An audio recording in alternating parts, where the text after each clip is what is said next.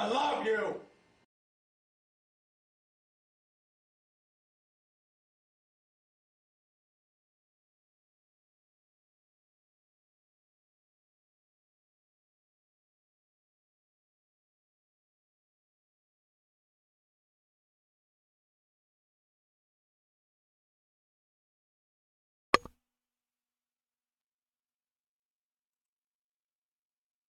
Hi! Wow, perfect timing. Thank you so much for the raid. And thank you so much for the follow, Seraph Omega. I think that because I was lurking with you, did I just read myself? Thank you so much for the raid, Yusara. Yuzura? I don't actually know how to I've never said it out loud. It's always said in my head. How are you guys doing today? How was your stream? So today, why is my hair doing this? It was looking fine earlier, and as soon as I turned the camera on. um, so today, I've been trying to get my computer to work for like 4 hours, and it's just been an absolute mess. And it looks like it's working now, but the connection, it still says there's like 27.8% dropped frames. So if the connection is bad, please let me know and I'll just give up for the day. Cause it was so bad earlier, but it looks like it's doing okay. Is the connection looking okay for you guys?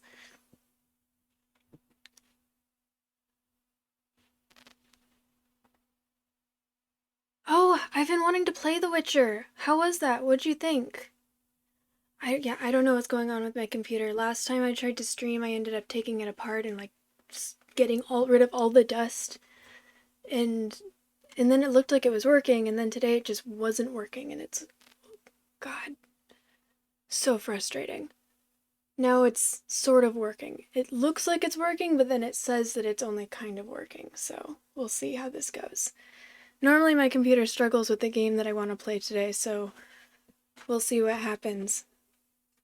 But what did you think of The Witcher? That's one of the games that's definitely on my bucket list, because I love the show and I've heard that the books are amazing as well. Also, my setup is significantly less comfortable right now. I don't think there's anyone. No, King Butler was here the one time that I was like, hey, look how low my chair is. I'm getting it fixed, so right now I'm just using a normal chair, and it's so much less comfortable than the chair I'm used to using. I'm like constantly shifting. My computer setup is just a mess right now.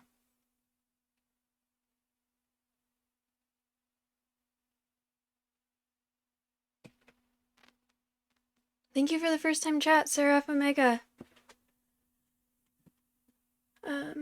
It's fine. Comment leaves something to be desired. What do you mean explicit? Explicit in like a pervy way? Not NSFW way? Or in a like graphic violence way? Or just like cussing?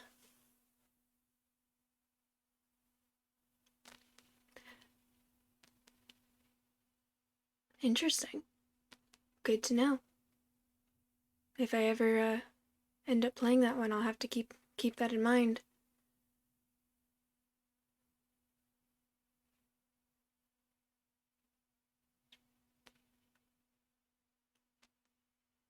Well, good to know. Are the books based on the game, or is the game based on the books? Because I know that there's books and games that are separate from the show itself.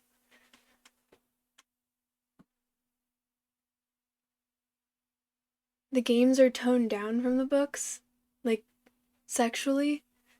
Interesting.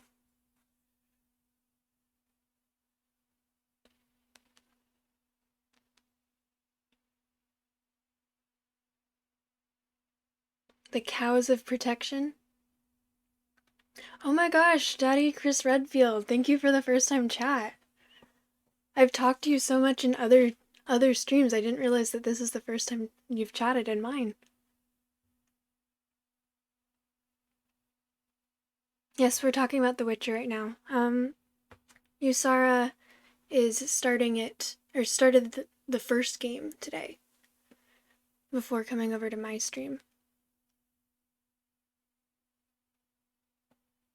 Yeah. Well, next time I'll definitely have to... Oh, Daddy! Now I love you again! I didn't have the thing in.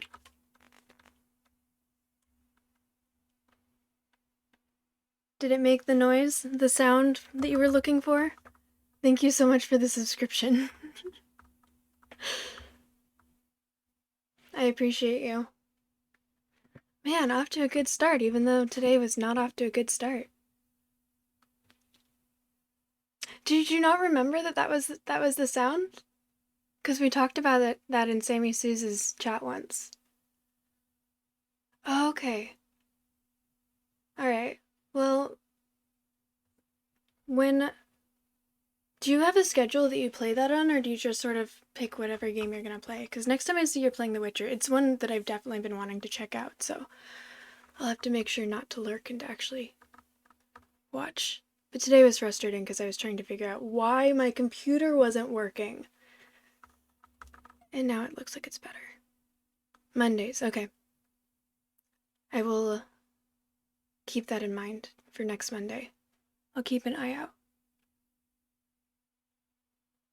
Witcher one day. I think that the W is normally upside down there. Oh, thank you so much for the hydrate, Dulgar.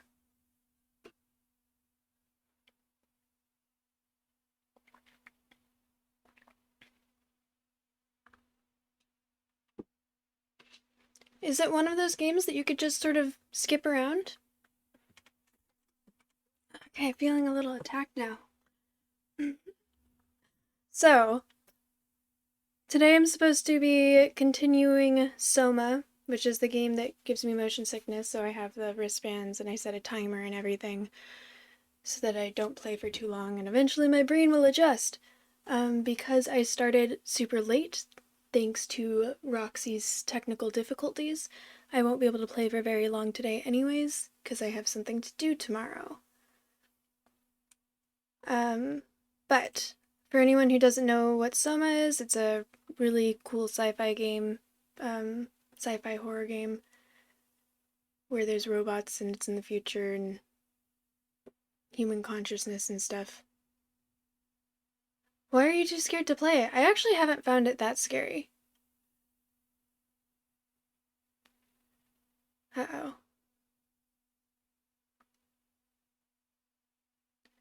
Hopefully that's... Is the audio messing up for anyone else? God, I'm so tired of... So my PC's name is Roxy, and then my laptop's name is Ellie, because the Elite book. Roxy has been so frustrating today. Nick Burge, hi, how are you doing?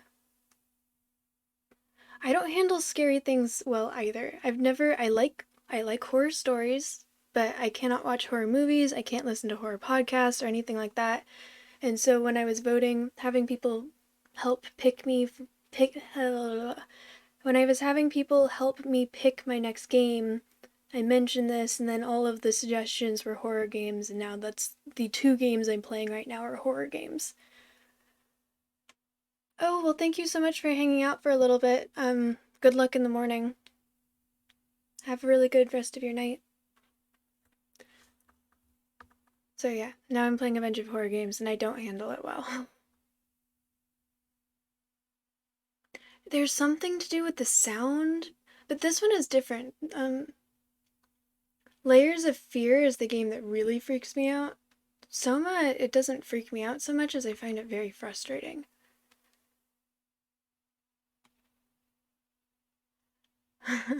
I like low budget horror movies. It's just so unrealistic that all I can do is laugh. Like really old horror movies. Have you seen The Blob? The Blob is one of my favorite horror movies of all time.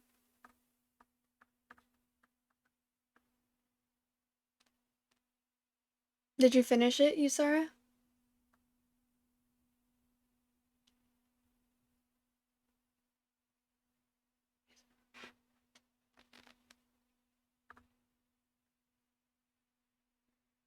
Sounds like a good Saturday morning routine. Sounds like a lot of fun. I've just never been able to... I've never been able to watch horror, even though I love horror.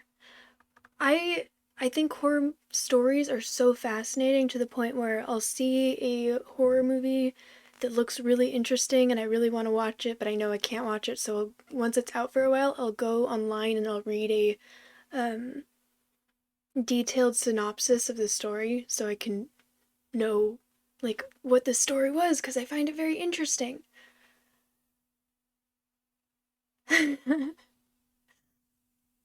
Well, if it makes you feel any better, people find it very entertaining watching people play horror games when they can't handle horror. People seem to very much enjoy watching me play horror games. And honestly, I kind of enjoy watching me play horror games. I like going back and looking at the jump scares of myself and just being like, wow, you look really stupid right now. But that's also very typical of me. Okay, let's start the game.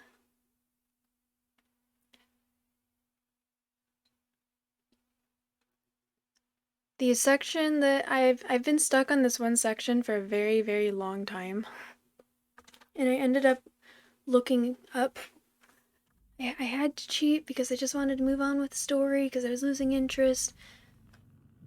Just to figure out how to get to the next phase. So I know what I'm supposed to do now. I knew we had a shared passion, Hunter. Thank you so much for the gifted sub, Daddy Chris Redfield.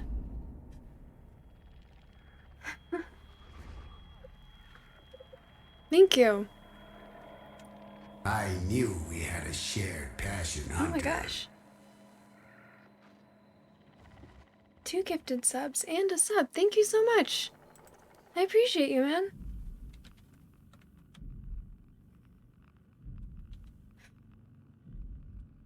Okay, so the plan to take the Dunbat into the abyss has failed. Simon and Catherine have decided to go to Omicron and ride the climber down instead, but first Simon has to find a way out of Theta.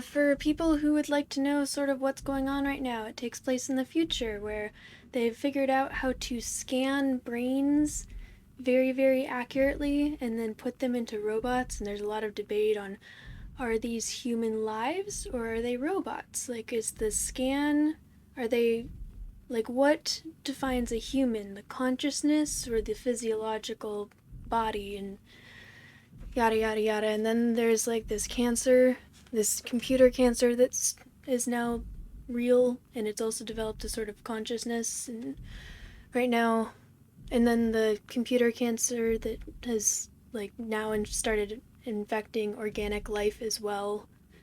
And so there's monsters that are, the cancer is called WAU, W-A-U. I don't remember what it stands for. But there's robots that are infected with WAU, and then there's also humans that used to be humans that are clearly infected with WAU, and one of them is wandering around and keeps killing me.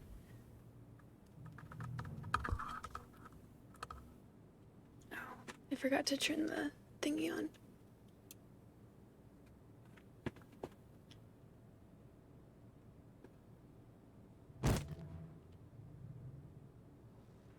The fuck?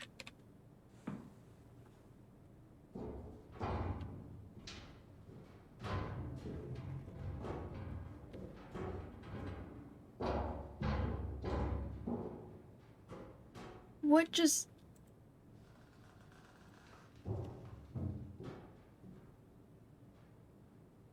Oh, let me start the timer.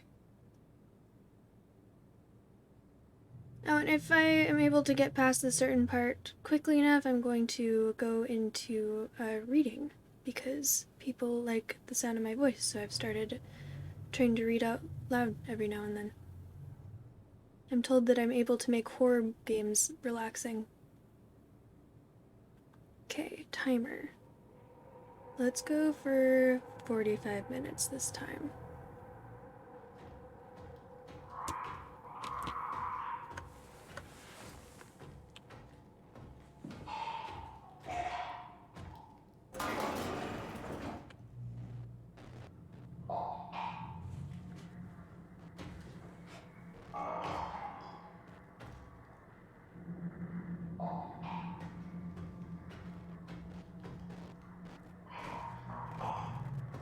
I can't see it, it can't see me. If I can't see it, it can't see me. If I can't see it, it can't see me. Go away, go away.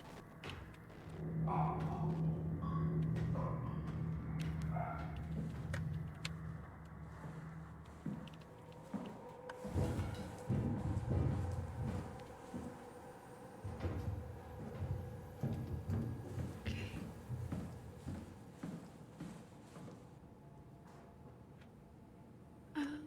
Let's go this way.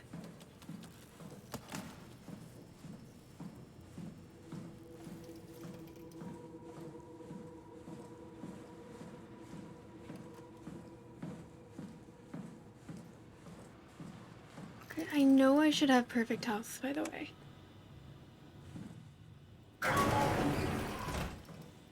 There's no reason for my...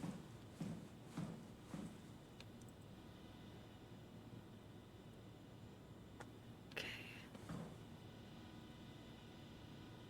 So, according to my cheating, the reason that one of them is always locked is because there isn't enough power, so I don't need to break the window. I actually forgot to turn off the light.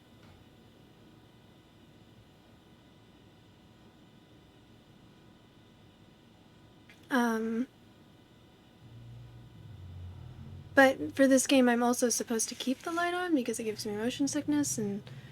But you're right. Hang on, let me go turn off the light. I'll be right back.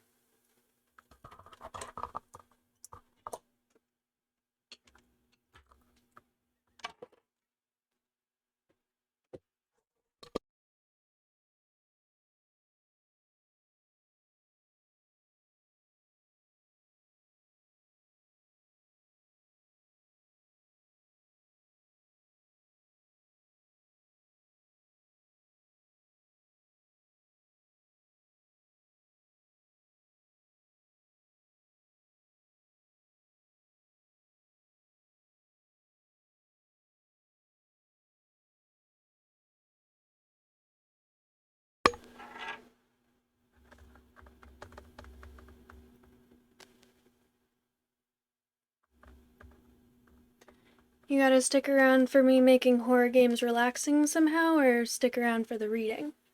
Or just stick around because I'm bad at horror in general, and also I'm just a delightful human being. Okay, which one should I lock?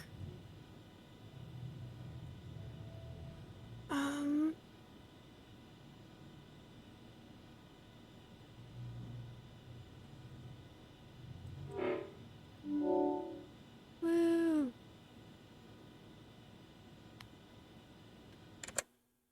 Oops.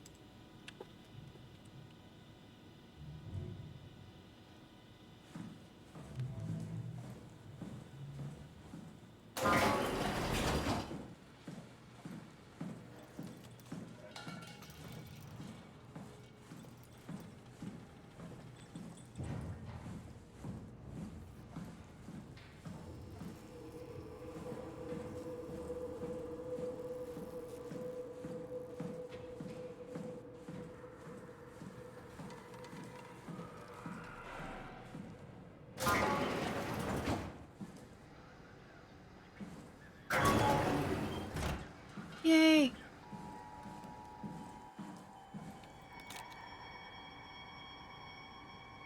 Okay, so that means he has the chip.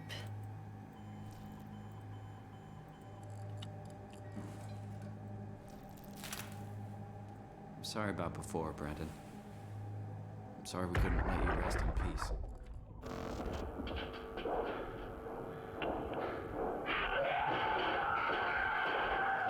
You won't get me, motherfuckers! You hear me?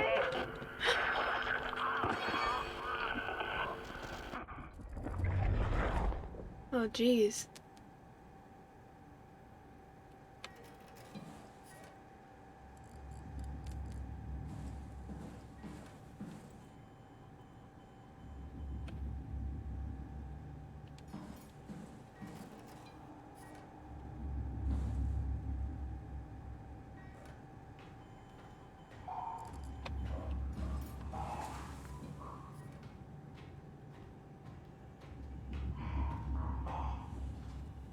It has a tendency to come into the rooms that you're in. God, that thing is so creepy.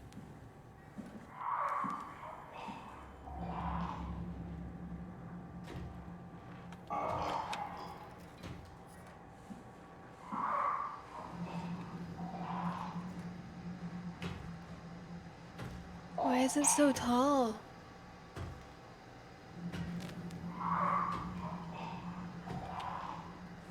Yeah, he died a hero's death. He knew what he was doing. He pulled out the chip to the elevator so the love of his life, Alice, and his boss, who kind of sounded sketchy, could get away.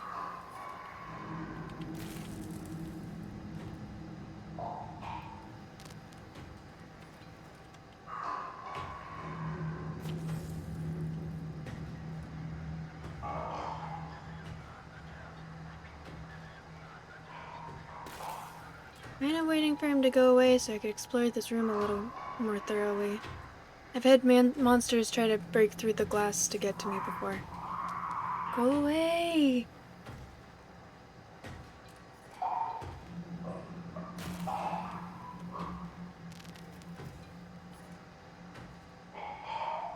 Yeah, I'm sure we're gonna find Alice Coster's body later on.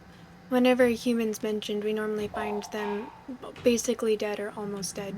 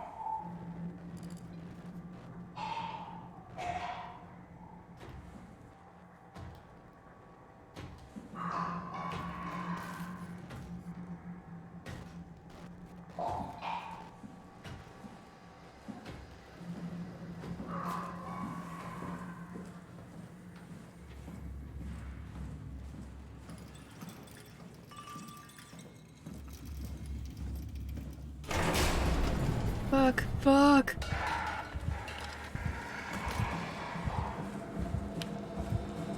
Shit, shit, shit, shit, shit, shit, shit, shit, shit.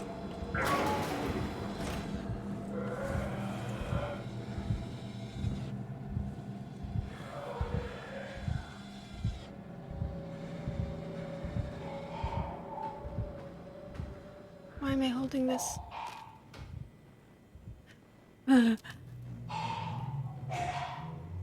My heart is pounding right now.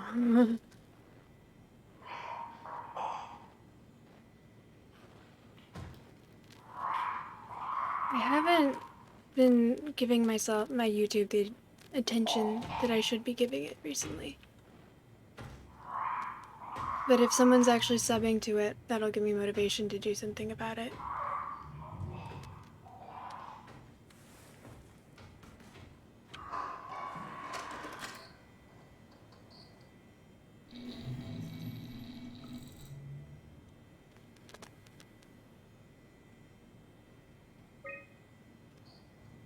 I knew we had a shared passion, Hunter. Thank you for another gifted sub. You're awesome. Okay, why am I...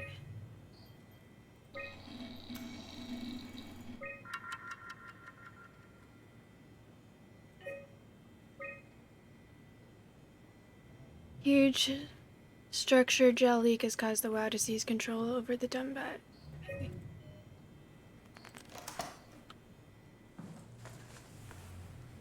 I guess I was supposed to come back here, so that's a happy accident, because I definitely did not mean to come back here.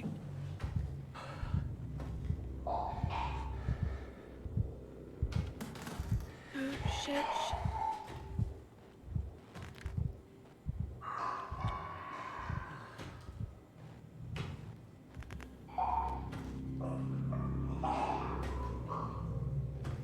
Does it smell me or something?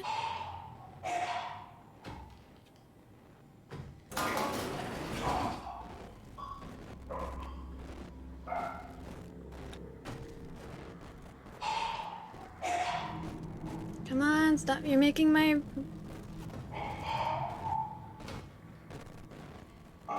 Making my circuits fritz out.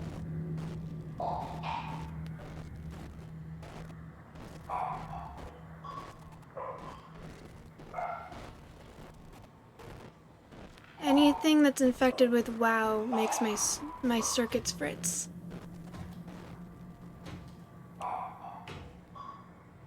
Like that.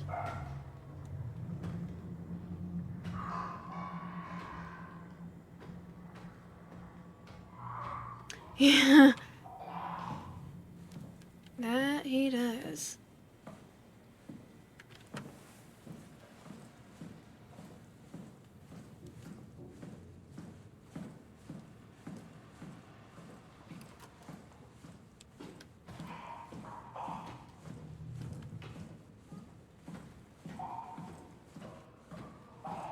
Shit.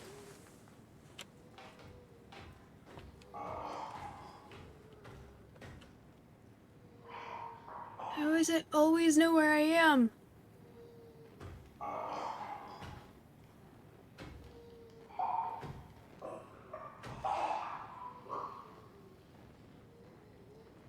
You know, if I wasn't a computer already... Oh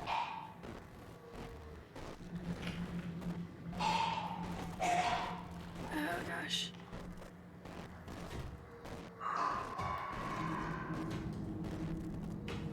Please just buzz off already.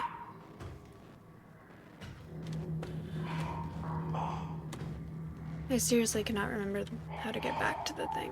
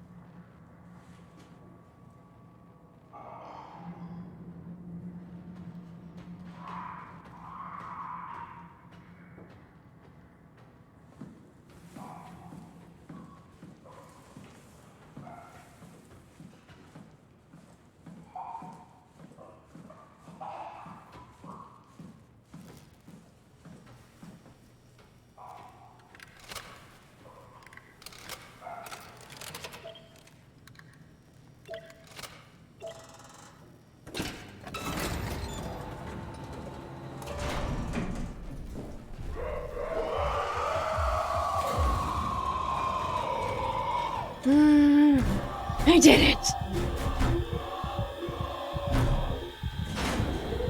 Oh my god. You hear that heartbeat? That's actually my heartbeat, not the game's heartbeat.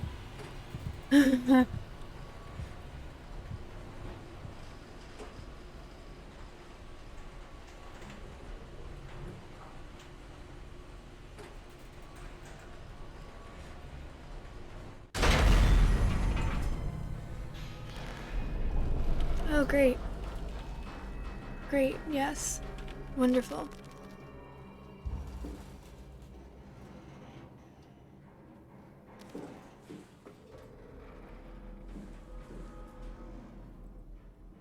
This seems...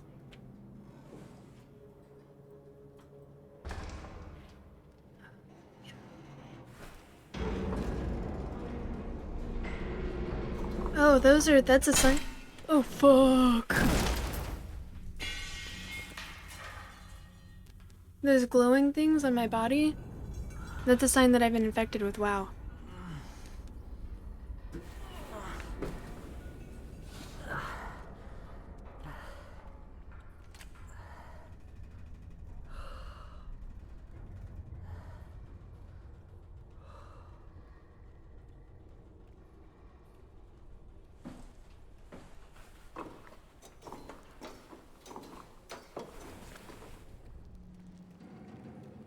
Okay, now I just need to find a space vagina.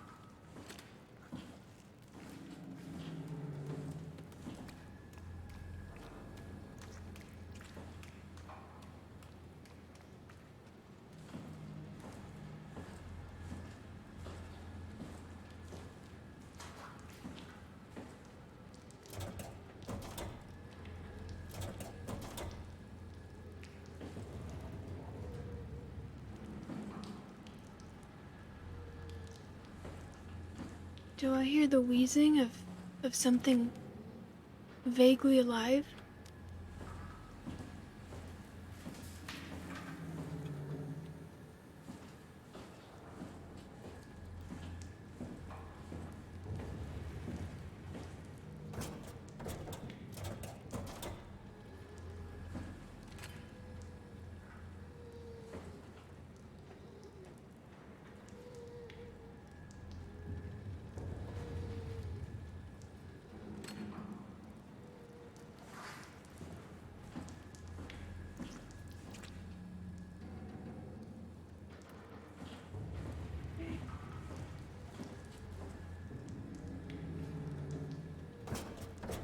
Let me in! Okay. There's gotta be something I could pick up around here so I could crack that window.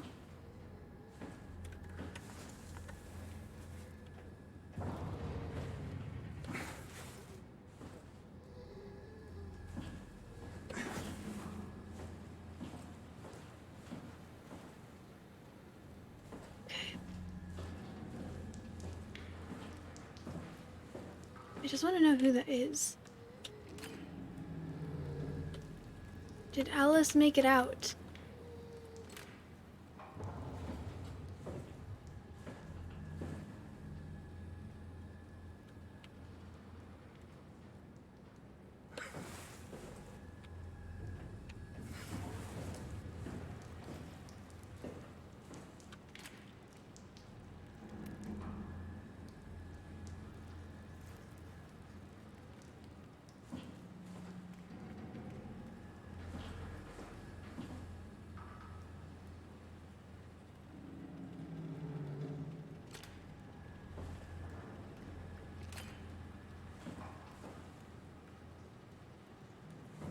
Hey, I guess that's, Jeez,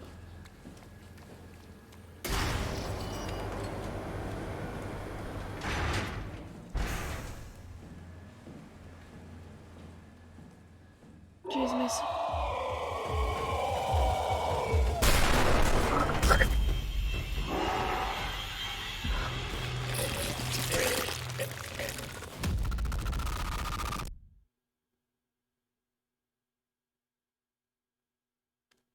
What the fuck? I think I just died for real.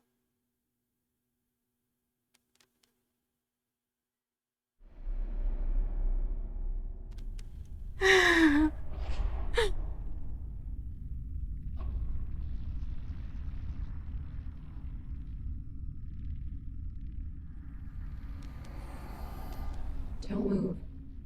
It's okay. What the fuck? It's over now. Relax. What the fuck is going on? What are you doing here? Hanging out, like couples do.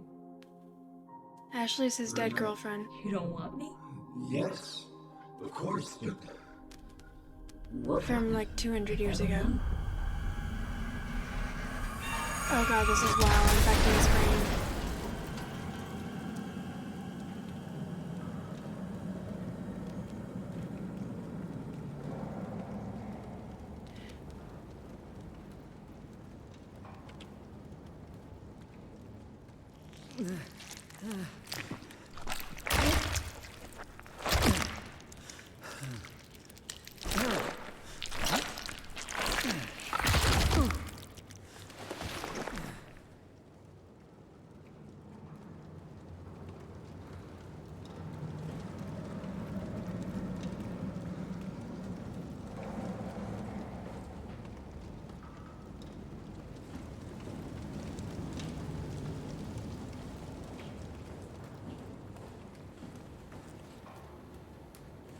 How did I get back out here? And why do I seem to be in better health than I was earlier?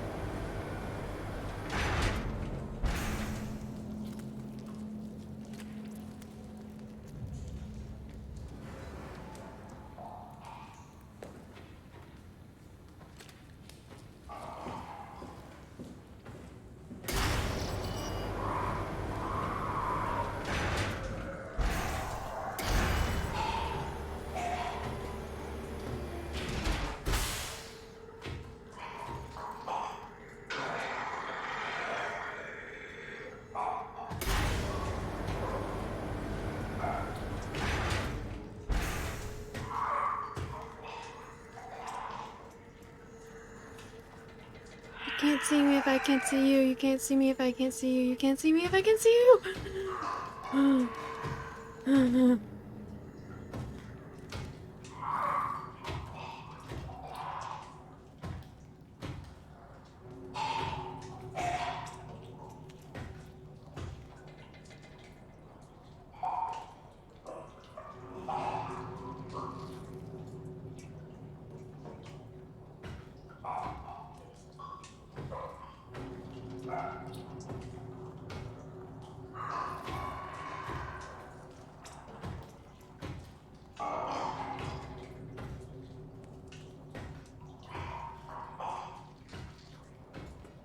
What is always happening to you, Seraph Omega? You're always being sucked into a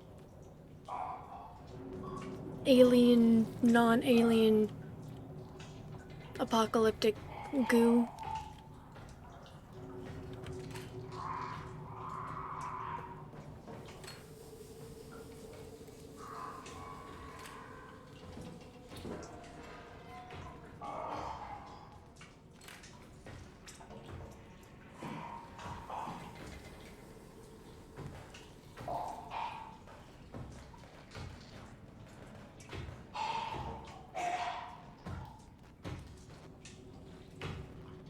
I know he's right there.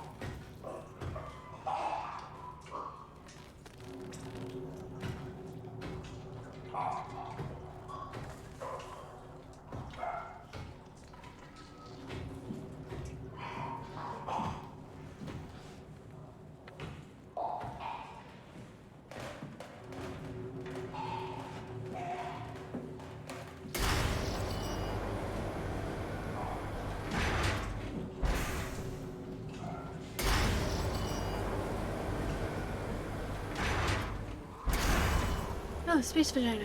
Dope.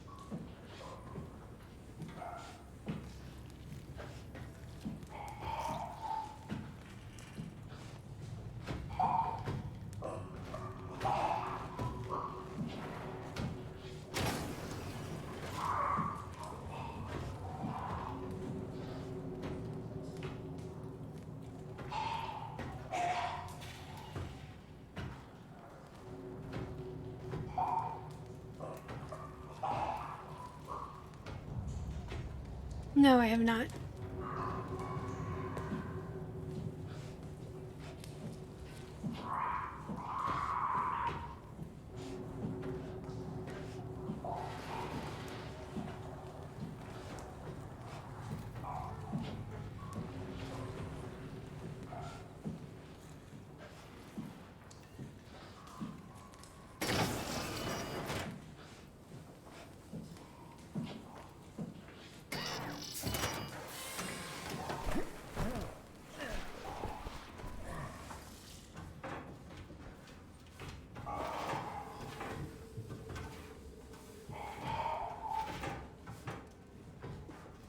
I'm fairly certain that thing doesn't know how to crawl.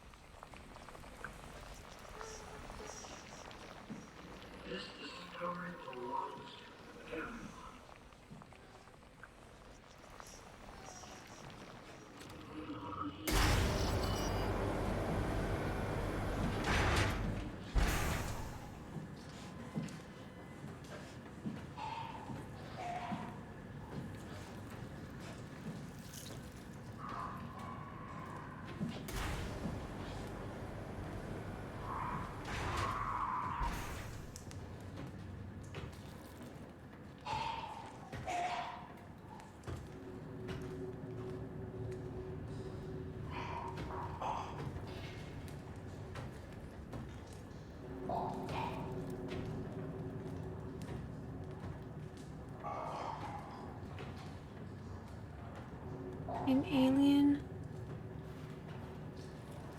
Alien is one of the horror movies I actually have seen.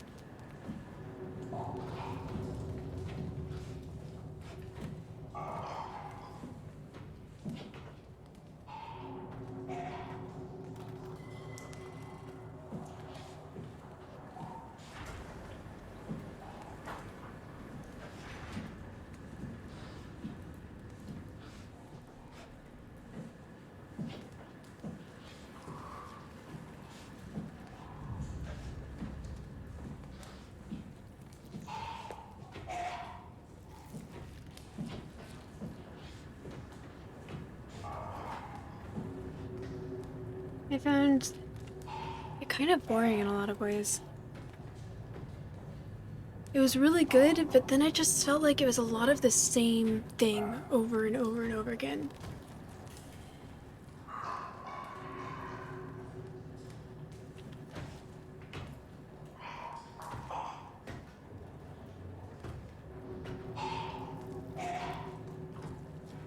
The jump scares still got me every time.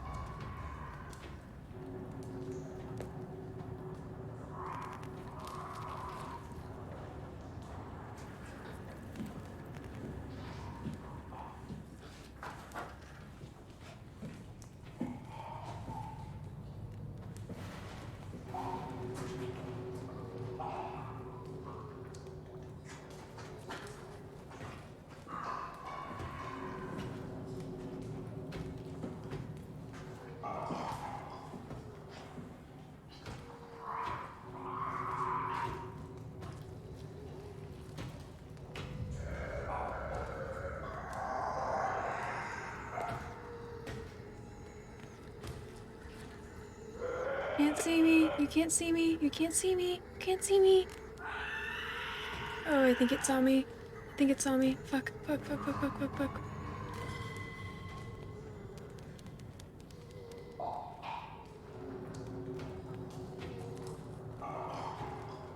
You can't see me if I can't see it. You can't see me if I can't see it.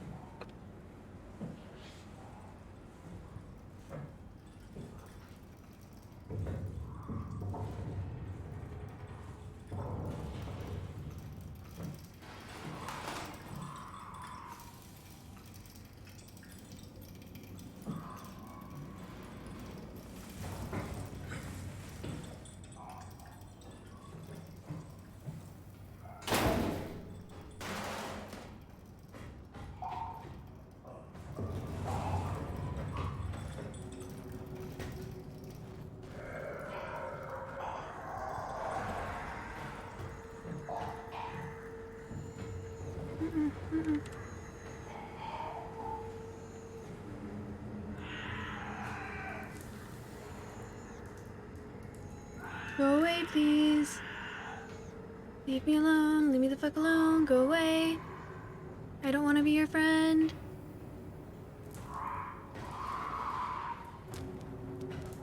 I don't want to be your friend. Leave me alone. Leave me alone. Leave me alone. Leave me alone.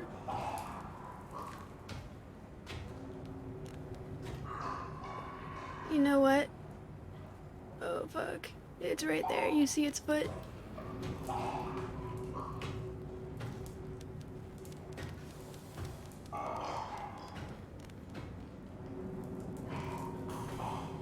You know, I appreciate your sassy, critter. Thank you.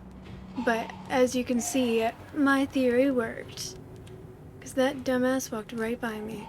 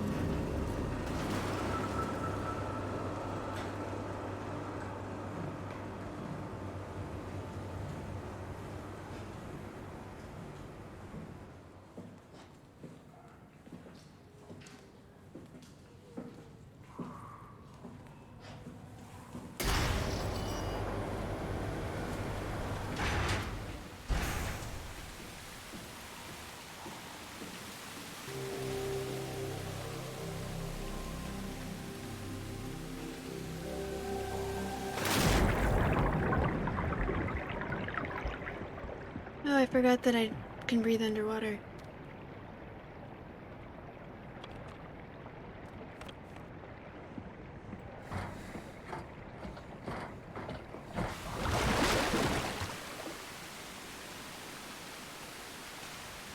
Alright, where should I go now?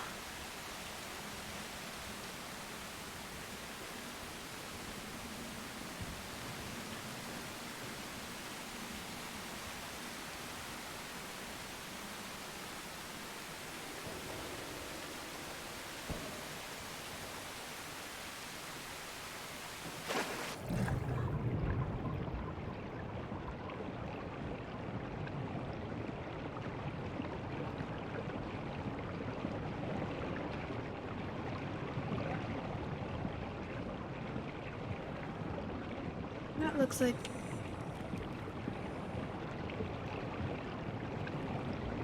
This dude actually...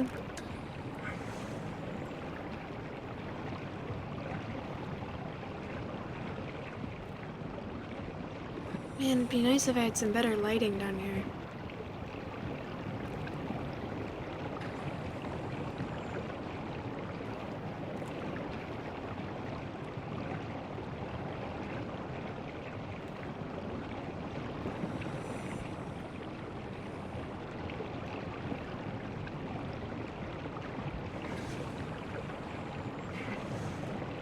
You're underwater, bro.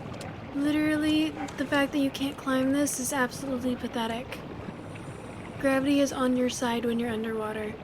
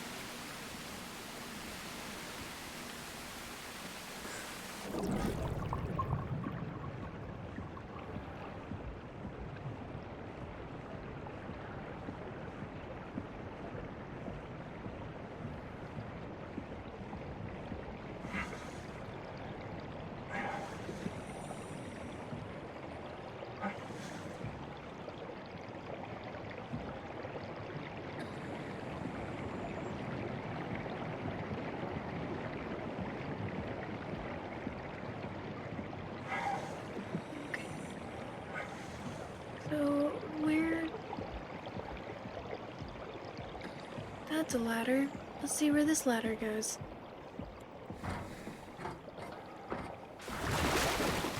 Oh, this looks promising.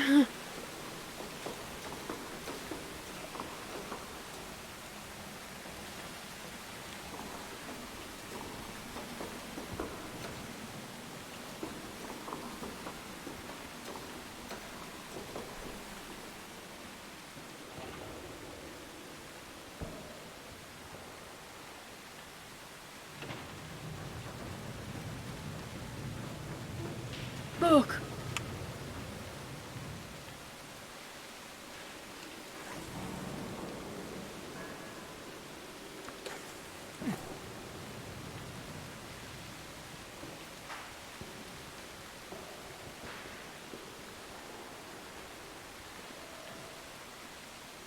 So am I just, like, do I just need to drop again now?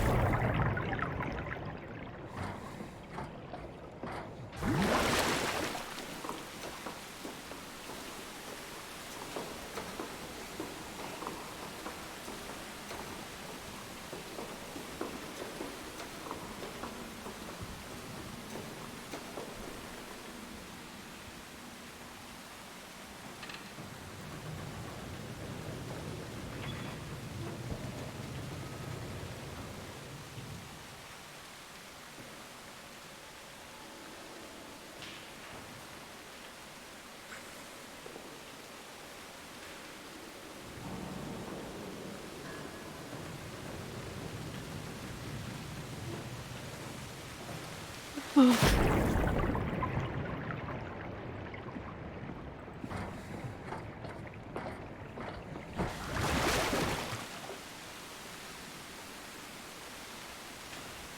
I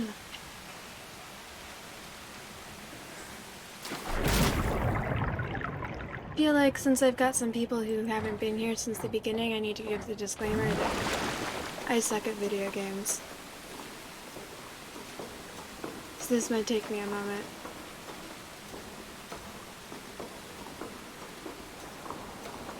This time for sure, though. No more fucking up.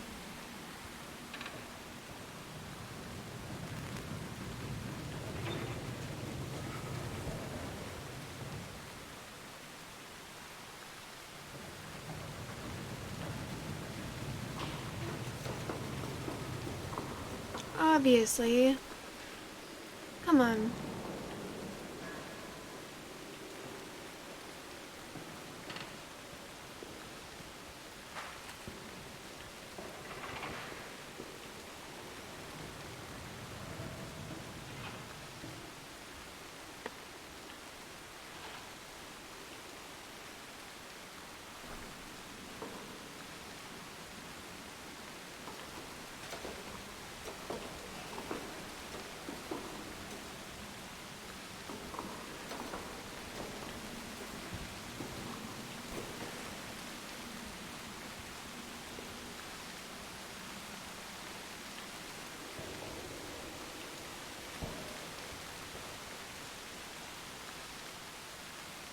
I think I should try and...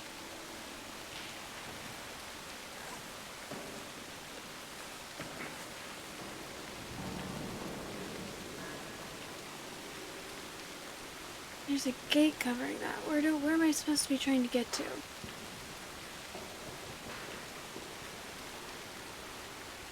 Is that right there?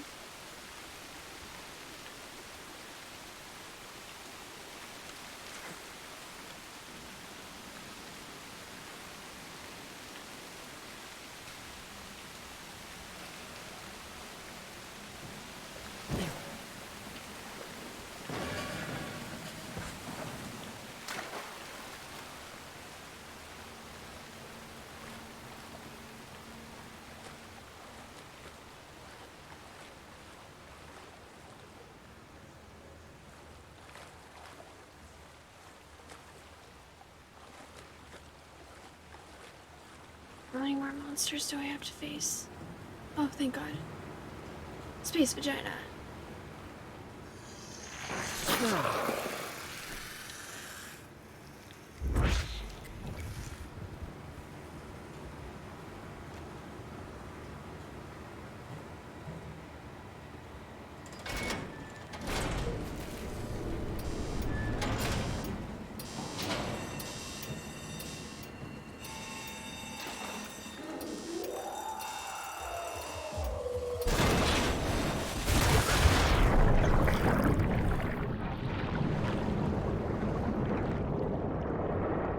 I thought the monster got me, but no, it's the flesh. Oh god, the monster's getting fleshed with me, isn't it?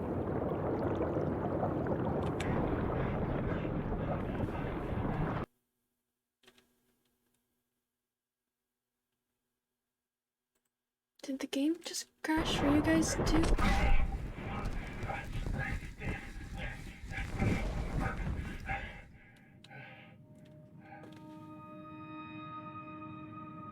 Oh yay, I'm outside again. Achievement unlocked.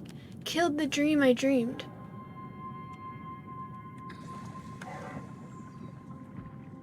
So I was spat out from there, probably?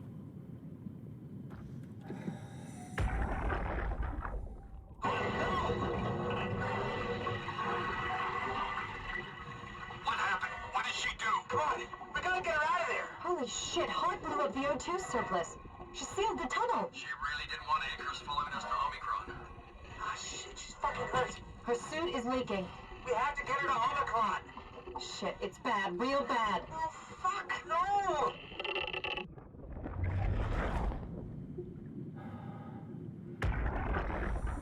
Who is this? I don't know who Hart is. But clearly, honestly, I just want to know if Alice got out okay.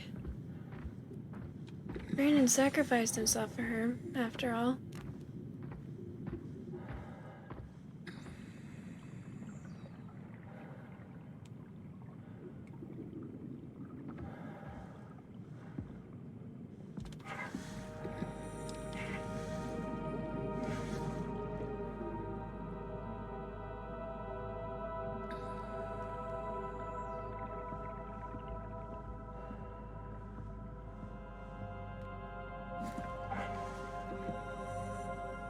All right, let's find Omicron.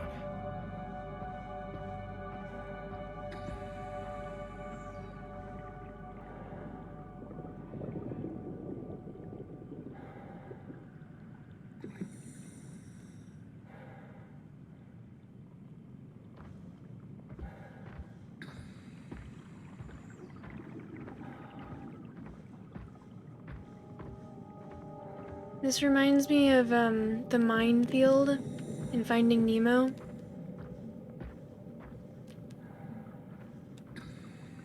No, those fish are infected with WoW.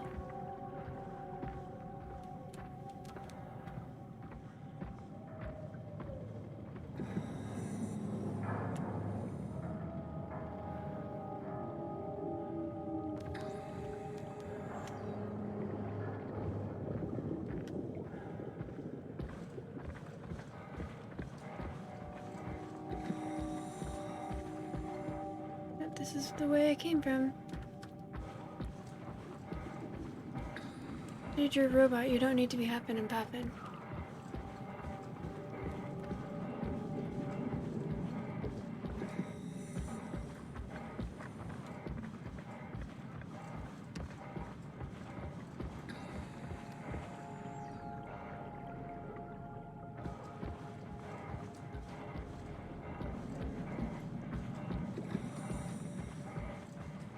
Okay, let's go.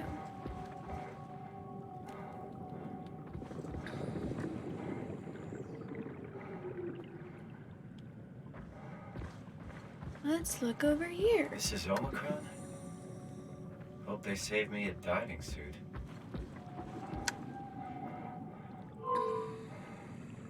Okay, so I need to figure out how to turn the power on. Obviously.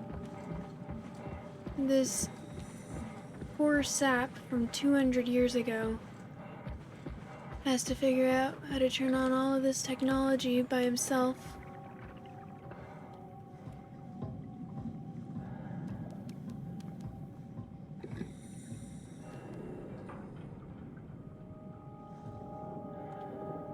Where am I going? This isn't safe.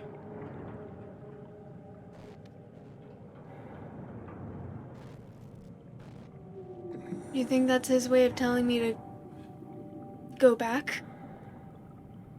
I feel like I'm supposed to go that way. Doing it anyways. Fuck it.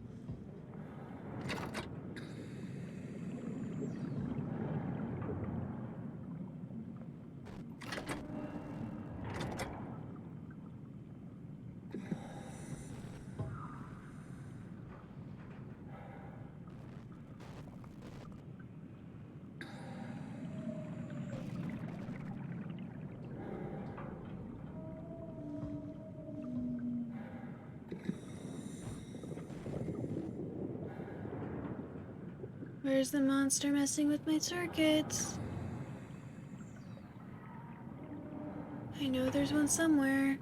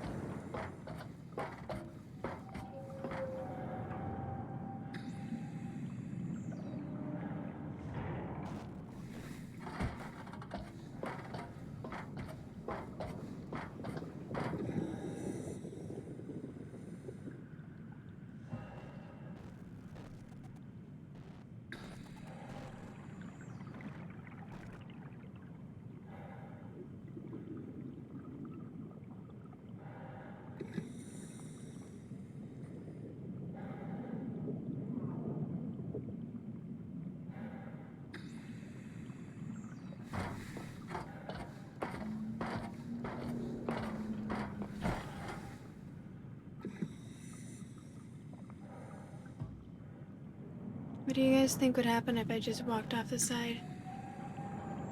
Would I die?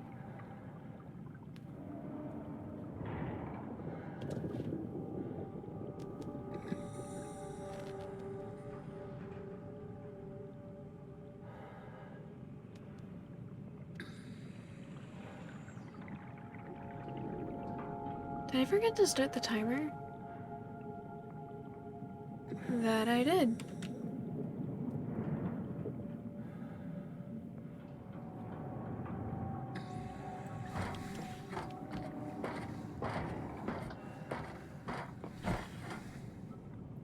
Well, I'm starting to get motion sick, so I'm gonna stop here. If that's what I'm supposed to do.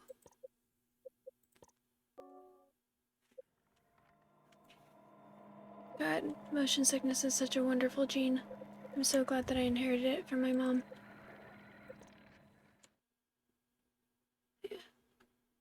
I really just wanted to get out of that lab area, so I did what I wanted to do.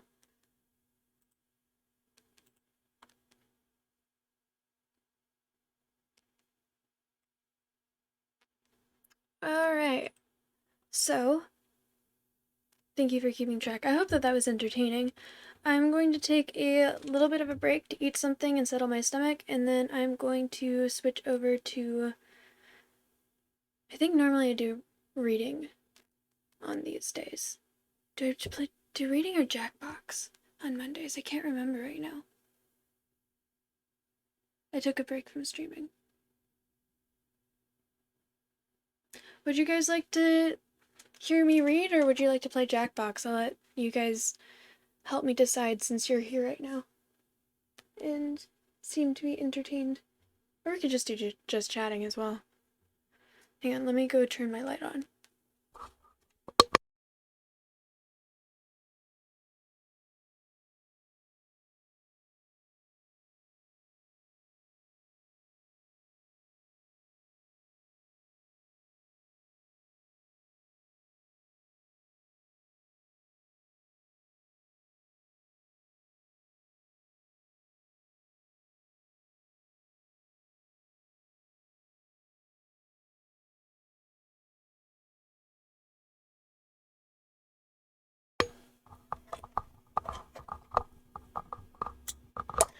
Okay. Well, thank you for hanging out with me while I did that. I don't think the person...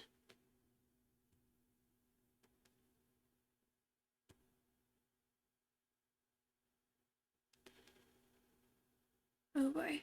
Yeah, I quit just in time.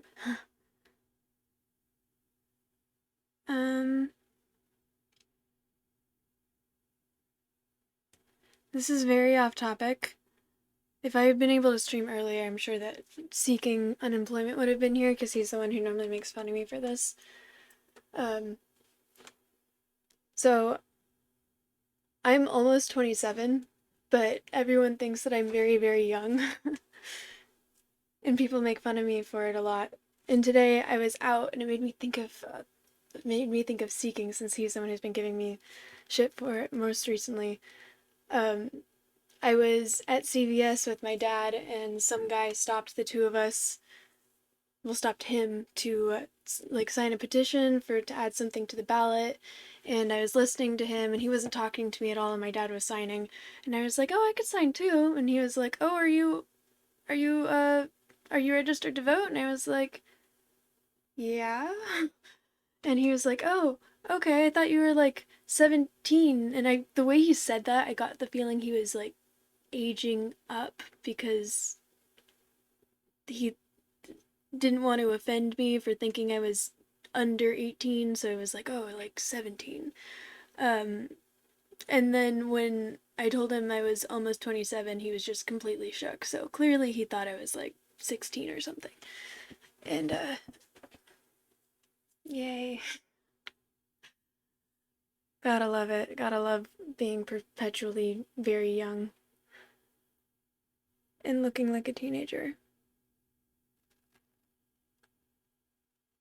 I turned 27 in January. So, but thank you. 22 makes me feel better. I will take 22. I don't, Slim, hey! How are you doing? Good to see you.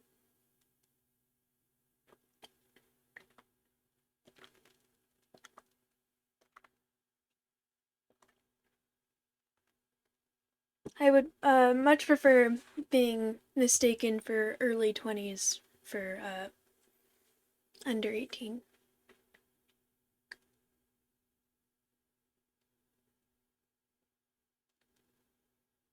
Oh, well, good morning. Happy to help you wake up. I'm gonna probably be reading in a little bit. I'm gonna switch to just chatting for now, so that people don't come looking for SOMA. And I could decide if I wanna read or play Jackbox in a little bit.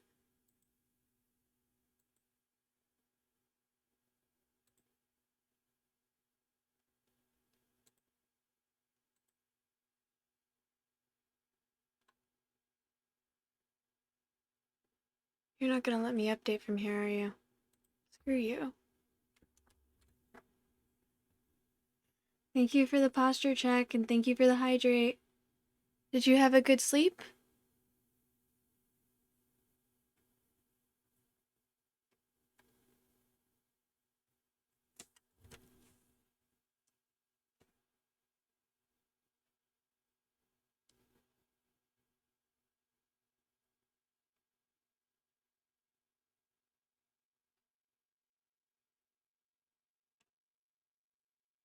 So? That's too bad. Hopefully... What time is it there? It's probably not a great time to be waking up, since normally it's probably like 3 or 4 where you are.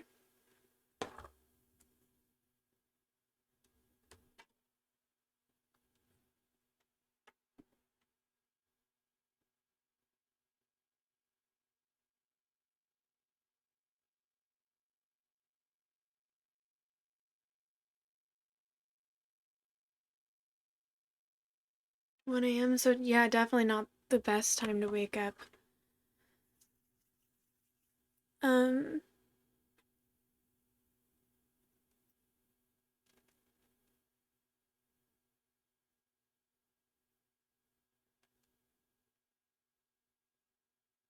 So it's 9:47 here, so... So it's probably 12:47 where you are?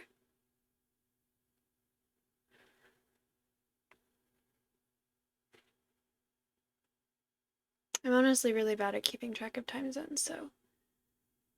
Yeah, but I always know that by the time I go to sleep, you're normally... Or by the time I start streaming, which is very late my time, you're normally wanting to go to sleep already.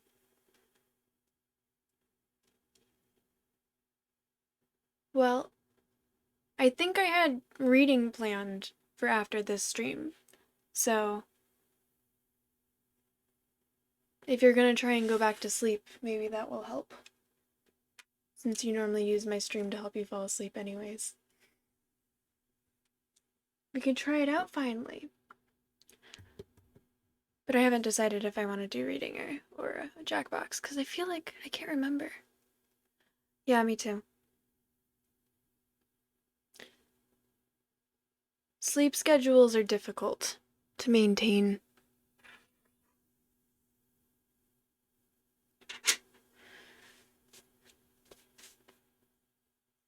I don't really want to stop talking to you guys, but I do want to eat.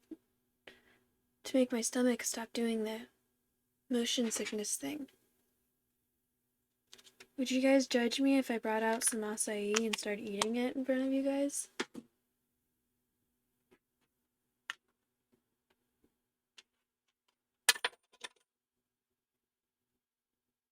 Alright, I'm gonna be right back.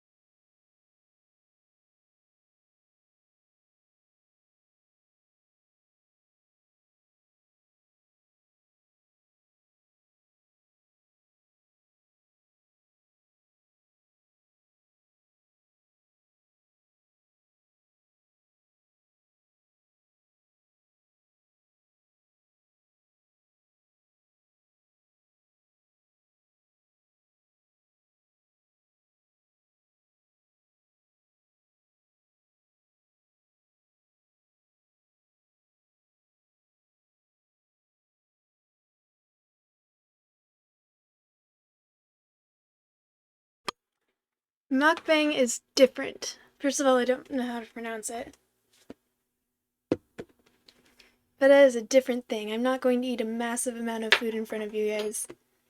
Although, there's this place that's kind of by my house that makes the biggest acai bowls I've ever seen in my life. It's 24 ounces. No. It's 48 ounces of acai. I already ate most of it earlier today. So I just got this out of the freezer.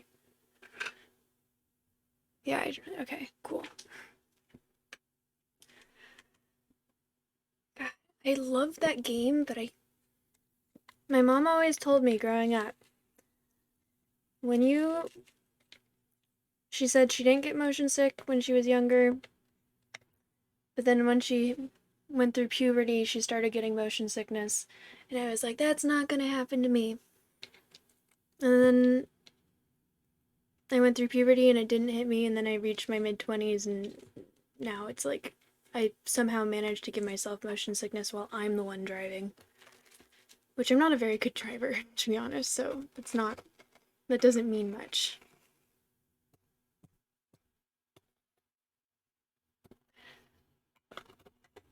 Okay, you know what? I'm gonna do a little bit of Jackbox. I could do that and eat. And that'll distract me from how gross I feel right now.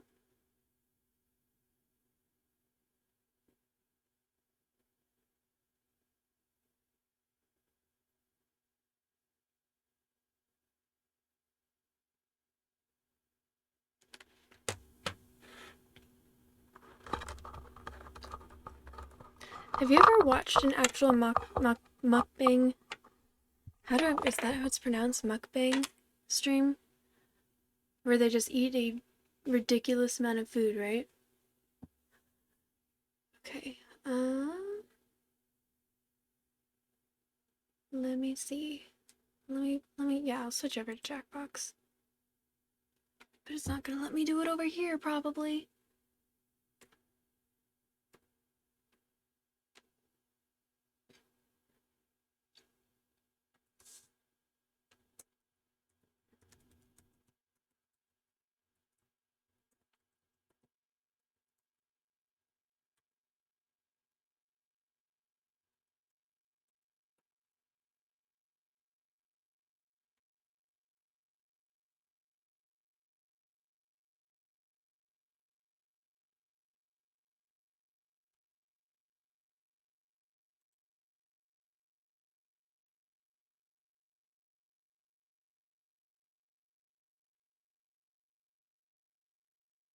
Let me test something first, actually.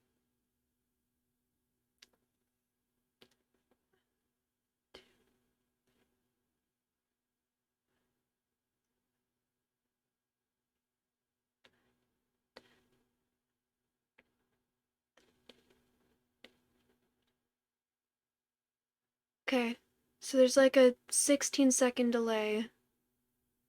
Could probably work with Jackbox. Maybe.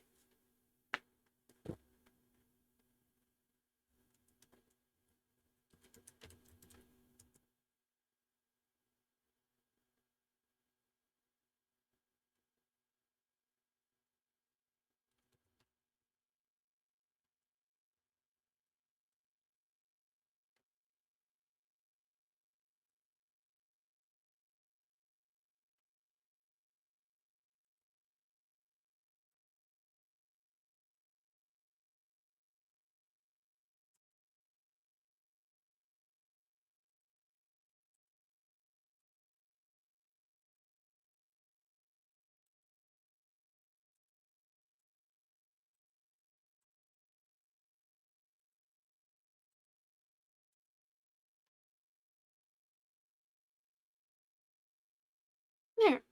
I've switched over to Jackbox now. So whenever people start wanting to play games, I'll get that up and going.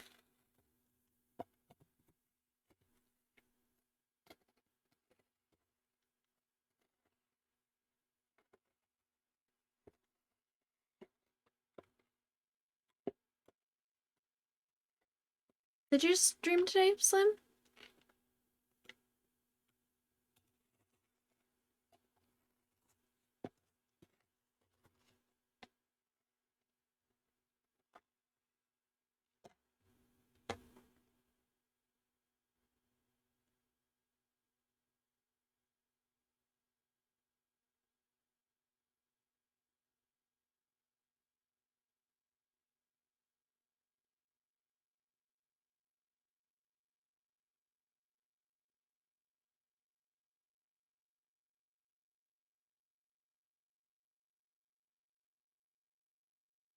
I didn't think so. I was on my computer most of the day.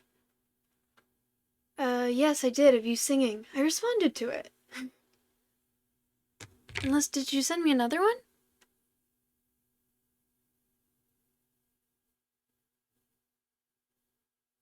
Yeah, I said it was beautiful. You have a beautiful voice.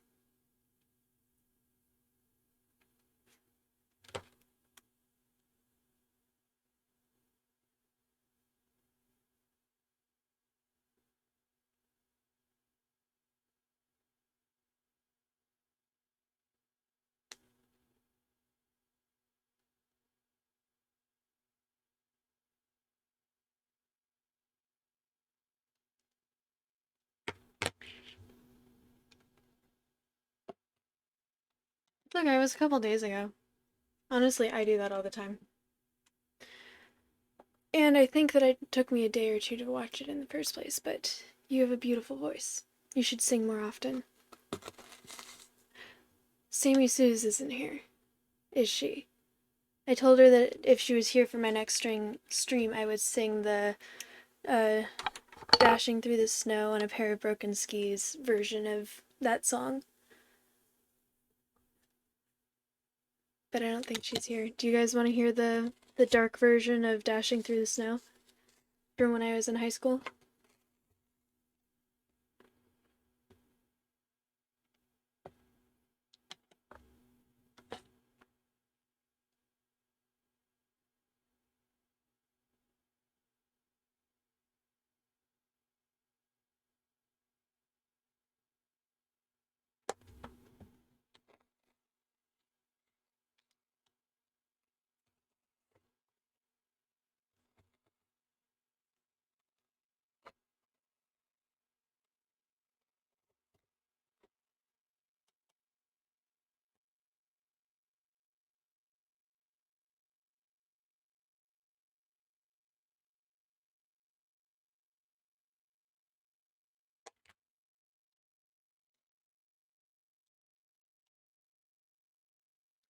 Okay, so I actually don't know if I remember the entire thing. Why did I volunteer to this? I'm sober. So it's dashing through the snow on a pair of broken skis. Here I go again, crashing through the trees. The snow is turning red. I think I might be dead. Here I am in the hospital with stitches in my head. Hey, jingle bells, Batman smells. Robin laid an egg. I don't remember how that ends. But my favorite part is just, broken skis, might be dead, blood everywhere. I was kind of dark in high school. I'm still kind of dark.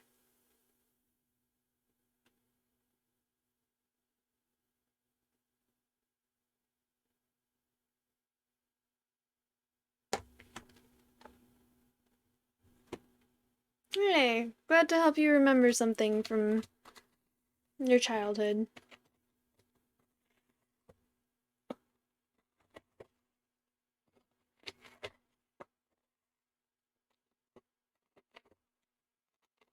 This acai is very frozen.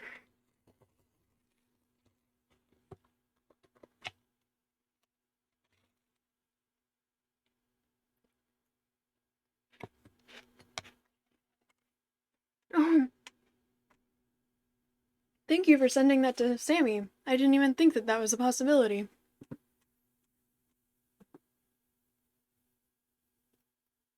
I guess you'll have to tell me what she says.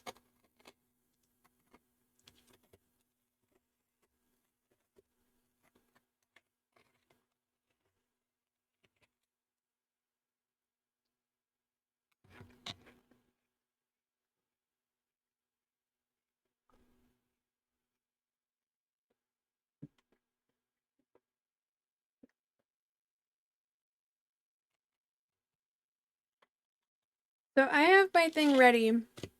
If anyone wants to play a game or two of Jackbox, I can start that whenever. Or we can just continue talking. Or you guys can just watch me eat in silence. I was just thinking about you. It's been a really long time since I've seen you, Steph. How are you? I'm glad that you're doing okay. Well, I'm glad that you're... I mean, it's good to see you. How are you doing?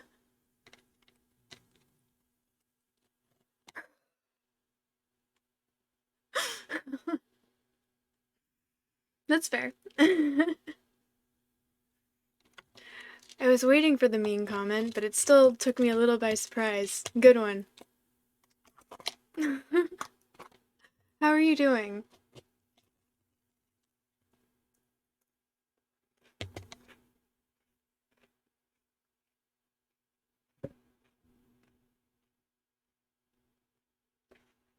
You're welcome.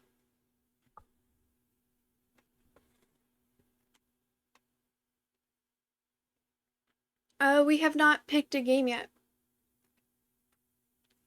Would you like to pick a game?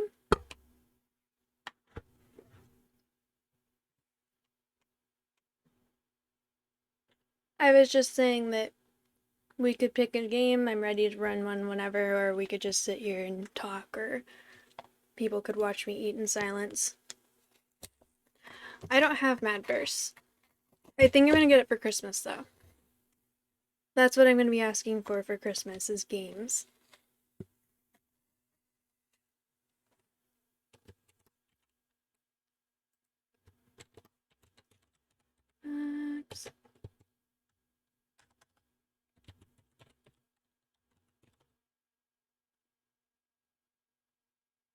Christmas is this month.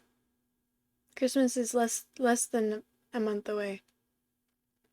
Are you thinking maybe like 3 weeks away?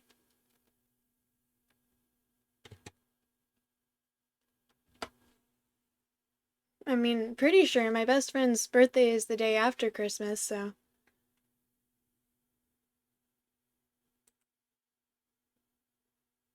Okay, why is this working on me? Why am I suddenly wanting to check?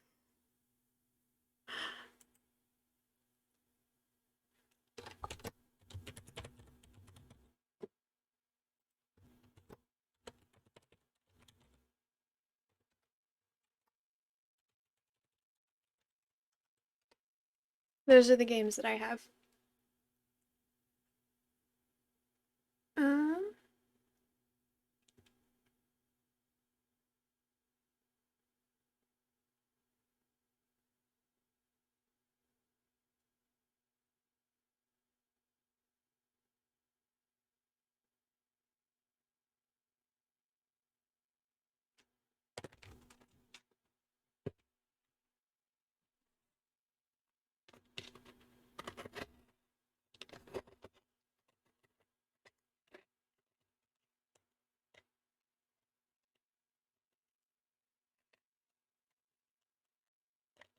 so,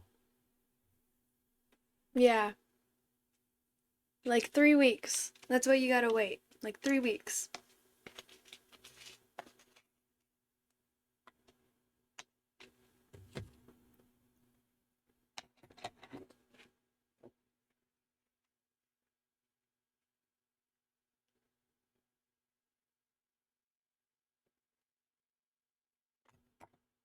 I feel bad for my best friend having his birthday the day after Christmas.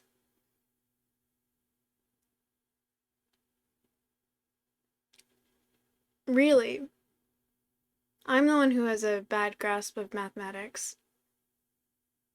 Do you have a calendar on your phone? Because you might want to check it.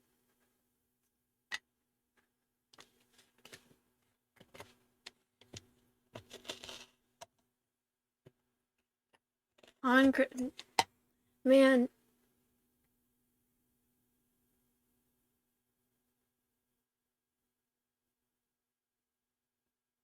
I love my birthday. I'm not one of those people that becomes like, it has to be all about me on my birthday. I love my birthday. It doesn't matter what I'm doing or who I'm with. I had COVID on my birthday 2 years ago, and I still had a great time because I love my birthday. We all love my birthday. Or we all love our birthdays.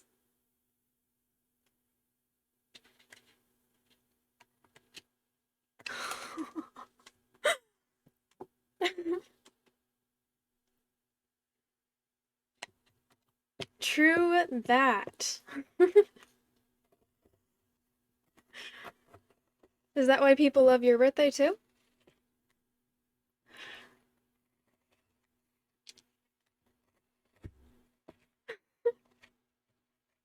That was a good one. That was creative.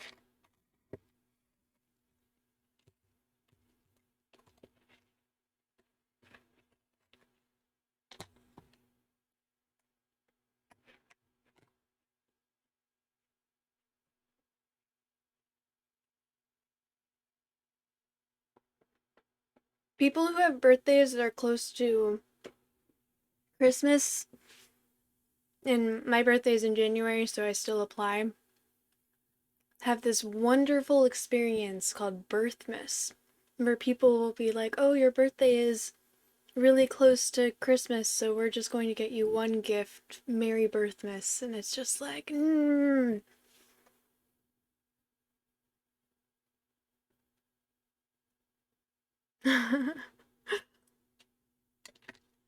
Steph and I just have a very intense rivalry.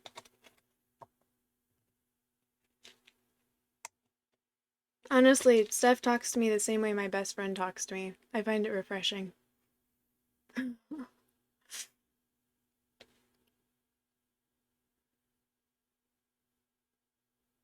That is also true.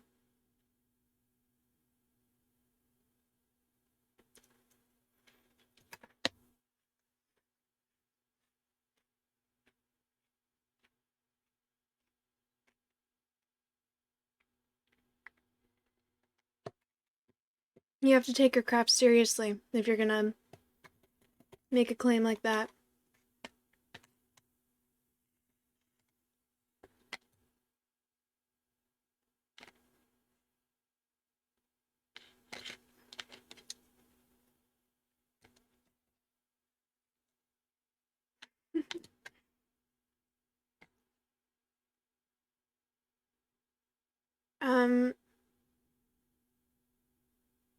Why did you decide to rewatch Shrek?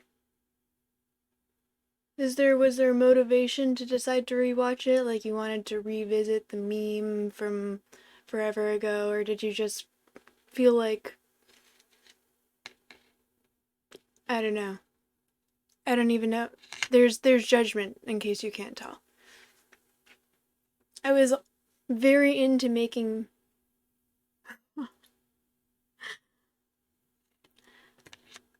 I actually have been thinking about rewatching Shrek recently.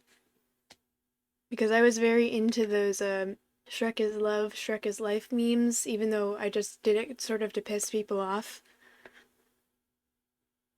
It's one of my talents. Do you feel like you want those hours of your life back?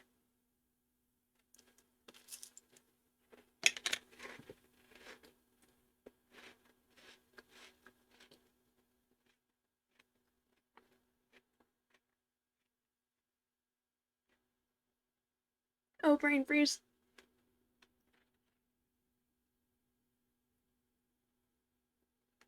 There's a third Shrek, isn't there? There's more than two, I'm pretty sure.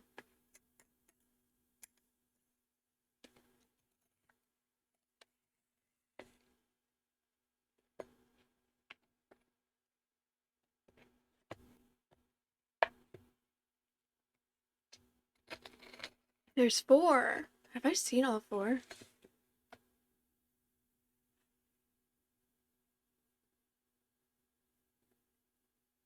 I don't think I've seen all the Shrek movies. I didn't realize there's a time travel one. Honestly, I really don't like it when a show, like a series or something, decides to bring time travel into it because it's very rarely done well. And it just feels like a kind of lazy way to try and make things interesting in a way that just leaves plot holes all over the place in a very unpleasant and frustrating way, in my personal opinion. Time travel is very rarely a good idea.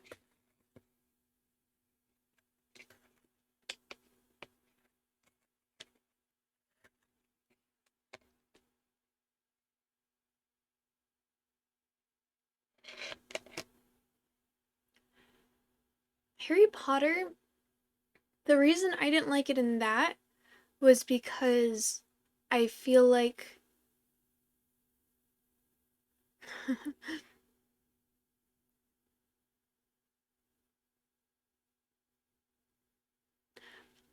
yes. Yes. She had to make sure they were all destroyed, and my biggest issue with that was that they just, why would they give such an instrument to a 13-year-old who's going to school? Like, so she could go to more classes? Just why? I don't. The in practice, though, I think she actually did a very good job not making any plot holes, because all of the things were accounted for. Like, the swing of the axe and the thumping sound ended up being on the pumpkin, which they saw later. The person who interrupted it ended up being Harry. Like, everything was accounted for. So I think that Harry Potter, like, she actually did a better job than usual when it comes to bringing time travel into a show of some sort. Have you guys seen Sabrina? The Chilling Adventures of Sabrina? It's on Netflix. They did one of the most pathetic attempts at time travel I've ever seen, ever. That's true. Yeah.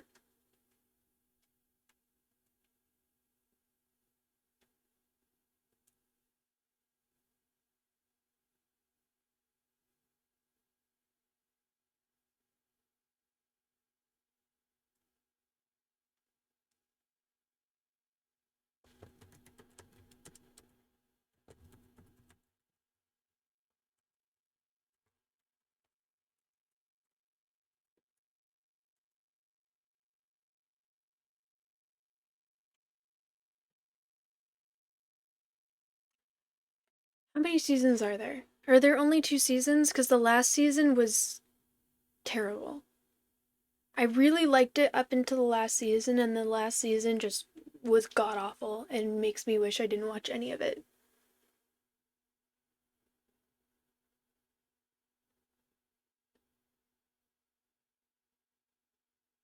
The cat did talk, just not very much.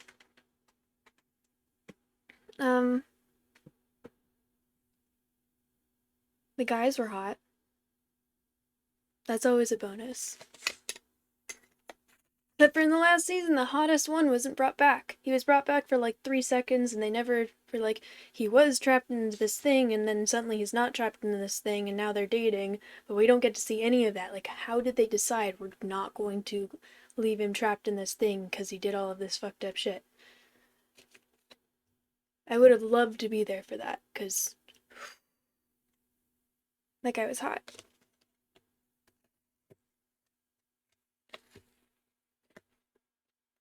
And what they've done on Marvel with time travel recently, I also think is really bad.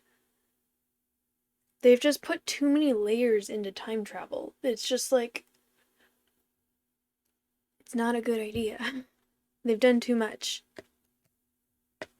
And the plot holes are just absolutely ridiculous at this point.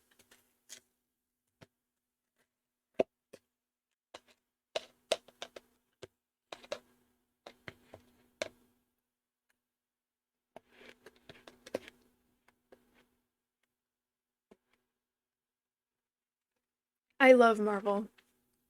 MCU, I am a huge MCU nerd. You can talk all the shit you want, and I love Marvel. They've, yeah. You can talk all the shit you want, and I will respect it because it's,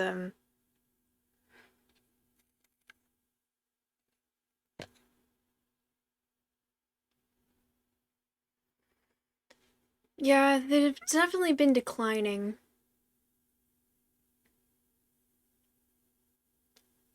It's probably about when Stan Lee died that it started declining like it has. But I really liked the amount of layers that there was in it, and all of the characters had a lot of depth. I don't know if you guys watched She-Hulk. She-Hulk was really good until the last episode in which they ruined it, and once again, I wish I had all of those hours of my time back.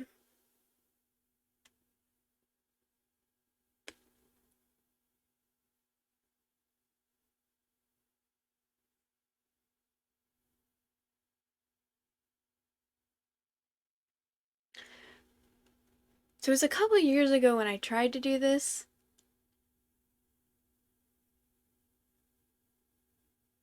It was horrible.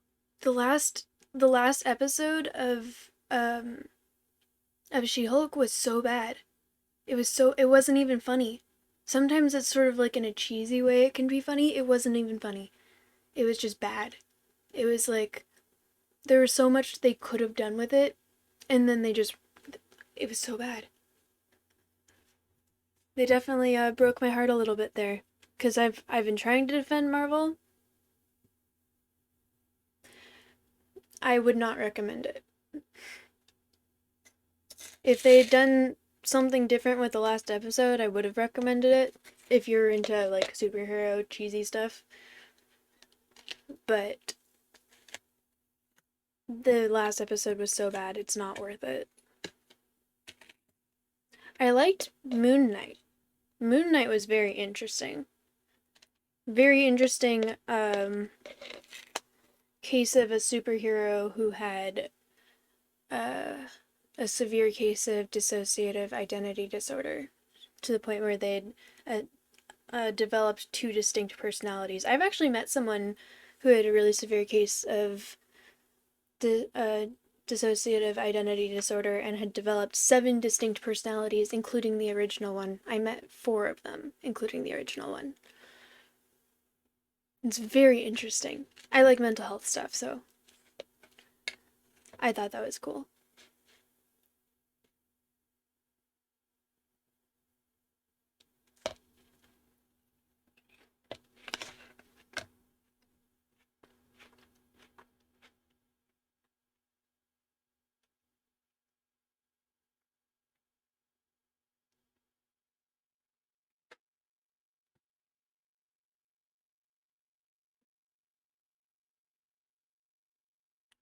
I do agree with that.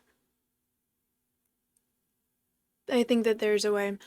When in the second Infinity War, Avengers Infinity War, it was the Endgame, there was that scene where there's all of the women who are coming out to fight in that war, and my mom was like, oh yeah, I thought that scene was just so empowering. I'm like, there was a way they could have done it that wasn't just so obvious and cheesy. That was just unrealistic and made me cringe so hard. Yeah, I have to agree with that. What Quentin Tarantino drama? What's it called? Maybe.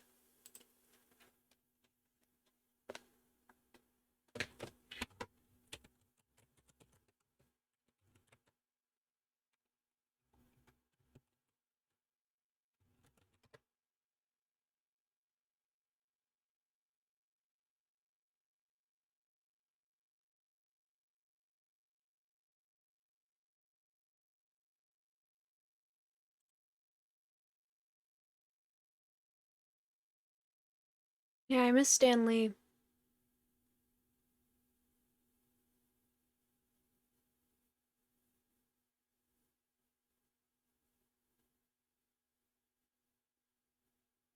Oh, drama as in like drama, not as in a show.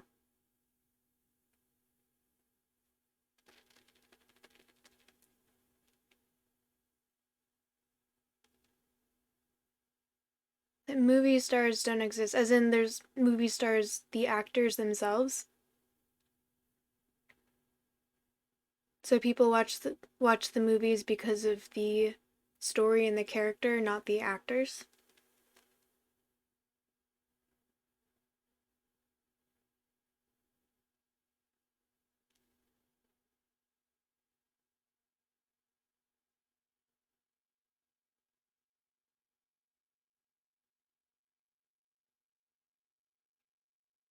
Okay. I think Quentin was right.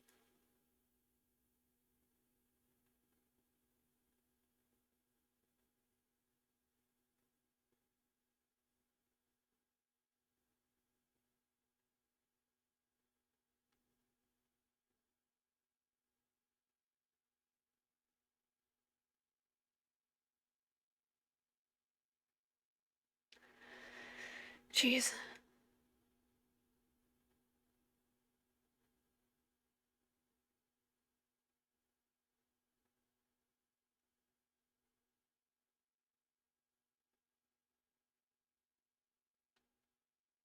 Yeah, you're right, 100%.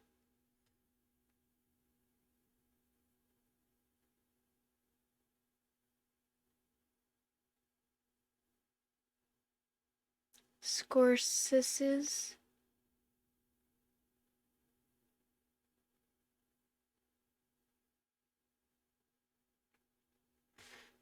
Disney. I like Disney movies because I'm a child, but I will never say that they're like they're definitely dragging their feet with anything progressive in any way.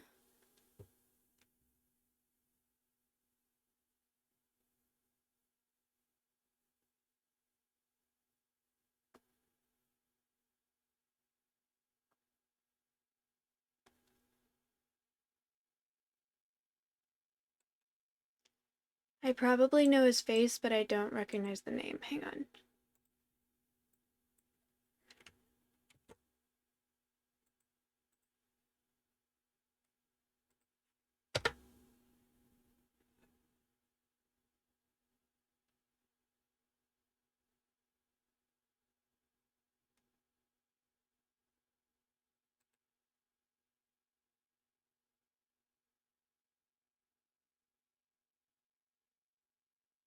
Okay, he's written a lot of big movies.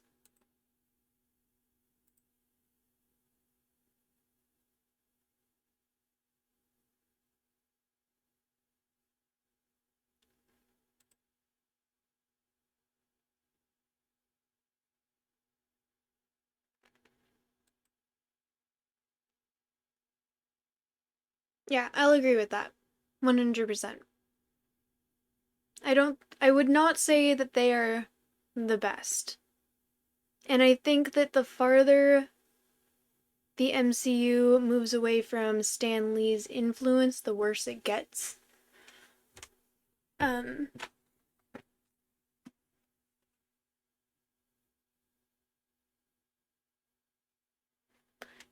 uh,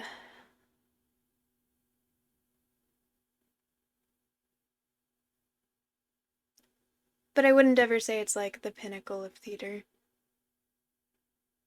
There's like some of the Netflix stuff, like Defenders. I think Defenders was really, really well done. The earlier seasons, not the later seasons.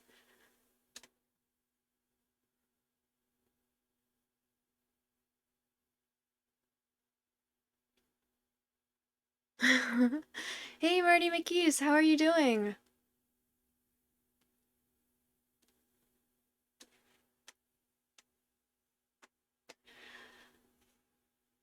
We're talking about Marvel and movies and stuff. And I'm sort of waiting for someone to say, let's start a game. I'm good.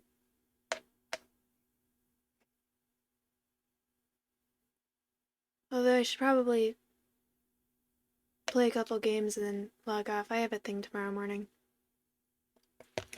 Well, not in the morning, but I should probably be well rested. Hang on, let me be right back.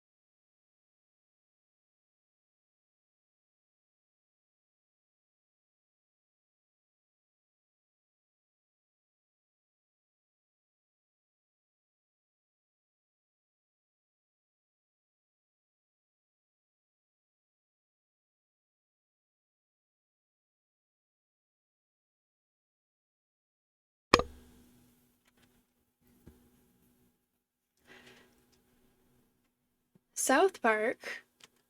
What about South Park? Are you saying that South Park is the epitome of good theater and writing? Also, to be fair, with anything that is superhero based, it's very difficult to come up with something that's original. So either you have to lean into the cheesiness or you need to come up with something that is truly special, which is, it's all been done at this point. It is very difficult to come up with something that's special. Oh!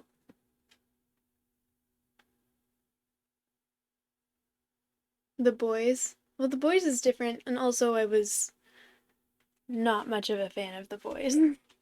I liked the first season, and then it just got worse.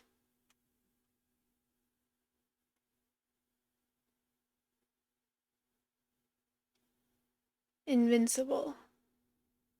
Is that the one about the guy with the pills? Also, is everyone down for... Do we have 3 people who want to play TKO?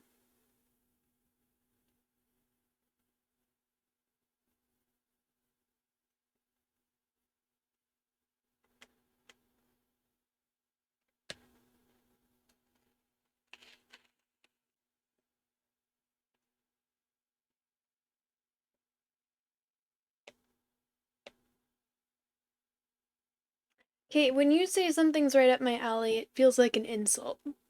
Even when I don't even... Let me look it up.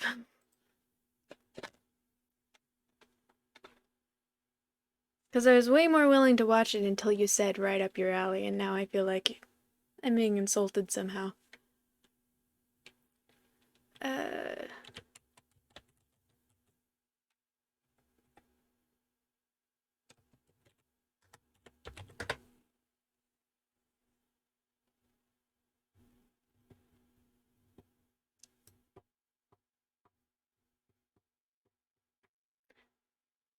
See, the thing is, I like gore, but sometimes if it's trying to be good and it's relying on gore, I don't think that it's good. If it's trying to be, if it's obvious that it's not taking itself too seriously, I enjoy it. That's cool. But otherwise, it's just kind of like, it feels lazy.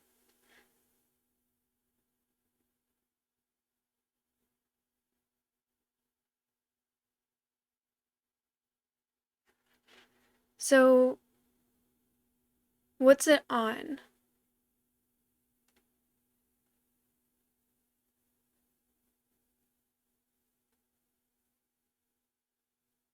Is it on Amazon?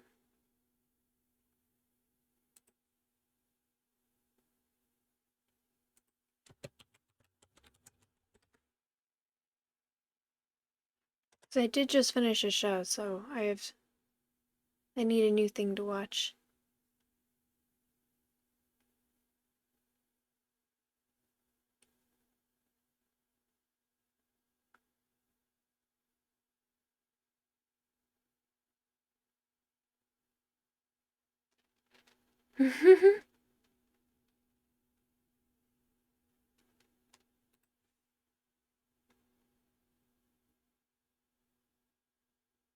Moviecrumbs.net. Alright, I'll check it out. Theoretically, hypothetically, I'll check it out.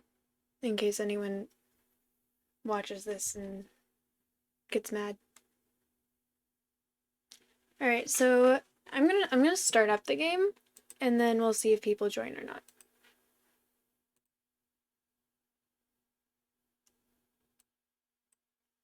I think it's in 3, right?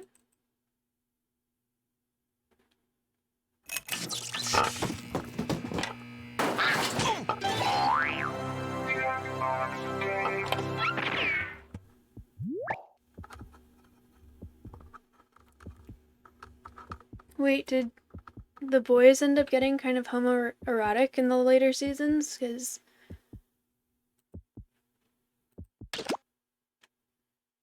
maybe I should pick it up again.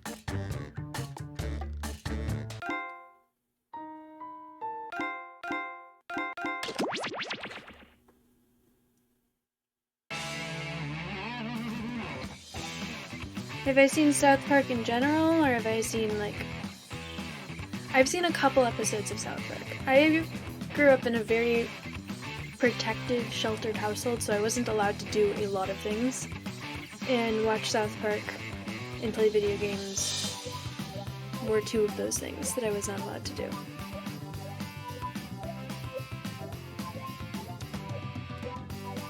$18.99. No, I have not. Zebra Finch, hey!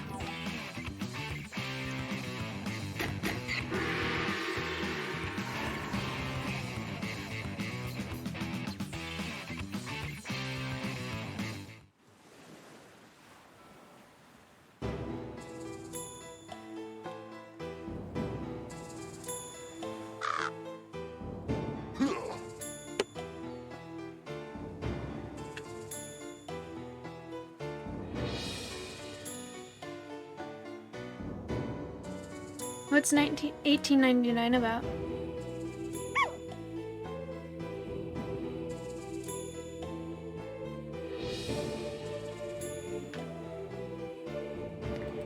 Have you guys watched? It's I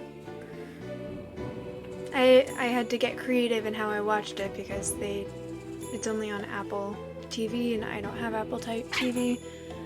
But it's called Severance. It's a sci-fi show. I thought it was really good. Kind of slow at the beginning, but really freaking good.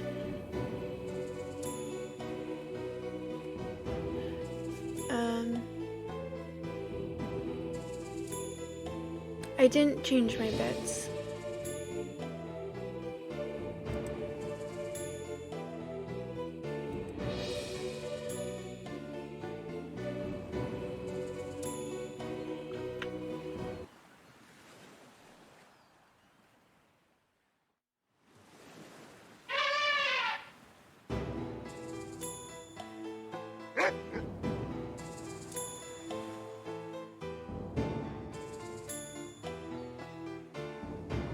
Yeah, I don't know why it's not letting you cheer.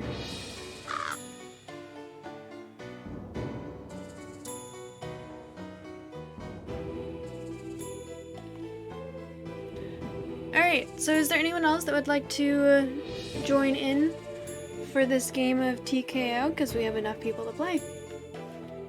If anyone else would like to join, I'm going to be starting the game in 5, 4, 3, 2, and let's go.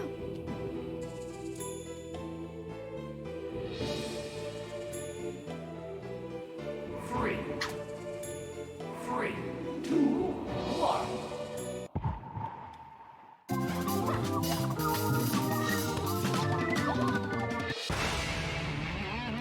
Welcome to TKO.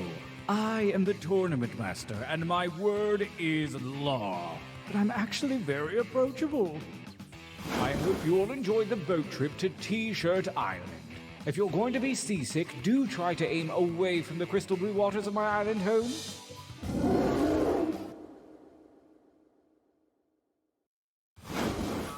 Welcome to the training grounds. You will use your device to draw 3 drawings. What you draw is of no consequence. I mean, it's of some consequence, but don't stress out, basically. Use the suggestion button if you're out of ideas altogether. It's time for your first drawing, right now.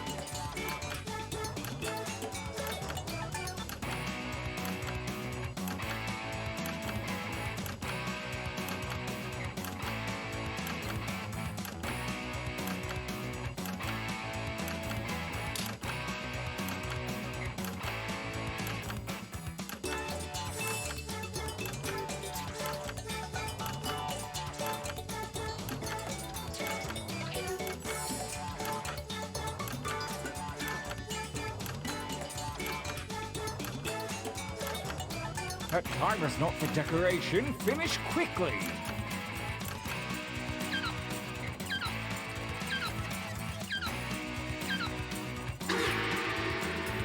Not bad, but No, let's see a Marty little variety McKees. this time. You can change your line thickness with that little button, you know.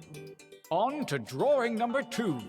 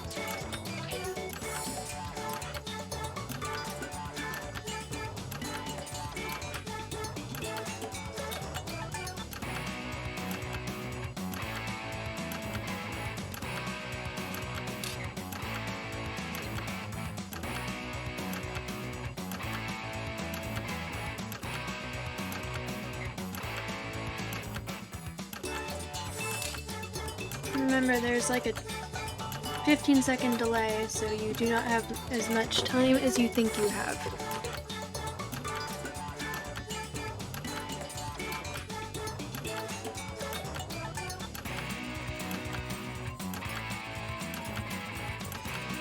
Make haste before time runs out.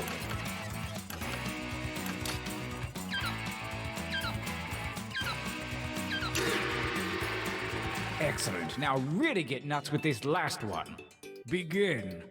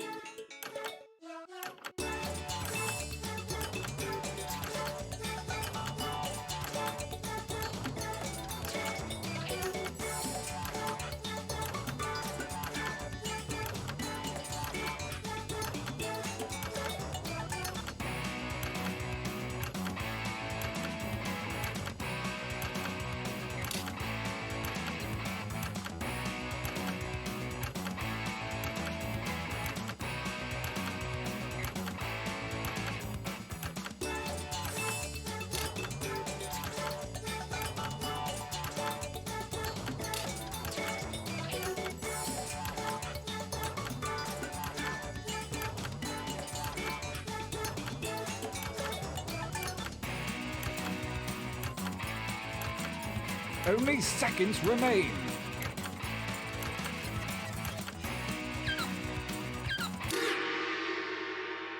I love to watch true masters at work.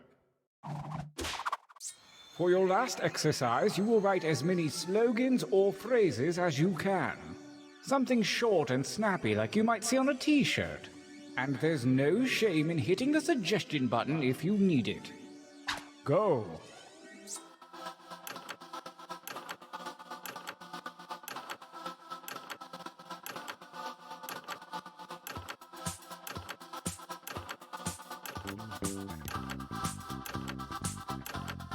Well, I know that's not your best material. Write another.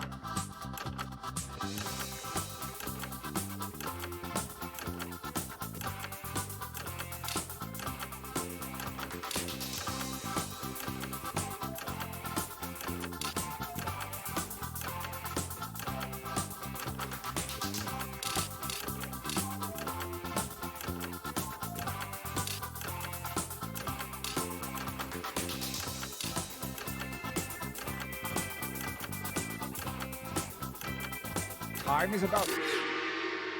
Oh yes, this is gonna be good. Training complete. Now take a look at your device. Select one drawing and one slogan to create the perfect t-shirt combination. And I do mean perfect.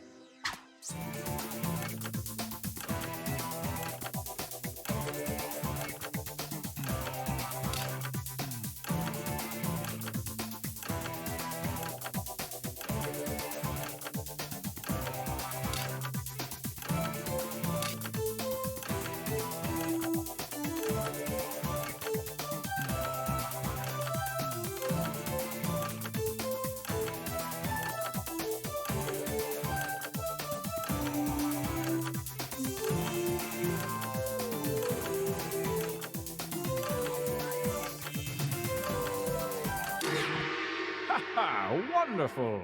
The battlefield calls. Let the tournament begin. Gauntlet 1. Versus Honk. I'm the pretty one. Salad dreams. fight by submitting your votes on your devices, that is.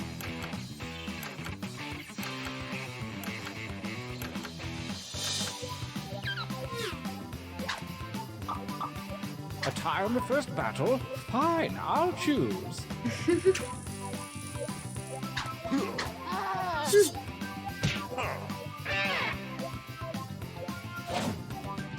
Versus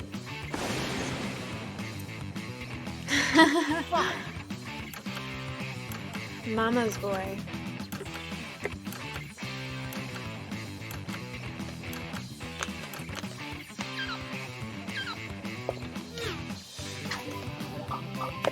the tie goes to the defender.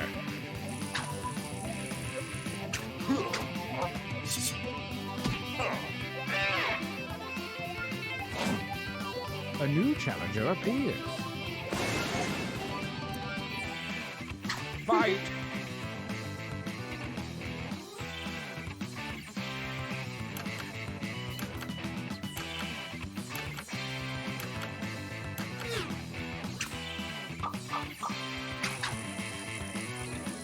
And if there's anyone else that would like to participate and just help vote and stuff, you can always join the audience.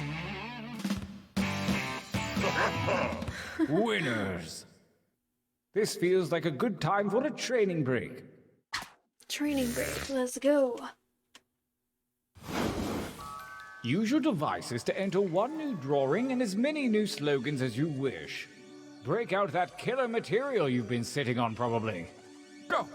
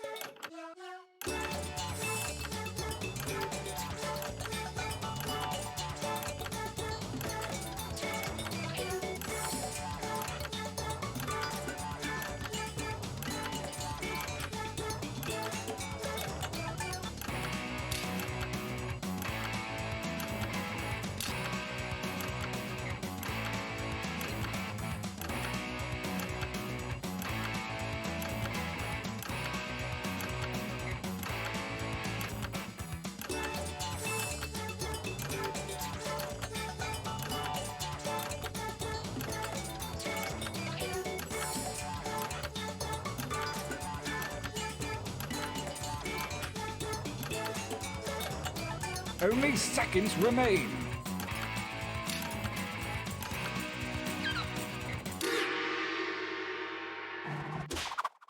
Writing time.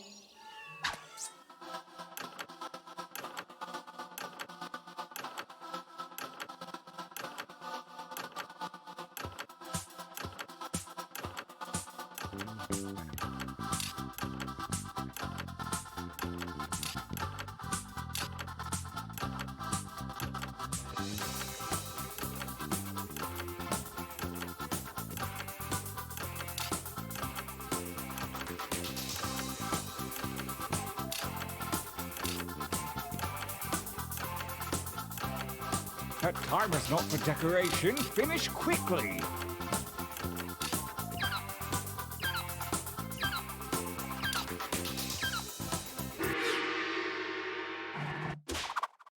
The second gauntlet looms, and the hairy paws of Kismet have shuffled your drawings and slogans.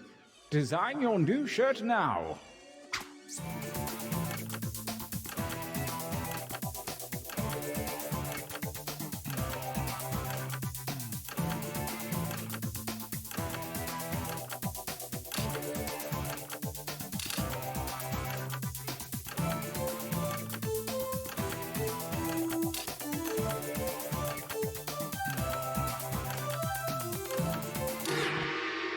you chose wisely.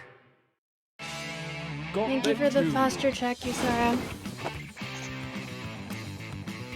Where Versus am I? Pizza Freak. Battle.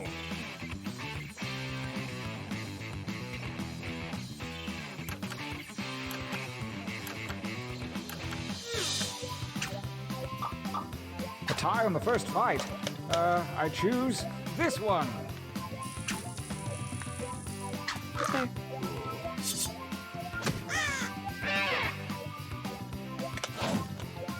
Versus attack.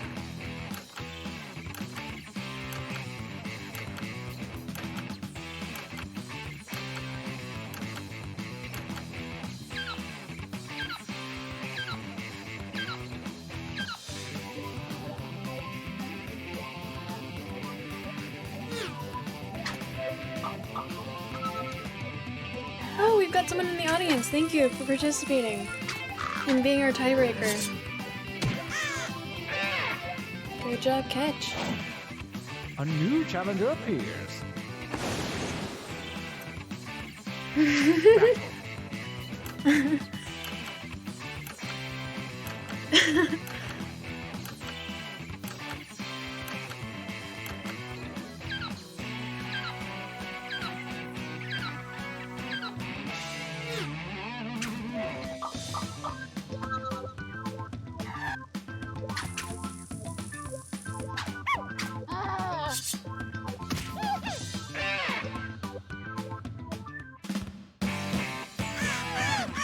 Winners! So it's come to this, the final gauntlet. Only the strongest shirts from the previous rounds will compete, and only one will come out alive. Let's do this. Pizza Freak. Versus Salad dreams. fight.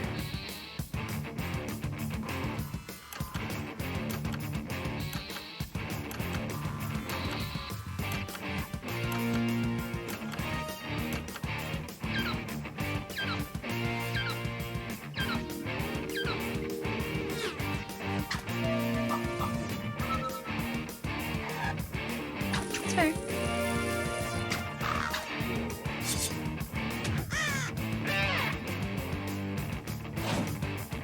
Versus attack. Honk.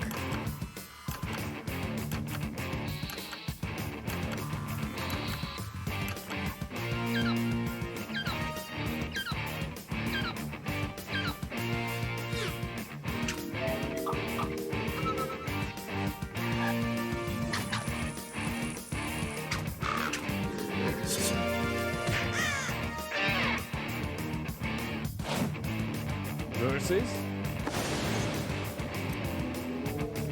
big. Fight.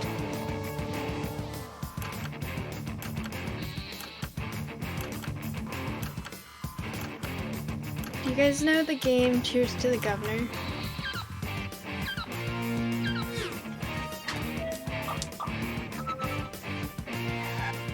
It's a drinking game. Yeah, Pizza Freak is killed. We have a champion. As tournaments Dang, go, way to go, that was Zebra. up there. Congratulations, Did anyone Catch. tape that? Get me a copy, okay? I'll give you a blank VHS. Do you know that apparently you're able to buy these t-shirts? Well, that was fun. Do you guys want to play another game? Do you want to play a different game? I'm just gonna start a new one. But we can do a different game.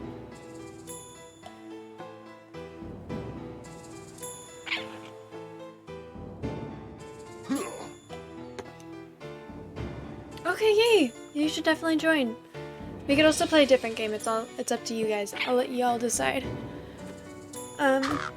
So Cheers to the Governor is this drinking game that becomes more difficult the more you drink, like most drinking games where there's a group of people who are standing in a circle, and you all go 1, 2, 3, 4, 5, and once you get to 20, you all say cheers to the governor and you drink.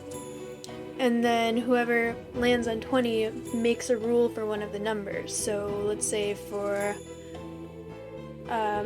3, instead of saying 3, you clap, or you say an interesting fact or something like that.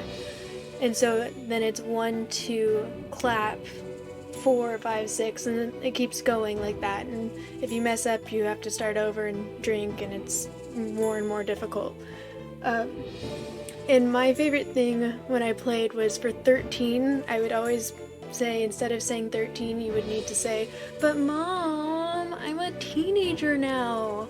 And you had to make it sound really whiny or it didn't count.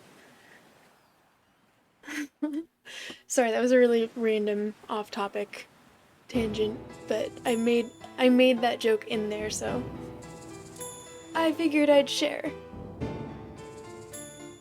Oh, and 7 and 11 are already there, so 1, 2, 3, 4, 5, 6, 11, 8, 9, 10, 7, 12. It's confusing and difficult, unnecessarily so. But it's fun, and it gets you really drunk, if that's what you like doing.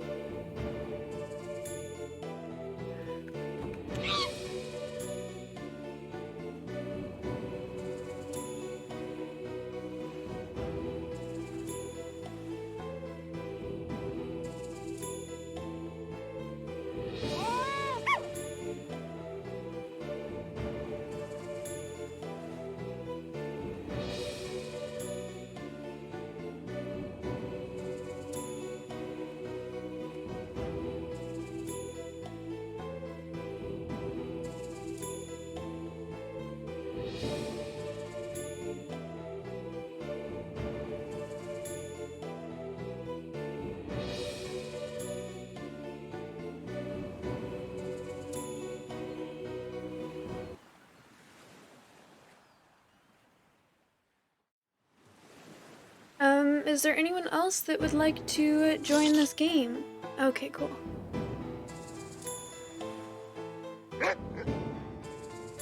Dope. Am I pronouncing your name wrong? Okay. I'm glad you found that story entertaining. Should I be pronouncing it Tusara?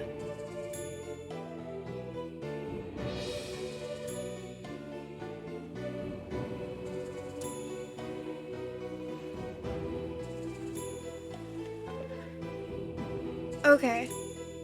Now I know. I will try and remember that. Tusara. Alrighty.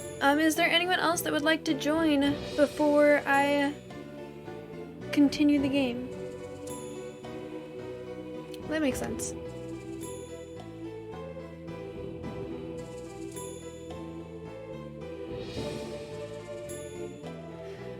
Alright.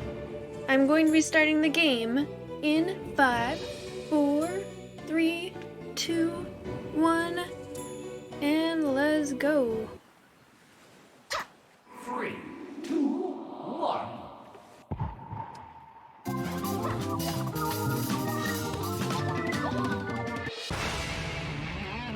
Welcome to TKO. I am the tournament master. My likes include t-shirts and fighting. My dislikes include seafood, negativity, and mind games. Life is too short. Just as the prophecy foretold, Earth's greatest t-shirt champions have gathered to do battle on T-Shirt Island. The prophecy also foretold a lot of stuff that didn't happen, but what are you gonna do, am I right?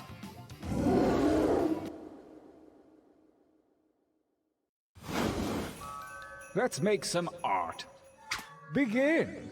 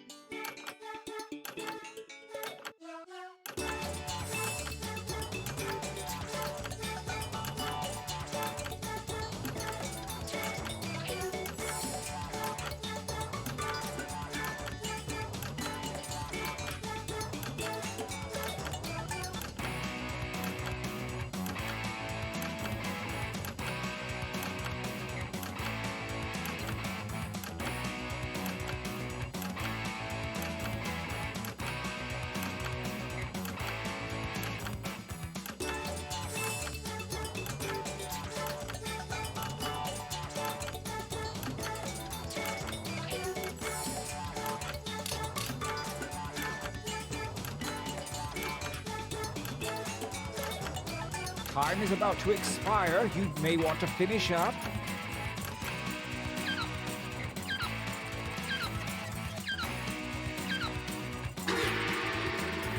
I couldn't have done better myself. Well, actually, I could. This time, try to think more like me. Begin drawing 2. No, oh no.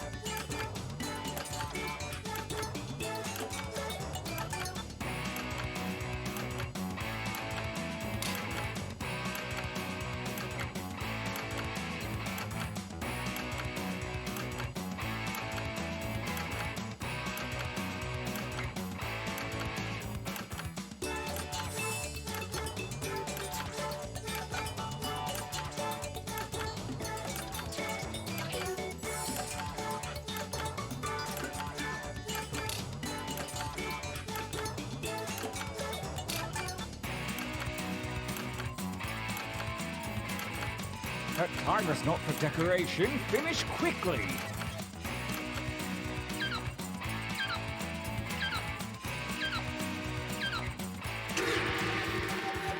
One drawing to go. Let your freak flag fly, man. Begin.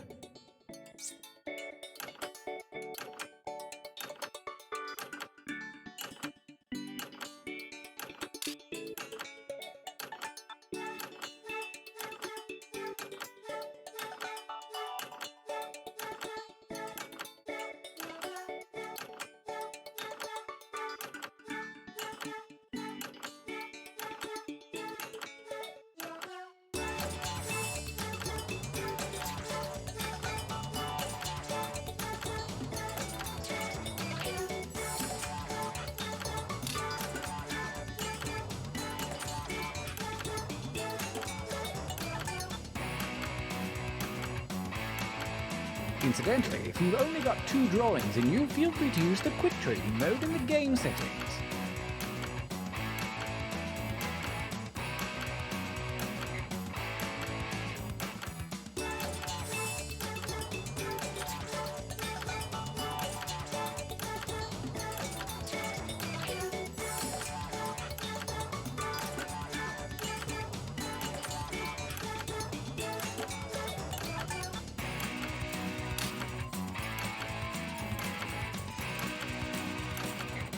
Time grows short. Hurry up and finish already.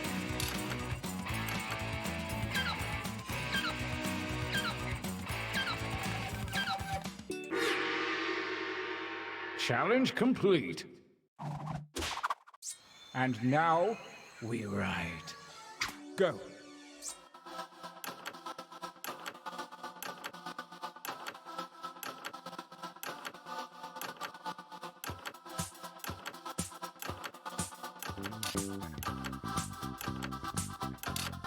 Keep those slogans coming.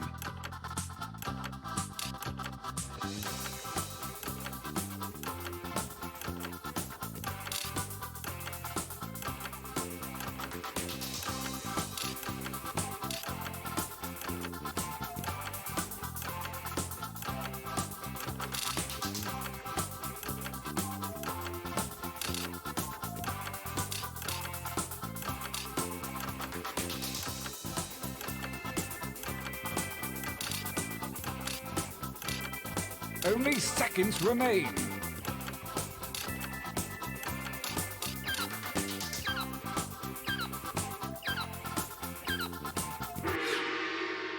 I believe some of you broke a sweat that time. Let's see if it pays off. God damn, Jasara. Oh boy, 20? This is my favorite part. Make your shirts now.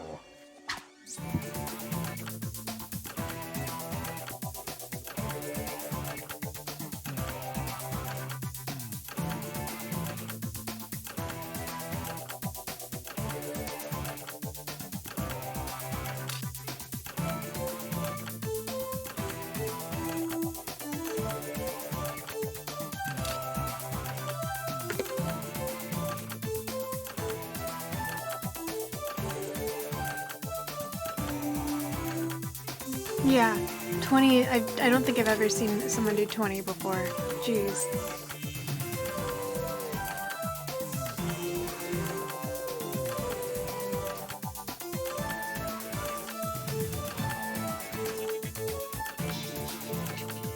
Make haste before time runs out.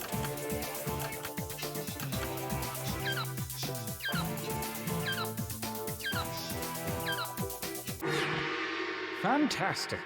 All is ready. Let the tournament begin. Gauntlet 1. Versus... Fight. Using your devices to vote.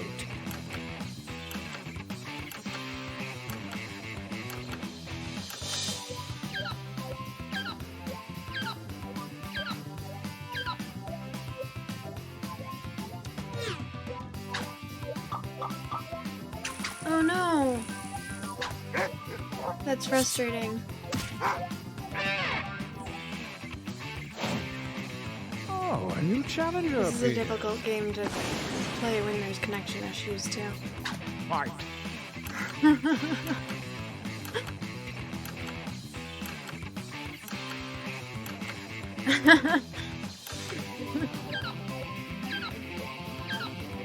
That face is really scary.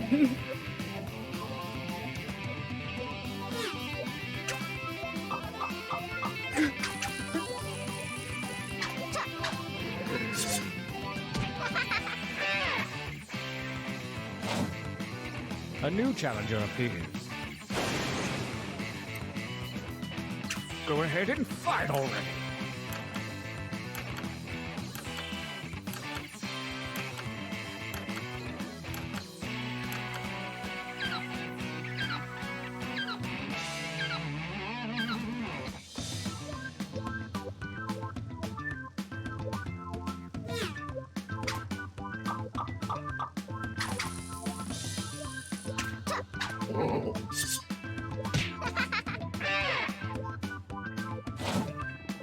Versus... Steph, are you still here? Attack!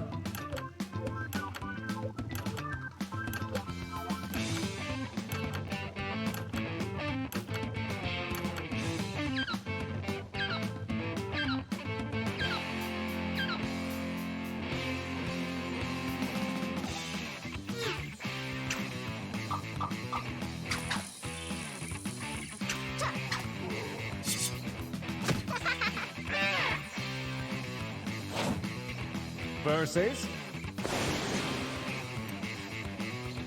Battle!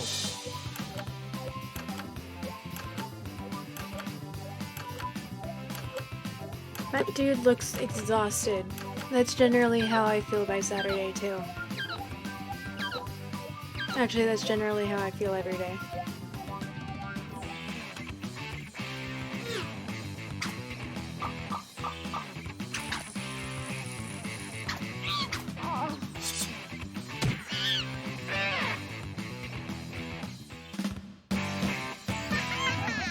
Winners! How about a training break?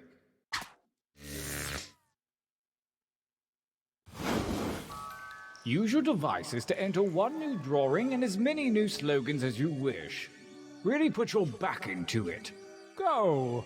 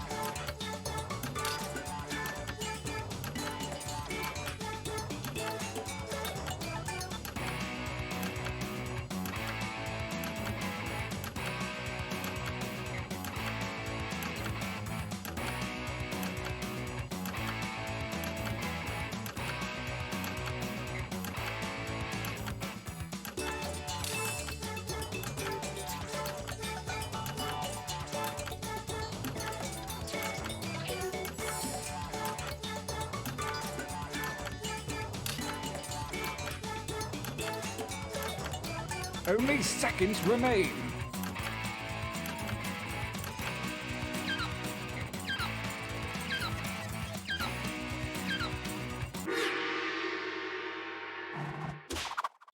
Begin writing.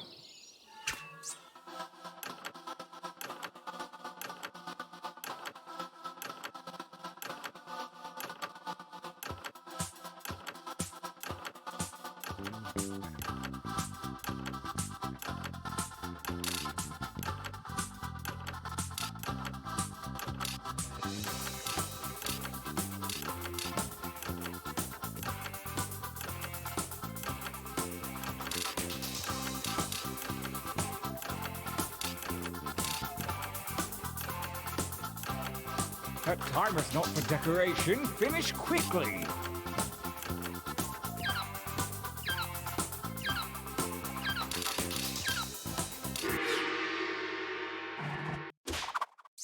Make a new shirt.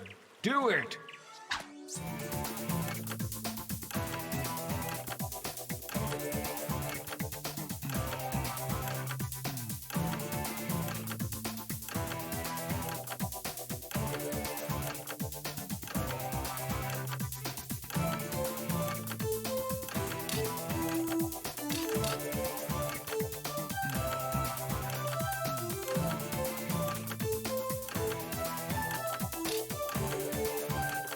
I'm 1111 here, make a wish.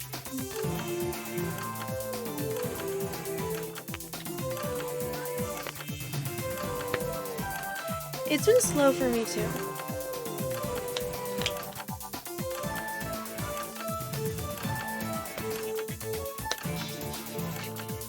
Time is about to expire. You may want to finish up.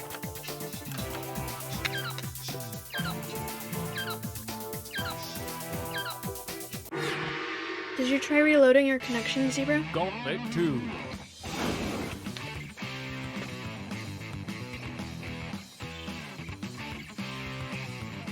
Thank you for the hydrate, Jasara.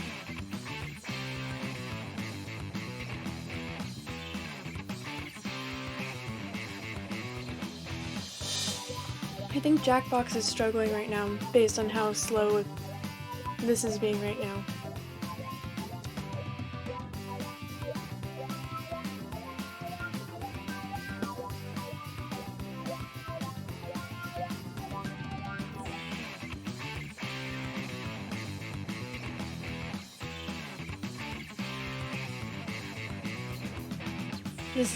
This is going well.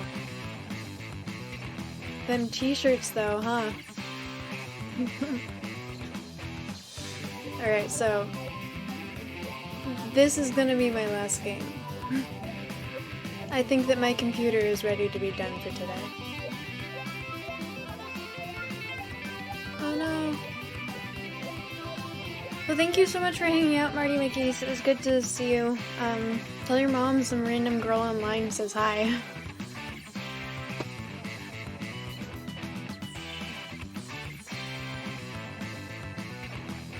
Have a good night.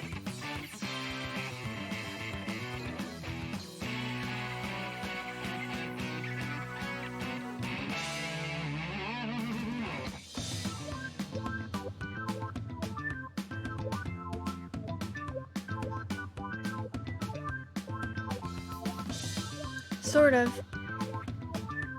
It's been the end part for a minute now. A couple minutes, actually.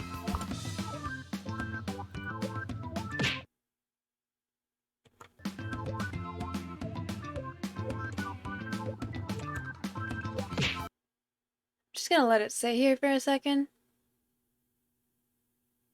Have you ever played these before, Seraph? Let's just, let's see. Sitting here for a second. We'll, allow it to...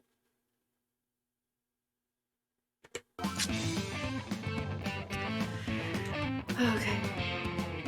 This game might be over.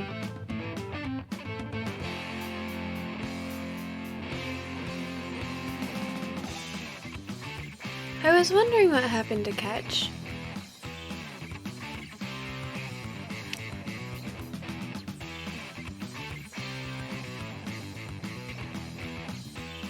F07.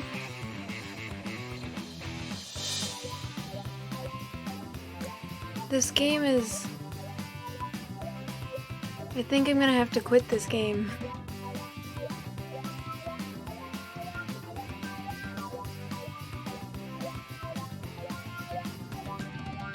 Ooh, is it...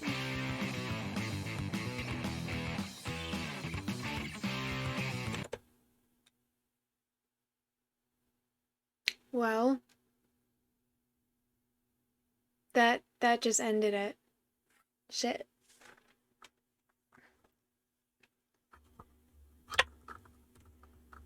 Was that your intention, John's 01230?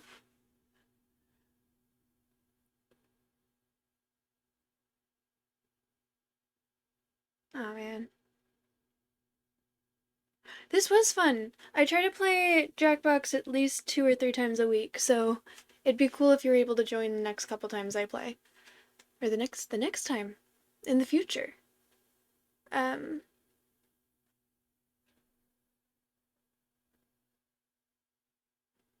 good to know.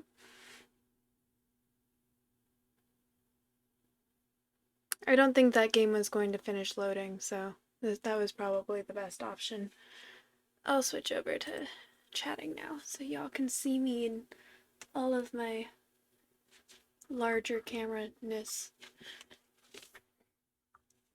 Yeah, this was fun.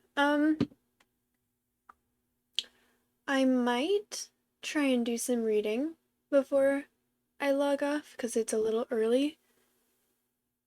It's a little earlier than the last couple times that I've streamed, and it's been a while since I've streamed, so I'm behind on all of the things that I am trying to do. And it will help relax me before bed as well. So I don't think I'm done yet. I'm going to try to read it as long as the connection's not spotty.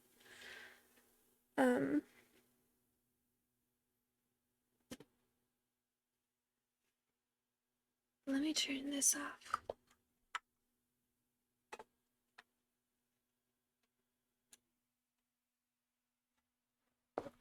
Thank you. Well, thank you so much for hanging out. This was a lot of fun.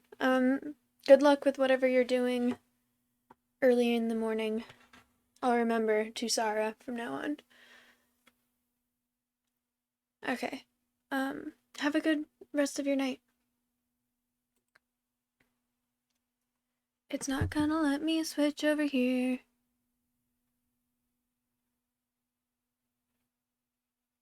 Okay.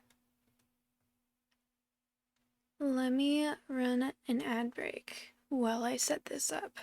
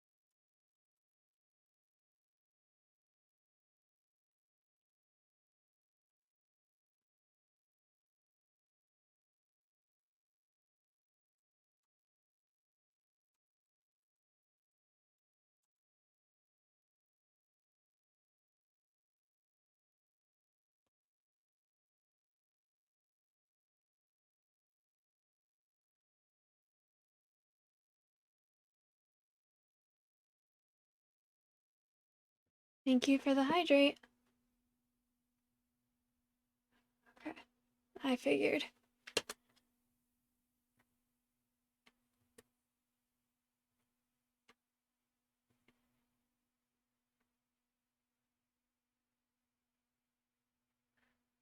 I'll let you finish what you're doing over there. You got any more? Come, keep them coming. Okay, so when I was trying to fix my computer, I ended up deleting all of my downloads, which I do think helped, but it also screwed up a lot of my scenes. So let's see if... Oh, cool. Okay. This isn't great. There is one thing that's missing. Let me see if I can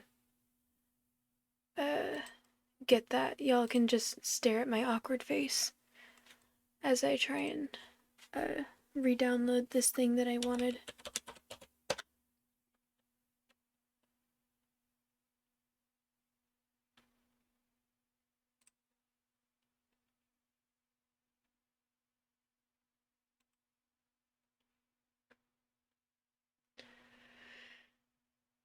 Okay.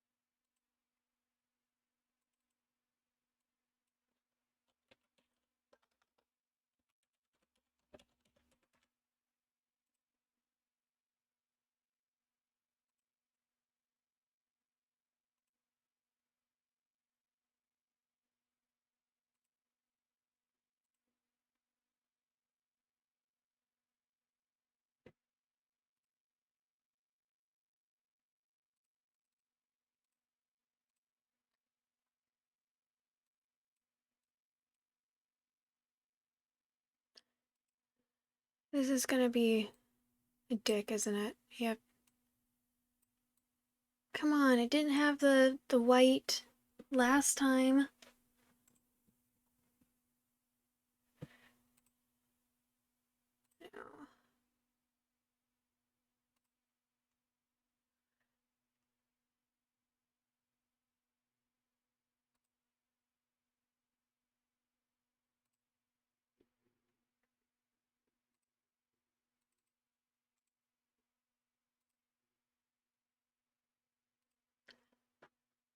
You're gonna be annoying, aren't you?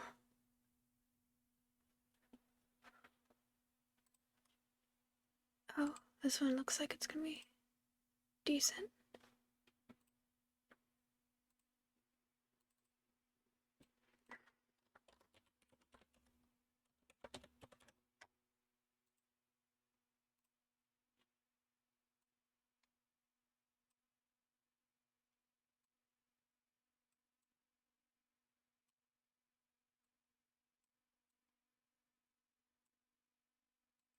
Alright, that's definitely not a great picture, but it gets the point across.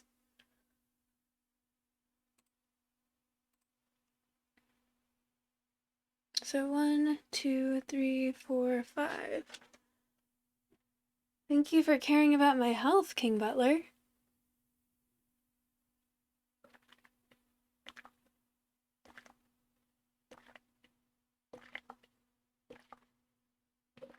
I actually lost track and then just kept drinking. So that was more than 5. I think that was 7. Alright.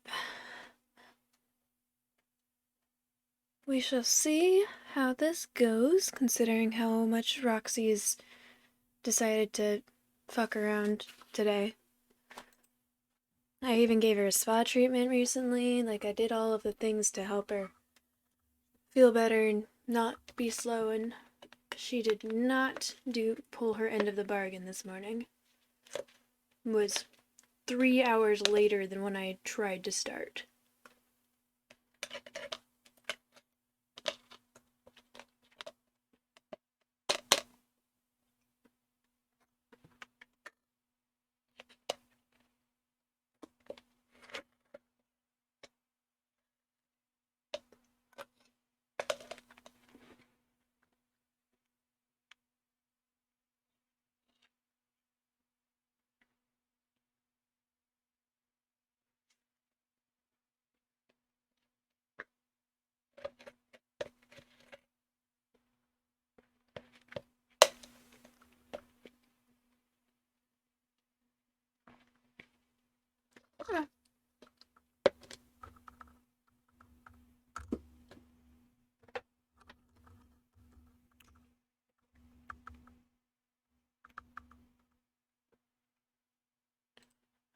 move back here so you guys can see me easier.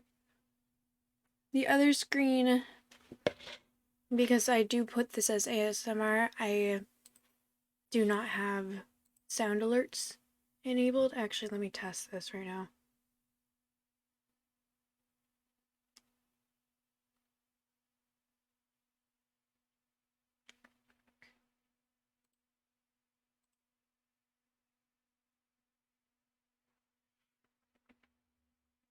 Wow. Oh, well, never mind. Shouldn't be on this screen, but I guess it is anyways.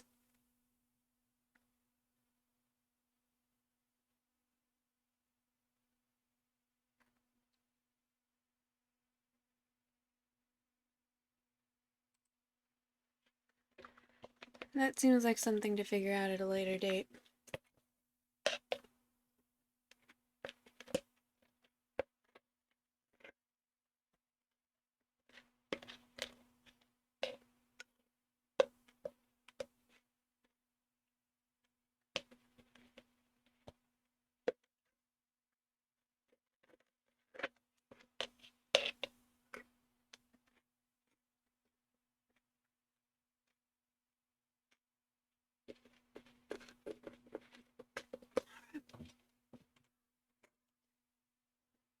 I'll finish that later.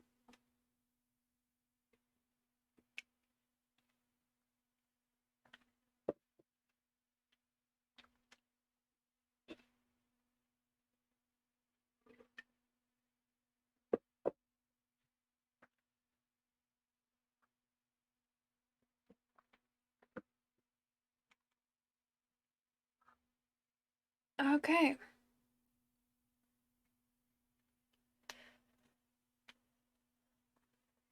Let's see.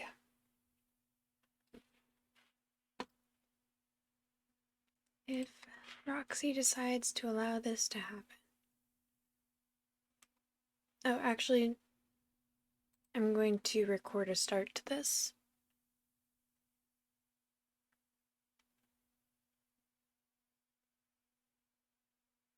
So I can do reruns later.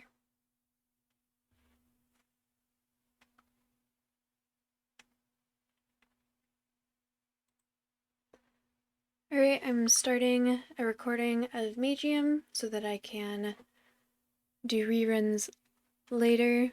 Magium is a choose your own adventure story app that's free, and I highly recommend everyone download it for themselves because it's really good and there's a lot of different versions of the story that you can explore, which I'm going to try to do as I read it. Roxy, my PC has been frustrating today, so I'm going to try to continue it and we shall see how it goes. So here we go. Please, Roxy, allow this to happen.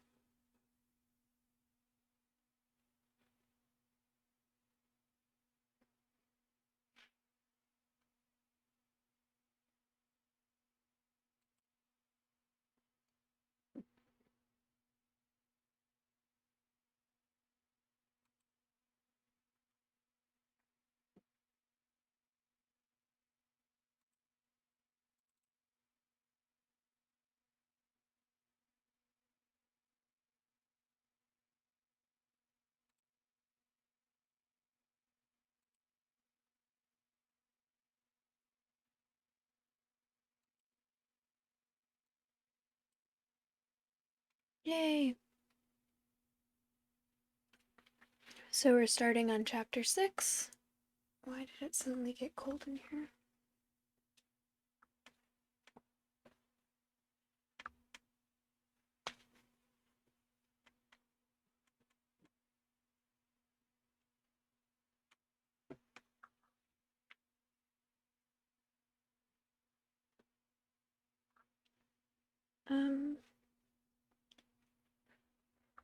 Magium tends to be very glitchy, so sometimes it disappears and sometimes it just straight up crashes. I'm hoping it does not do that today. And I don't know how to fix it, so we're just gonna have to keep hoping that Roxy and Magium decide to be nice.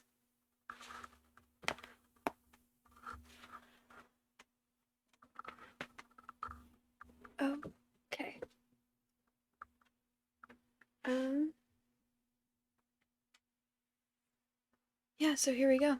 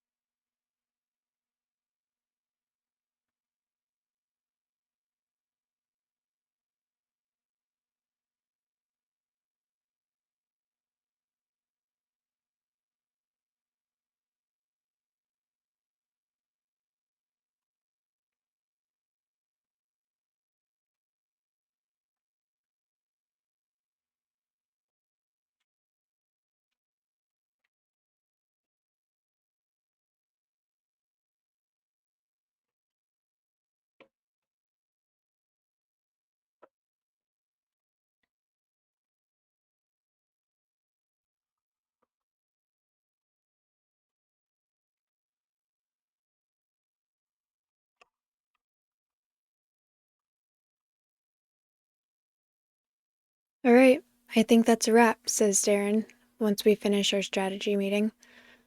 We're currently sitting in a circle in front of our cave's entrance. The sun is pretty high up in the sky and there's not a cloud in sight. Luckily, Kate has graciously agreed to use her ice magic to cool the air around us a bit. This way we can enjoy the weather without feeling as if we were inside an oven. Noon is almost upon us, Darren continues. We should get going as soon as possible. We can't afford to keep traveling once the sun sets, and we have a long road ahead of us. Rose, did you get all of the herbs you were looking for? No. Oh no, I just remembered. I dropped my bag of herbs when I was being chased by the goblins. Don't worry, I doubt anyone would have stolen it, so it must still be where you left it. I'll help you look for it. Come with me. I get up to follow them, but Kate grabs me by the sleeve. Wait, she says, there's something that's been bothering me since this morning. She looks really tense. It seems that she's struggling to get the words out of her mouth.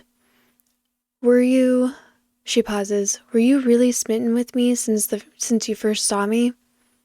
Of all the things I would have expected her to say to me right now, this was the last of them. Thanks a lot, Darren. What am I supposed to tell her now? Maybe a little, or, of course not. Darren was just joking earlier. Don't worry about it. I know that I'm trying to do a good, smart berry, but I think that I'm going to leave all of the romance options open, because there's a couple different romance options. Oh no, it just crashed. Off to a great start.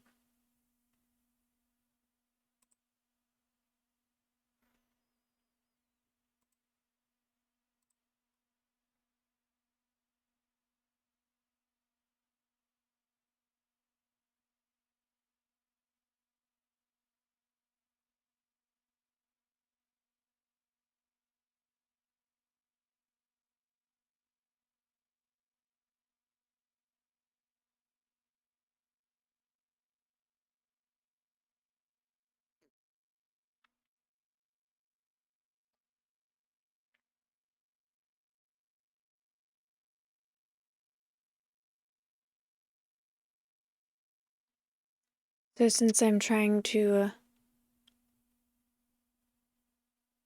follow that route, I'm going to go with maybe a little. Maybe a little, I tell her. You were? I thought he was just joking. I'm sorry. I don't mean to hurt your feelings, but I'm not interested right now. I only said a little. What's gotten into you all of a sudden? This isn't like you. Kate looks away, takes a deep breath, and exhales before she continues. When those 3 mages attacked us earlier, it made me realize something. You and Rose are the only persons I've ever met that did not treat me like some kind of monster. Even if people don't always say it openly like those 3 mages did, there's something in their eyes that gives them away. Something that makes it clear that they do not see me as human. It's the same with Darren. Despite what you've said, I don't think he truly believes I'm not a banshee.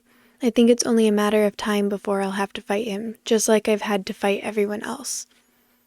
I guess she's starting to see through my lie already. I was hoping I could convince her not to lose her trust in Darren, but it seems she never really had much trust in him to begin with. Kate shifts her gaze back to me. But you and Rose, you're different. When I talk to you,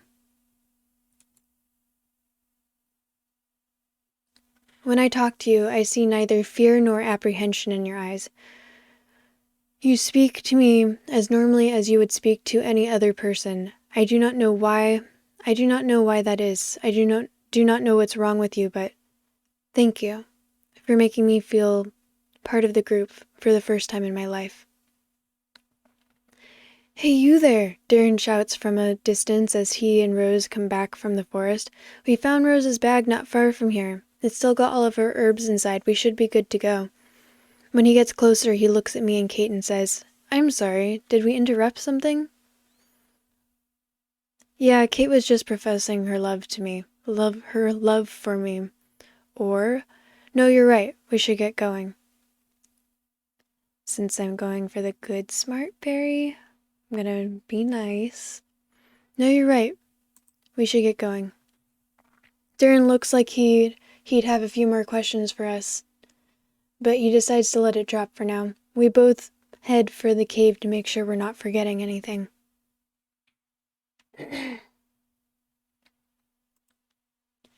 Just as we reach the cave's entrance, Mullen, the deer fawn, jumped up and looked down, looking very excited. Mommy, come quick. It's Aunt Rose. Aunt Rose came to visit us. Rose's usual warm smile perished from her face when she saw the deer fawn and was replaced with a sad expression in her eyes. Rose? Says Ilaria as she exits the cave.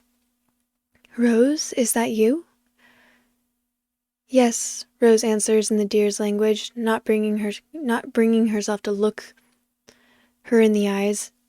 It's been a while. It has. We haven't seen you in months. And you used to visit us so often. Rose, you know you'll always be welcome in our home, right? I know. I'm sorry, I have to go now. Aunt Rose, you're not staying? The deer fawn asks her. Don't worry, little one, Ilaria tells her son. I'm sure she'll come back and stay longer when she'll be ready. She must have something important to do. You know how she is, always busy helping people. Thank you. And I'm sorry, Rose says as she bows and turns away from the deer.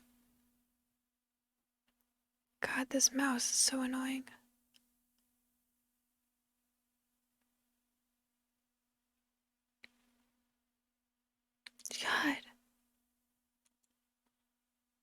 God, this mouse.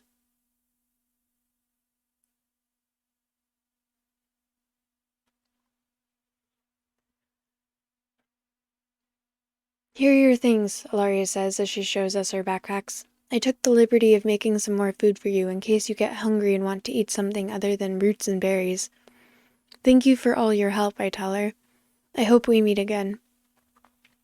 It's a small continent. I'm sure our paths will cross again someday. Kate and I say our goodbyes to the 2 deer, and we go on our way. Before leaving, I make sure to take with me my spoils of war from this morning's skirmishes, a crossbow from one of the crossbowmen who ambushed us, a dagger from one of Cutthroat Dave's men, and the treasure I took from the Duke of Bagleberry. We join back with Rose, and we set off on our long road ahead. Rose is looking a little distraught after her discussion with Ilaria. I wonder if I should say something to her given the circumstances. Leave her alone? Ask her how she met Ilaria. Ask her if something happened between her and Ilaria. I think I'll go with ask her how she met Ilaria.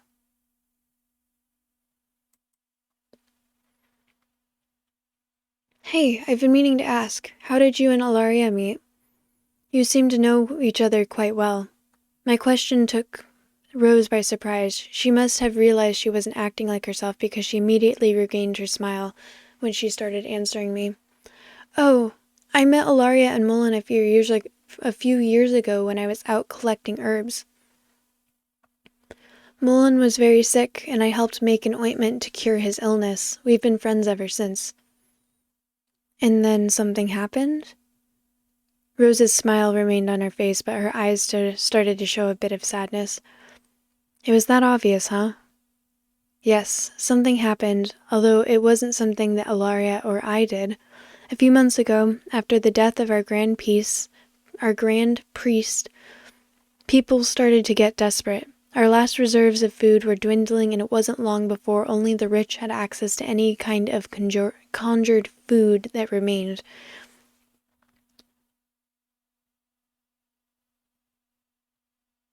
Animal hunting became more and more popular, and a war between the animals and the humans was inevitable. The war had cost us many lives, including Mullen's father. Ever since he died, I couldn't bring myself to look either of them in the eyes again.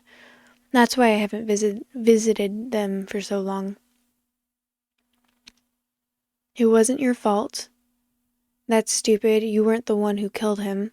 Or, Ilaria didn't seem to mind your presence. Ilaria didn't seem to mind your presence.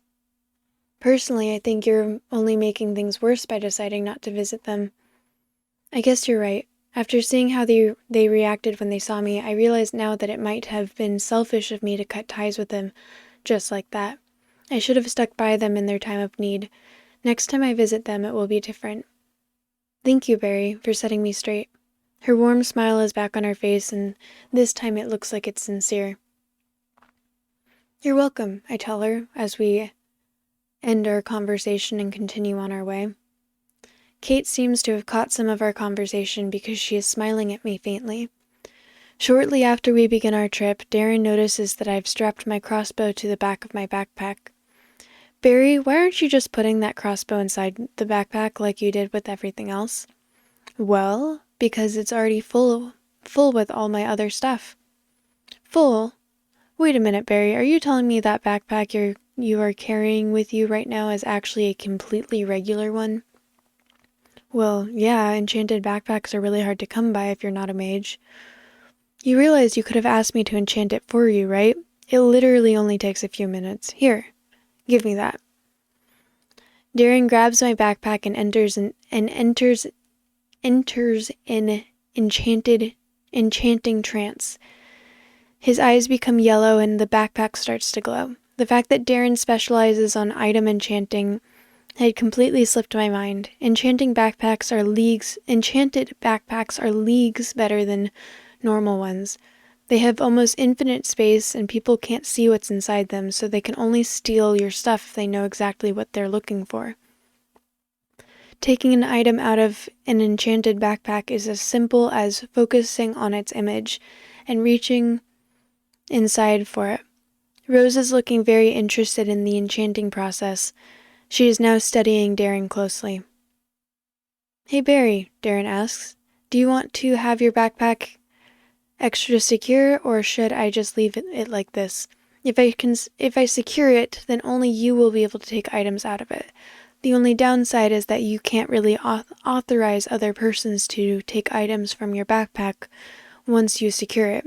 Normally, security wouldn't be much of a problem with these backpacks because someone has to actually know what you have inside before taking an item, but it never hurts to be safe. Secure the backpack. Do not secure the backpack. I'm going to go with do not secure the backpack.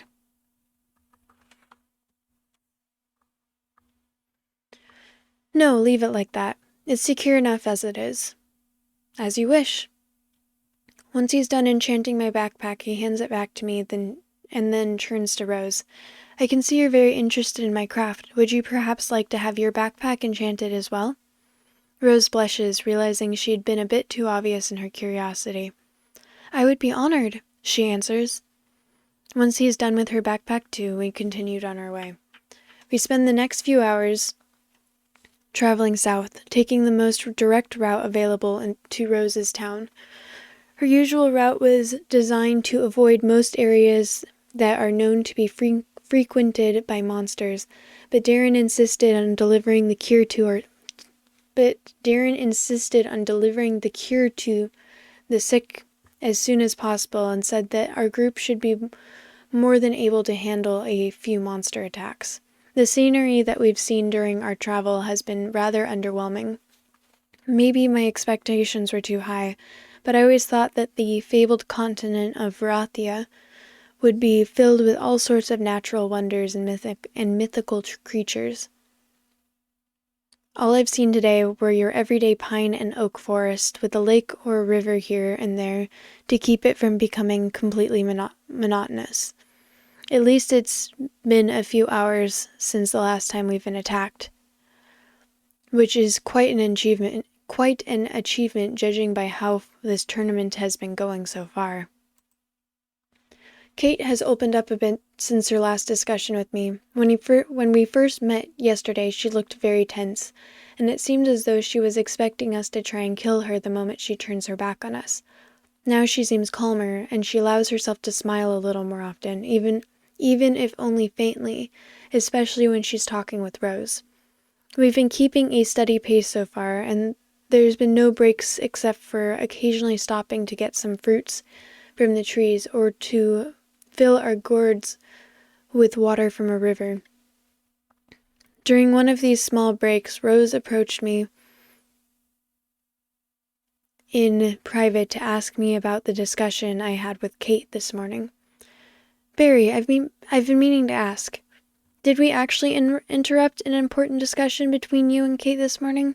Kate's been acting evasive every time I brought up the subject. I'd feel terrible if you two lost the chance to confess your feelings for each other because Darren and I couldn't read the mood. So the options are, don't worry, that wasn't what our discussion was about. Actually, I prefer women with larger breasts like yourself. I'm still available if that's what you're asking. You've got it all wrong. My feelings are for you. Don't worry, we got to say all we needed before you interrupted. Actually, you're the one that stunned me with your beauty when I first saw you. So, good, smart Barry,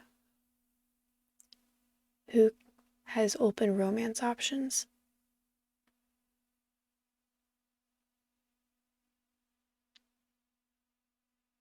I'm going to go with, I'm still available if that's what you're asking. I'm still available if that's what you're asking. Rose smiles. That's not what I was asking, but it does answer my question. I doubt you'd be making a pass at me like this if there were actually something between you and Kate. As for your advances, I'm not married, so I have no reason to outright turn you down before I get to know you, but I'd rather we postpone this conversation until a later date. Does that sound okay to you? Of course. Or, I want my answer now. I'm gonna go with of course. Of course. Good, Rose says, still smiling. Now come, we should help the others with picking fruits. We'll need all the food we can get before the long journey ahead of us.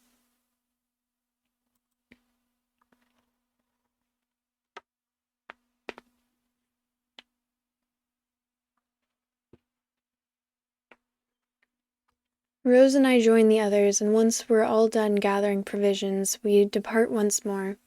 As we travel, we start talking about various things. Darren's adventures, our lives before joining the tournament, the reasons we all came here. During our conversations, Darren was of course the one that's been speaking the most. while Kate has been evasive as always about her past and her reasons for being here. Hearing our stories, Rose decides to join our discussion by telling us a bit about herself.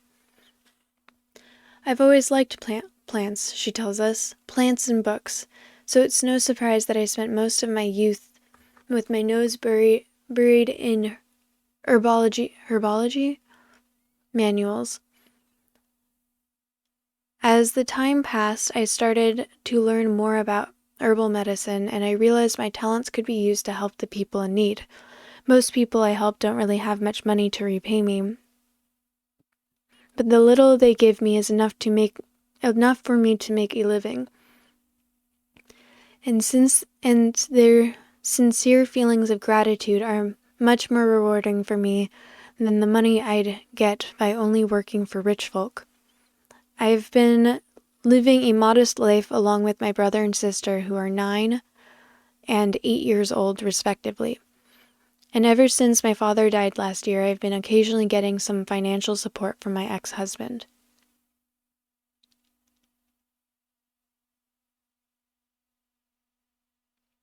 You were married? Darren asks. Yes, for a few years, but it didn't really work out in the end. We've both moved on with our lives since then, and we've had no children together, so there were no hard feelings.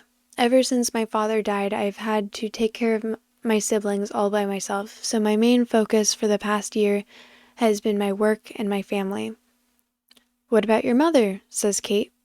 She died long ago when she gave birth to my little sister. Oh, I'm sorry. Rose smiles. There's no need. You couldn't have known. So how did you all handle the death of your grand priest? Darren asks, trying to change the subject. You said that he was the last person alive that could create food out of nothing in your city, so I imagine there must have been some backup plan in case of his inevitable death. Oh yes, many people have started to learn agriculture, but the problem is that most of the fertile terrain around our town is already owned by the nobles. By planting your seeds further away from the town, you run a great risk of getting your crops raided by monsters.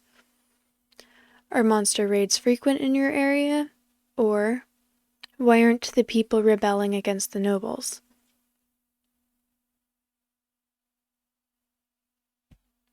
I'm gonna go with...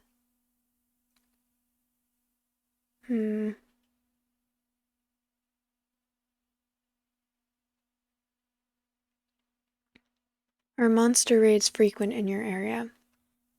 Yes, monsters have been getting bolder in the past few decades. It's not just in our area, it happens throughout the entire continent. I'm not certain, but I think it all started when we lost contact with the animal kingdom. After the first animal hunts were started by the people of Ulmnar several decades ago, the animal's leader, the spirit golden fox, has ordered her subjects to stop speaking in our language. The monsters must have found out about this, and they took advantage of the fact that the humans and animals were no longer working together in order to wreak havoc. What about the gods? Darren asks. Are they not getting involved in any of this? The only gods that are currently getting involved are the god of fate and the god of death, but I very much doubt that any of them have our best interests at heart. It is said that the two of them started working together recently, and that might well be true judging by the high level of cooperation between their followers lately. Wait, isn't the god of fate just a fancy title for the god of illusions? Darren says. Yes, Rose answers. Most gods name themselves after the power their followers gain by worshipping them. Some of them, however, choose other names for themselves, which can be a bit confusing. It is the same for the god of death. Judging by his name, you would think that he reigns over the underworld, but in fact, he is just a god of necromancy, bringing the dead back to life to serve his bidding. As Rose talks, we hear 3 loud beeps coming from my pocket. I pull out my stat device and am surprised to see that the maximum numbers for my stats have now been increased to 4. What's that? Rose asks. It's a toy, Darren says before I get a chance to reply. You know those magical devices that simulate a pet in order to teach little kids about responsibilities? Those beeps you heard were Barry's pet getting hungry.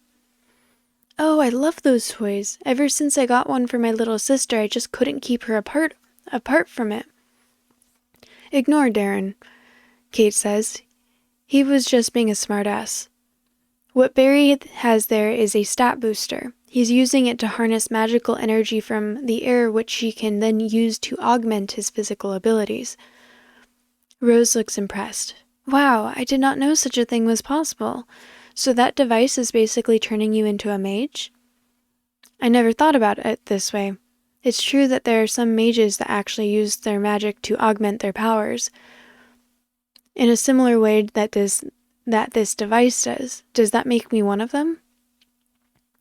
I suppose, I answer her, but it's only temporary. The device will run out of energy once I'm no longer surrounded by all these powerful mages to extract it from.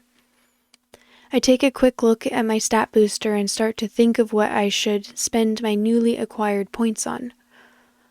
Invest points now. Alright, I'm going to save here. Wait. Return to game. So it's chapter 6.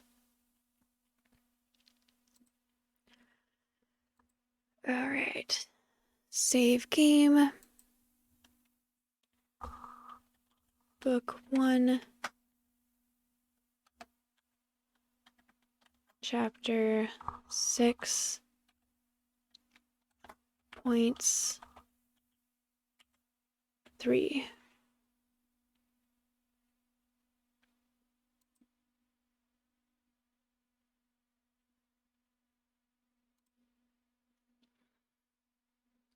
So, observation, ancient languages,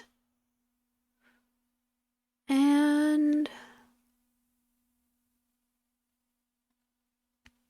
so smart would include hearing, I think.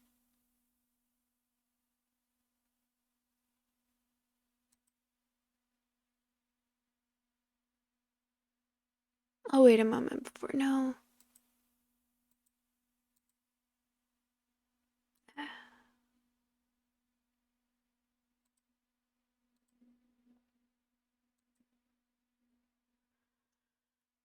I'll come back to that.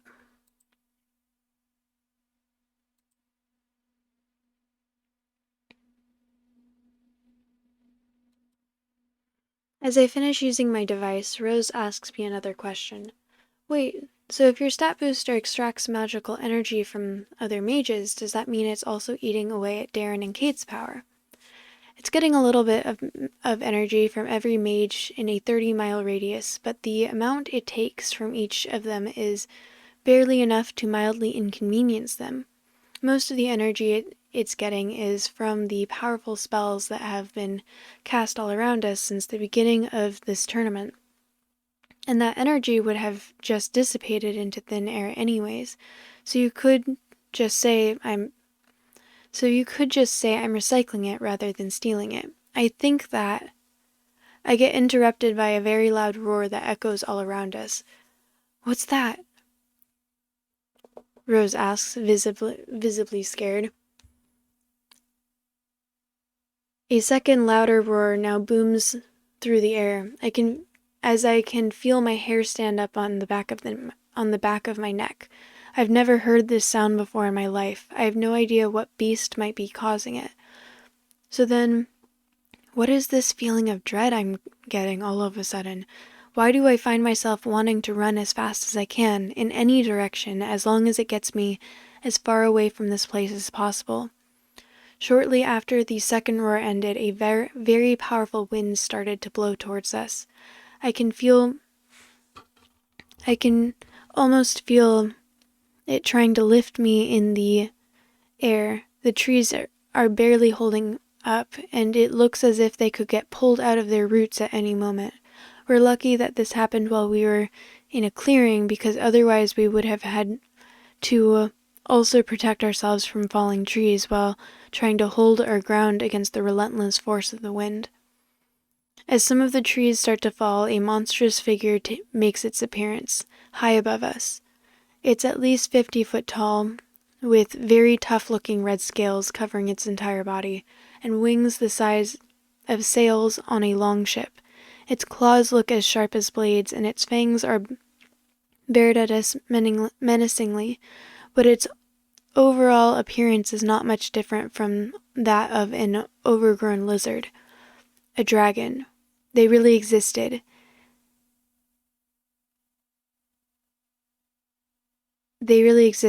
Is this all happening? Is this all happening because of my disappointment for not encountering any mythical creatures so far? If that's the case, then I take it back. I take it all back. Just please let this all be a dream. Let this all just be the end of a bad dream before I wake up back in our cave, and then we can start our journey anew. Get down! Darren shouts to us as the dragon gets closer, and then lands a few dozen feet in front of us, making the whole ground tremble violently under its weight. No, Rose says, unable to control her shivering, and barely able to keep her balance anymore. This can't be happening. This can't be happening. The dragon looks all around us, as if it were trying to find something, and then it shouts loudly in the common tongue. Where is he?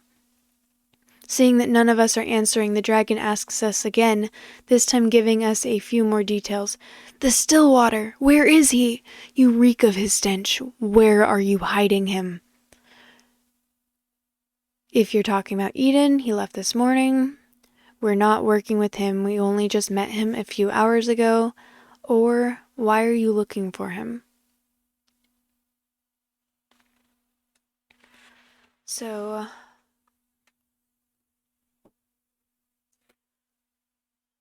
let's go with...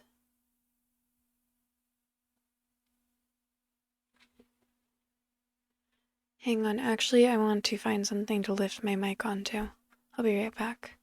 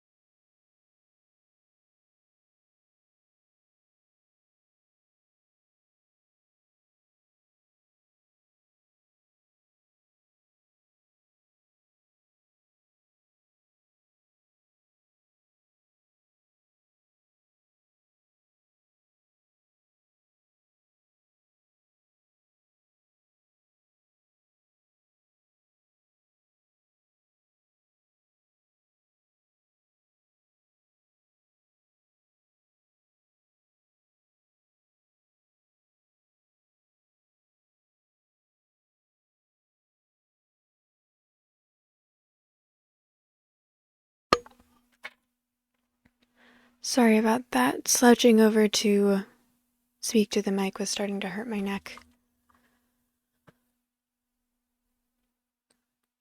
So good, smart berry.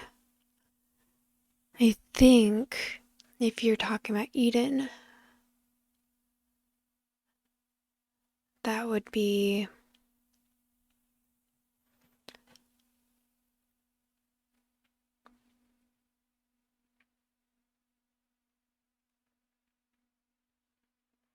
I'm gonna go with, why are you looking for him?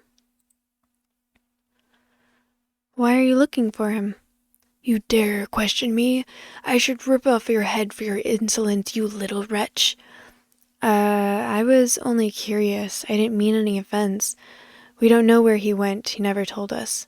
Then you are useless to me. The dragon growls before it continues. I should have known that I'd be wasting my time by trying to communicate with the likes of you. If only that Stillwater would have minded his own business after he returned to the continent instead of writing that accursed message in the sky, I'd have let him be. I suddenly remembered the message that was written in the stars last night. That was Eden's doing? Wait, so you actually do know the location of the Magium? The dragon stops and he eyes me for a few seconds before he continues. So you're a dragon hunter then? Wait, what? You are a fool for challenging me on my own territory, dragon hunter. I've killed hundreds of your kind in the last millennia. I've watched your pathetic human race fumble their way through life ever since they stopped walking on four legs. I could have killed or enslaved you all at any point in your miserable existence if it weren't beneath me. But now you dare rise against me? Your charred remains will serve as my gift for Eden to welcome him back to my realm. The dragon soars to the sky as it shouts its final words to us.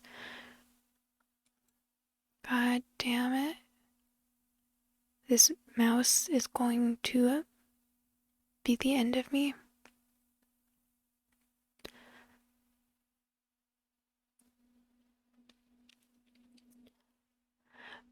Pray to your gods, human. They are the only ones that can save you from the onslaught that will follow.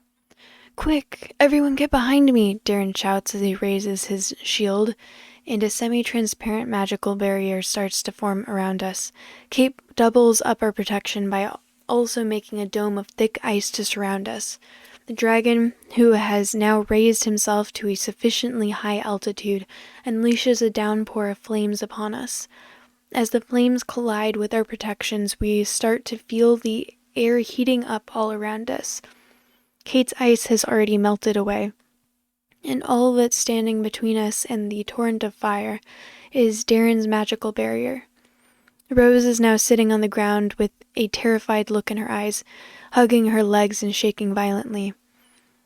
Rose, Kate yells at her, snap out of it. We'll need to be ready to get out of here as soon as Darren's barrier breaks. Do you hear me? The dragon's flames have suddenly stopped. Looking up to see what happened, I am terrified to learn that the monster is now quickly diving towards us. Kate tries to make another wall of ice between us and the dragon, but it breaks through in a second and then crashes with Darren's magical barrier, shattering it in an instant. The dragon then grabs Darren in one of its claws and soars back up into the sky. We can hear Darren's screams as the giant lizard tries to crush him. Kate launches several hundred sharp ice blades towards the dragon, but they simply bounce off its armored scales. Kate! Darren shouts from the distance. Can you make a slide for me? Yes, Kate shouts back as she quickly builds an ice slide that starts below him and ends on the ground next to us. Once he sees the slide finished, Darren furiously thrusts his sword into the dragon's claw as it starts to scream in pain and drops him right on the slide that's been custom made for him. Just as Darren finishes sliding down, the dragon uses his fire breath again, this time aiming directly for Kate.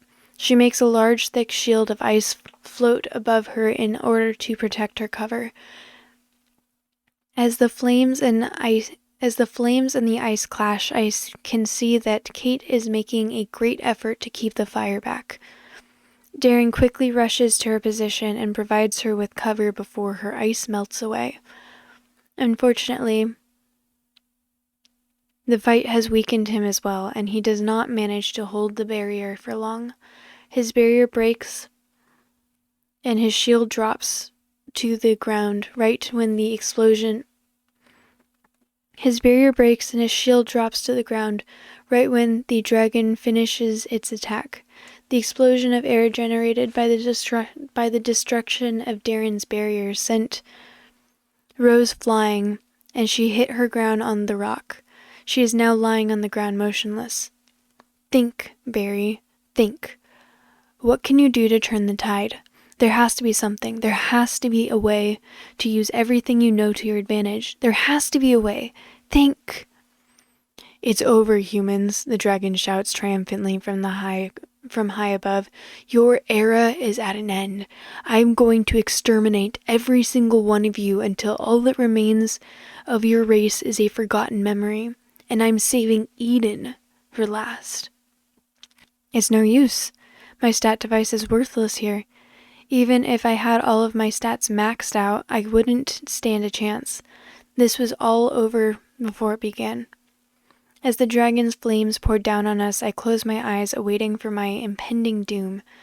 After a few seconds of keeping my eyes closed, I realized that I'm still alive.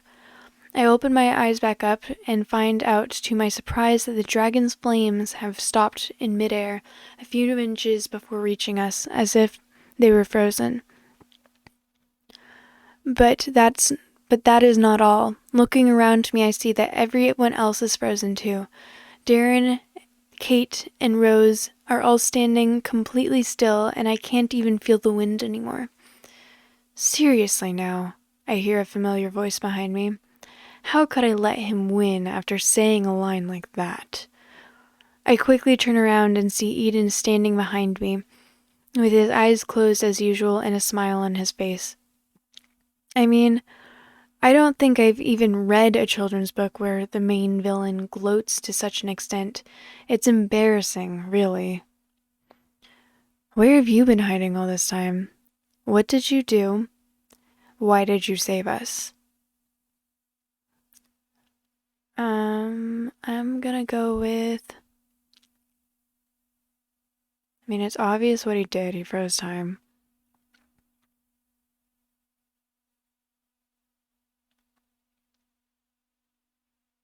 It's kind of obvious why he did this as well. Because he said so.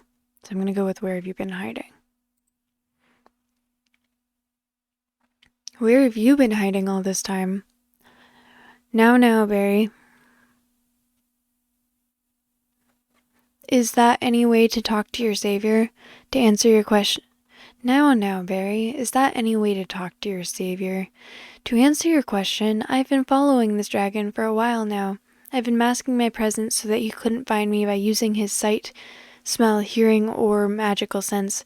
I have been watching your battle since it began, and I must say, I am not very impressed. Are you kidding me? What do you expect me to do against a dragon? How about using that device you're holding in your hand?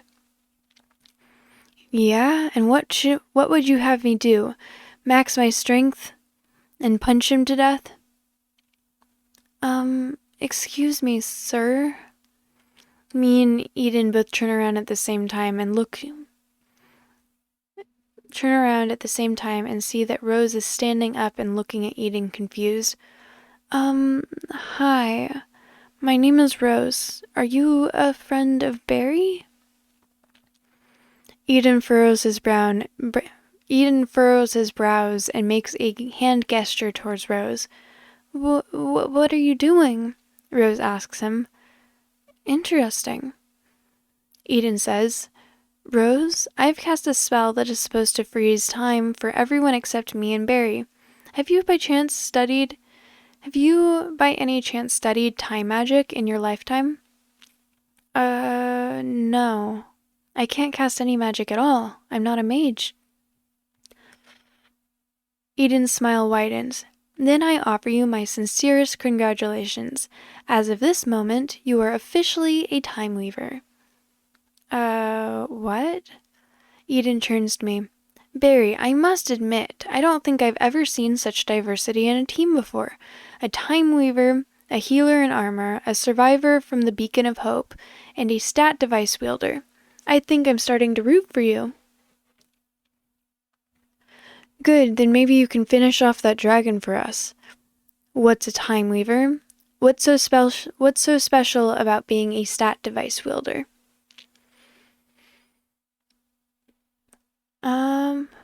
What would get the most information?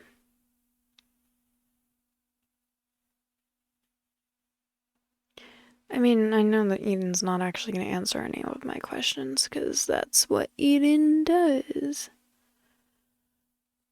And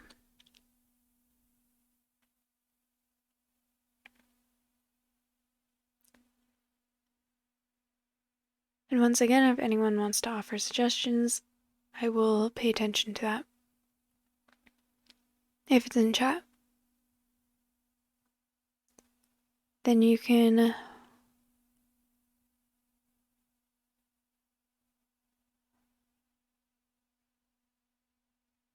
whatever happens with the dragon is going to happen.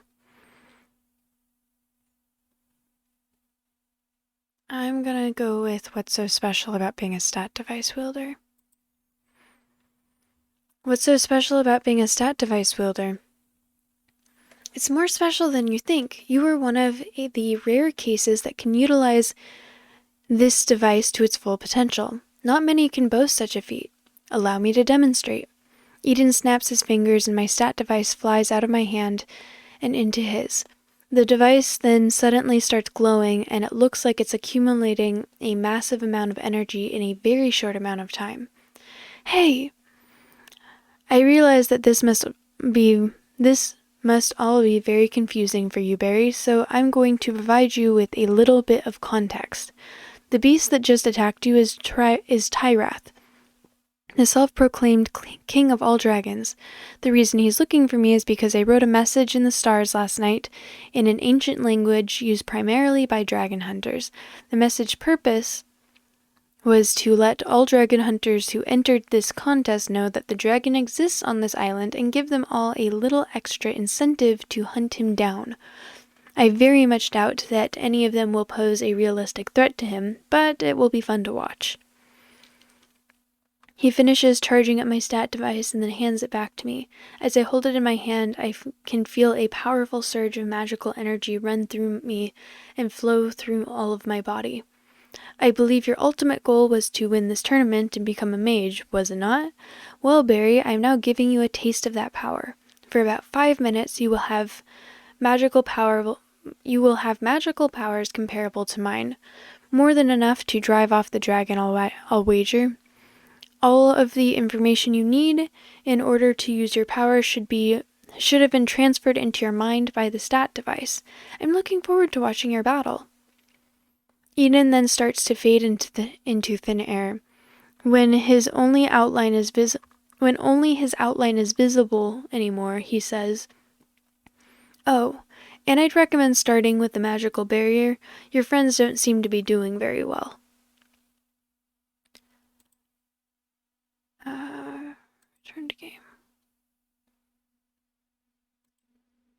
As Eden vanishes completely, time is slowly starting to resume its course. I take the Stillwater's advice and quickly conjure a protective barrier around Kate and Darren. It's amazing how natural this is feeling. It's as if I've been casting spells my entire life. Is this really the true power of my stat device? Just as I finish casting my spell, time unfreezes itself and the dragon's fire hits my magical barrier head-on. The flames then disperse into the air, while Kate looks around her, shocked at the discovery of the newly formed barrier protecting her. Darren, did you? No, it wasn't me. This barrier is a league stronger than anything I could ever conjure. I don't know who did this. You! The dragon shouts from high above high above in the sky while pointing at me. "You did this! It does not matter. All you've managed to achieve is to make yourself my next target. Prepare to die." God, mouse, stop.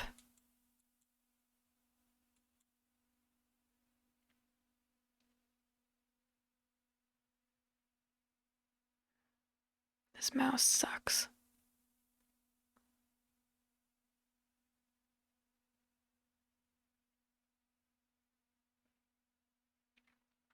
I conjure another protective barrier around me and Rose just in time to defend us from the incoming flames.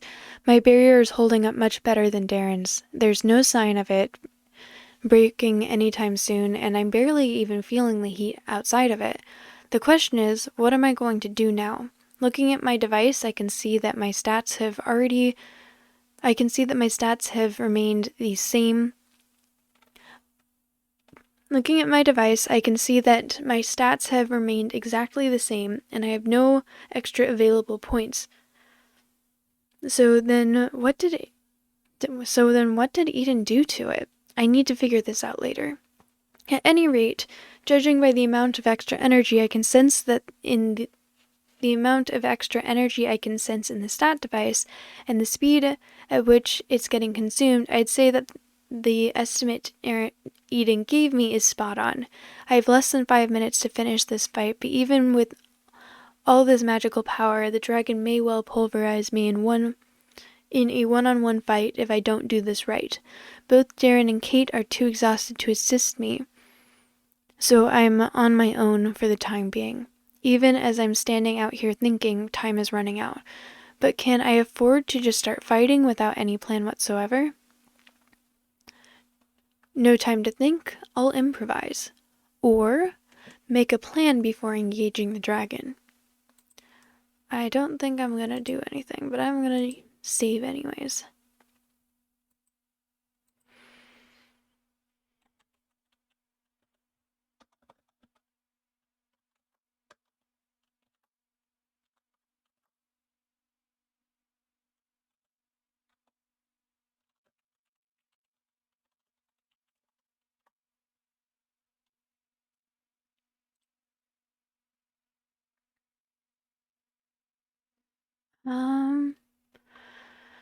So I already know how to do this, but I'm gonna go with, it's smart Barry, so he should make a plan, but I like being impulsive Barry. I'm gonna go with impulsive. No time to think, I'll improvise. Having all of these powers means nothing if I just sit here and let them go to waste. I'm going to have to improvise. First things first, I need to get out of this barrier without getting burnt to a crisp. I cast a spell to protect myself from fire, and then a spell that enables flight. I fly out of the barrier and right through the scorching flames. It feels as if I were in an oven, but at least I'm not getting any visible burns. The dragon sees me fly through his fire and lets out an intimidating roar. I position myself on the same level of height as him, a few dozen feet from where he's hovering, and I stop in midair. Let's try acid first. I make a ball of acid and send it flying towards the dragon. Tyrath claps his wings together, which generates a strong gust of wind and scatters the acid in a strong gust of wind that scatters the acid and sends me spinning backwards. That disoriented me for a bit, but it took me a few seconds to figure out where the dragon went. Once I locate him, I send a powerful jet of water in his direction. The dragon gets pushed back by the force of the impact, but aside from that, it does not look like he took any damage. Observation check successful, level 4. I notice that there's something off about the way the sun is shining on the dragon's scales. It's as if the light is coming from the wrong direction. Could it be that the dragon I'm looking at is an illusion? If that's the case, then where is the real dragon? I cast a spell on myself that allows me to see through illusions. Sure enough, the dragon in front of me disappears as soon as I cast the spell, and I see the real Tyrath closing in on me from the right. I mimic his earlier move and clap my hands, which creates an incredibly strong blast of air in front of me, sending the dragon back about 50 feet. I don't know how you were able to see through my illusion, human, but I'm not going to take it easy on you anymore. After finishing his phrase, the dragon immediately appears in front of me and swings one of his claws at my chest. It was all I could do to teleport out of harm's way in time, with a short-range spell suited for combat. Me and the dragon spend the next few minutes teleporting one after the other and trying to take each other by surprise. This is getting me nowhere. I unleash a powerful explosion of fire all around me, which pushes the dragon back a few feet, but it doesn't harm him in the slightest.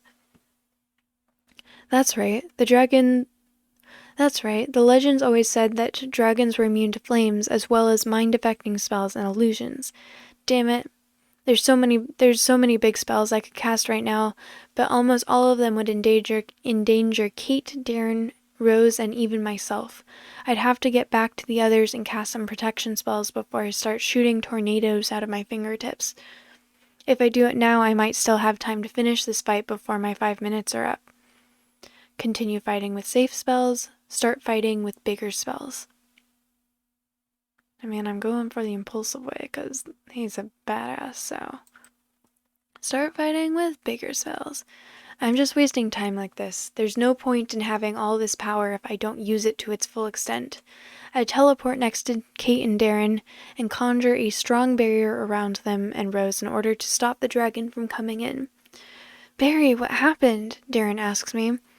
This magic power radiating from you. It's insane. I'll explain later. I don't have much time and I'll need to concentrate as much as possible on casting these protection spells. After I finish casting the spells on the three of us, I do the same for Rose, and then I fly out of the barrier to face the dragon again. Finally, I can go all out now.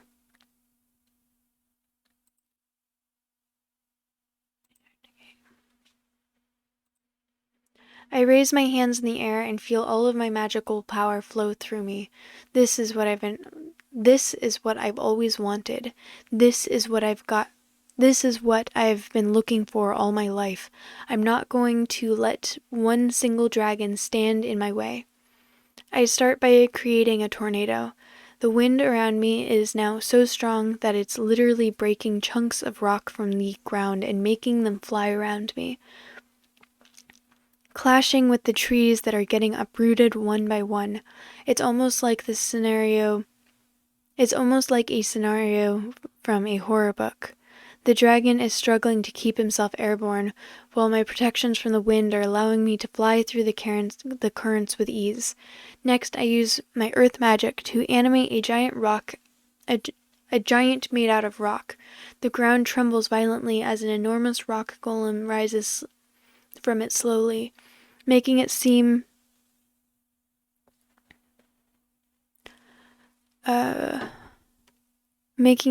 like it had been simply sleeping all of this time. Once it gets up, I can see that the giant measures at an impressive 200 feet, and once it spots the dragon, it uses its huge hands to crush him between them. Tyrath lets out a deafening roar, a roar so powerful that it creates an explosion of air all around him, and it actually shatters the giant's hands, setting the dragon free. That was so loud that I had to use a spell to avoid losing my consciousness. I can only hope that Darren and the others have access to sonic protection as well. Even though he managed to get out, it's clear that Tyrath has taken a lot of damage from my last attack. He's now breathing fire hotter than ever before, engulfing my rock giant in flames and turning him into molten lava. Try all you want, little dragon, but you won't escape my grasp. Nothing can stop me now. Dozens of volcanoes are starting to erupt from the earth below as I use even more magical power, this time to call upon a rain of acid. The dragon screams as the acid burns through its wings, and he starts to desperately shoot fire everywhere above him in order to burn all of the acid before it reaches him. I teleport to Tyrath and point my palms towards him, blowing him away with a powerful explosion of air that stuns him for a few seconds. Since I've interrupted him from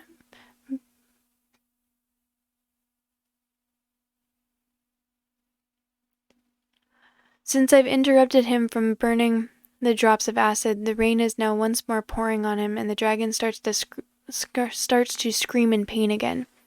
It's over. He's no match for me. The time I have left will be more than enough to finish him off for good. Achievement: defeated Tyrath. Achievement unlocked: defeated Tyrath. Suddenly, the whole area gets covered in a blue light, and I'm starting to feel an immense magical power coming from the air all around us. What's happening? Tyrath says as he... What's happening? Tyrath says, trying to hold back the pain. Has it been so long you've forgotten, old friend? I hear Eden's voice coming from the left. I turn around and see the still water floating in the air next to us with his usual smile on his face. Eden, the dragon says. Just because these traps haven't been activated in more than a millennia does not mean they are out of function. Eden continues. The Lesathi of old were anything but shoddy craftsmen. This trap was just a bit out of tune, that's all. Luckily, your continuous use of flames and Barry's volcanoes were just enough to warm it up. As the two of them speak, the ground is shaking violently and the blue light is intensifying. You'll pay for this. Both of you. I will not rest until I hunt you down. Nowhere on this continent will be safe for you ever again. Do you hear me? I will hunt you down. Wipe that smile off your face, you low-born little... All of the magic in the air gets unleashed in a single moment, and the dragon gets teleported away as the blue light disappears and the earthquake slowly stops. The energy from my device is gone. I could sense it disappear the moment the dragon was teleporting. I could sense it the moment the dragon was teleported away. Eden turns back to me. Well done, Barry. You have far exceeded my expectations. What just happened, or who are the Lesathi? Well, I'm trying to do smart, Barry, so who are the Lesathi? The Lesathi are the most ancient race on this continent, although the name is a bit hard to remember, so most people prefer to call them simply the Ancients. Their talent in crafting magical artifacts and devices was unmatched for thousands of years. Magical devices was unmatched 1,000 years ago, and we still use many of those artifacts to this day. The trap that just got triggered was also made by them some 2,000 years ago. It was supposed to get activated at the first sign of flames, but because it has been at least 1,000 years since it was last used, its mechanism was a little rusty. That's why it needed to be warmed up a bit first. That discharge of energy from the trap must have surely fried your stat device, but don't worry, it'll recover in a few minutes with all of your previous stats.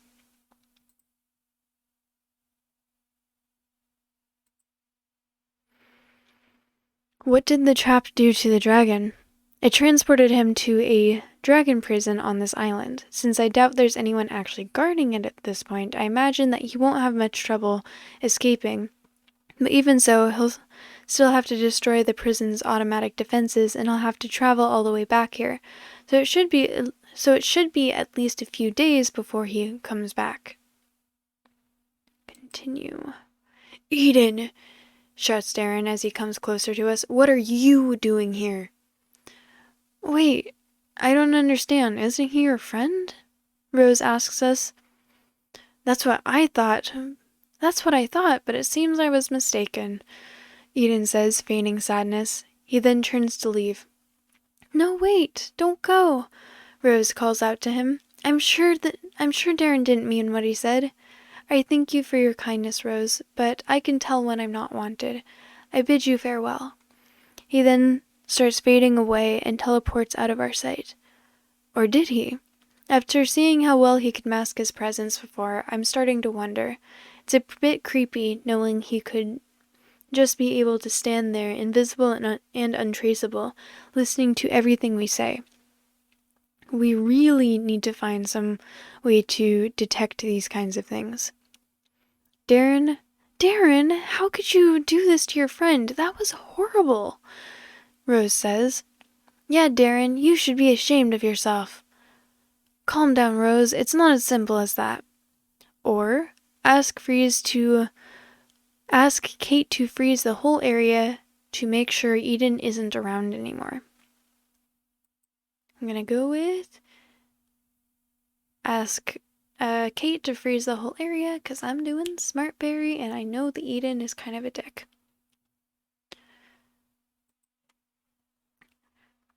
Kate. Bitch! I love you! Thank you, that team hero. Thank you so much for the follow. I appreciate you.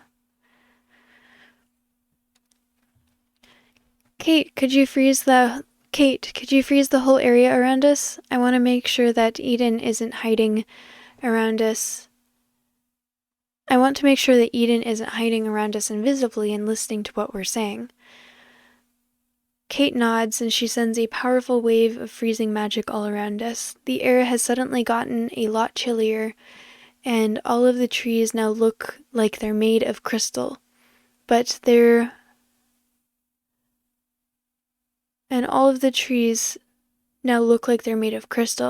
no sign of the still water.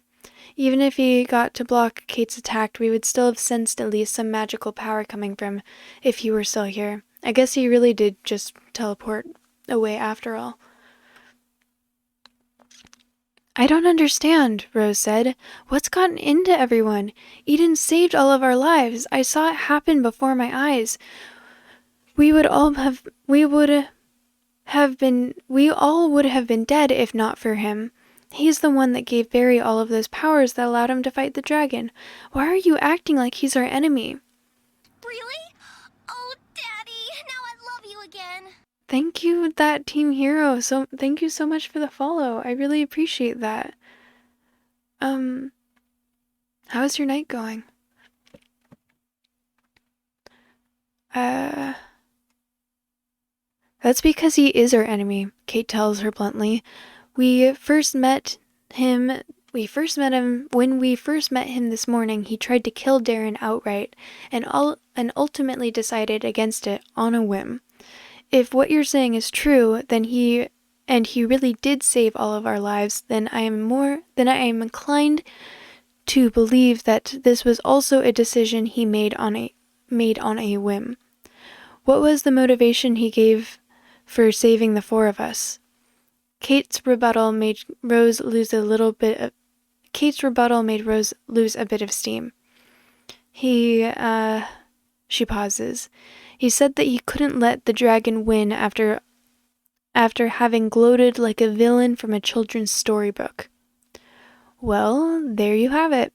But never mind Eden's intentions. What I am most interested in knowing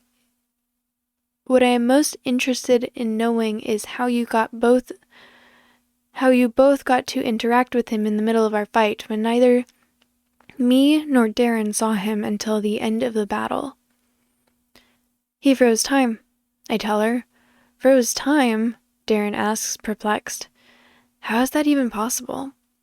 Beats me. He just snapped his fingers and made time stop for everyone except me and him. Wait, what about Rose? Kate asks. He said that I was able to resist his spell because I'm a time weaver? Rose answers her. What the hell is a time weaver? Kate says. He didn't tell us, but judging by the name, I'd say it's a person that can use time-altering magic, I tell her. Rose, did you start feeling any different after having withstood Eden's spell? Darren asks her. No, I feel exactly the same as before. I think he was mistaken. I can't have time powers. His spell must have just malfunctioned, that's all. Perhaps you're right, Darren says. At any rate, we should be thankful enough that we somehow managed to make it out of this alive. I've heard stories about how dangerous this place was, but I never imagined that it would be as bad as this. We're all in terrible shape. Here, let me start casting some healing spells. Once Darren finishes...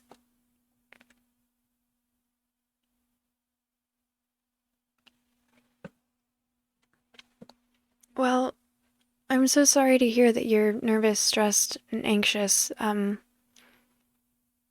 told that my voice is relaxing and this is a really good story, so I hope that me reading it helps you feel better.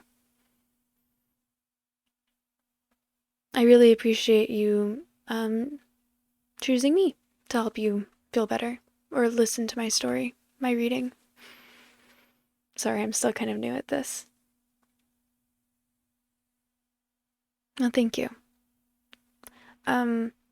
Since this is a choose-your-own-adventure story, I kind of know the direction that I'm wanting to go, but if you'd like to help me choose some of the choices, you are more than welcome to do so. Just type it in chat. Once Darren finishes healing us all, we waste no more time and resume our journey in order to avoid meeting any mages or creatures that may have been attracted by the loud noises of our previous battle. I still don't understand one thing, Barry. Kate tells me as we walk side by side. How did Eden manage to give you all of those powers? As far as I know, transferring powers between mages is impossible without some kind of tool to assist them. Oh, he used my stat device. I'm not sure exactly what he did, but he made it start glowing, and then I suddenly got all of those spells. I've tried playing around with the stat booster ever since in order to see if I could unlock some secret options or something, but I couldn't figure out how he did it. Wait, you're saying you got all of those powers through your stat device? No, that's impossible. In order for that to work, you need to have even less magical power than a human. Otherwise, it wouldn't match at all with the magical frequency of this device. Okay, this mouse sucks. She pauses. Actually, come to think of it, your magical aura was always weaker than that of a normal human. Very weak, in fact, almost as if you were a... She suddenly stops in her tracks and looks straight at me. The look in her eyes slowly turns into one of both sheer terror and sudden understanding. Then her look becomes darker than I've ever seen it before, as she continues to look me straight in the eyes, almost as if I were what? Never mind, it wasn't important. Let's catch up with the others. We're lagging behind again. The tone in her voice was as cold as her freezing magic. She does not say another word to me and goes to catch up with Darren and Rose.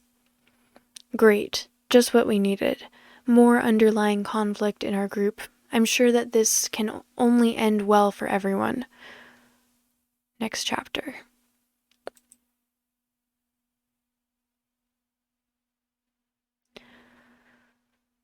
Okay.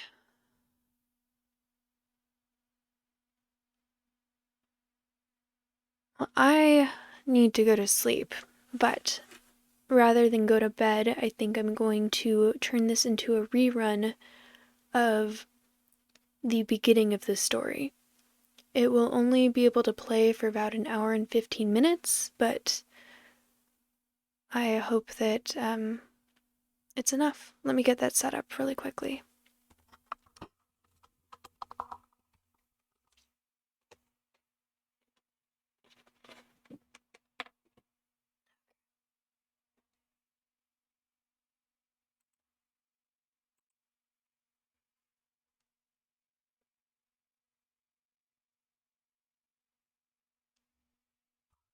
Thank you so much.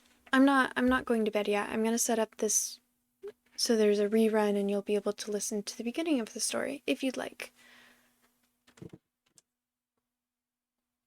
You don't have to stick around if you don't want to. So edit stream info.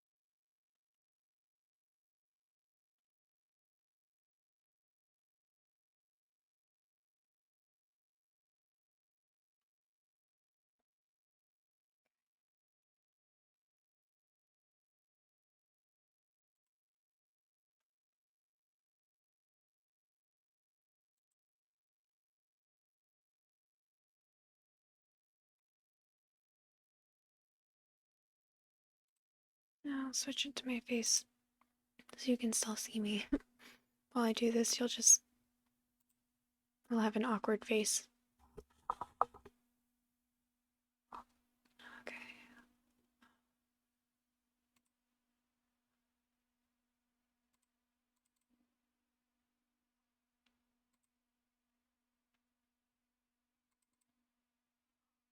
Alright, hi.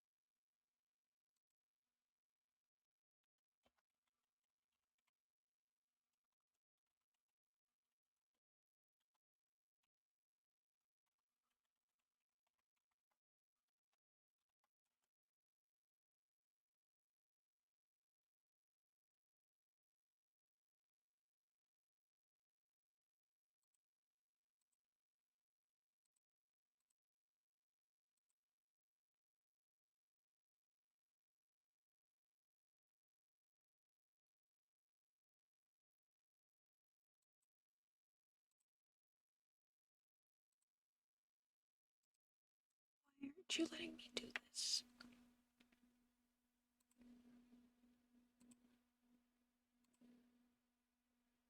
So sorry for the technical difficulties here.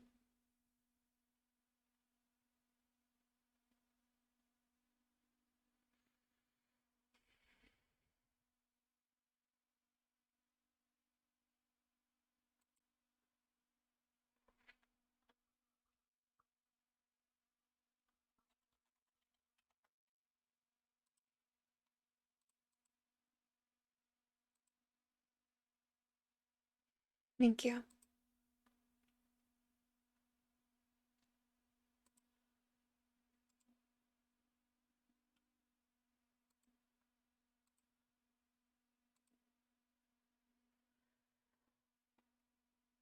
Okay, I'll just do a display capture.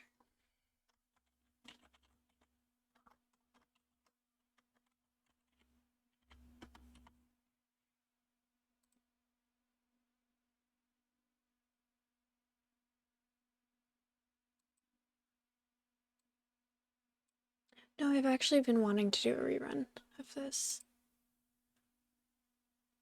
Oh, lovely. Don't really like that. Okay.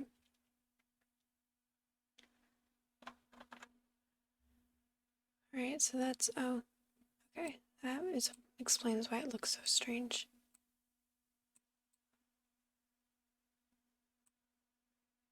Okay, there we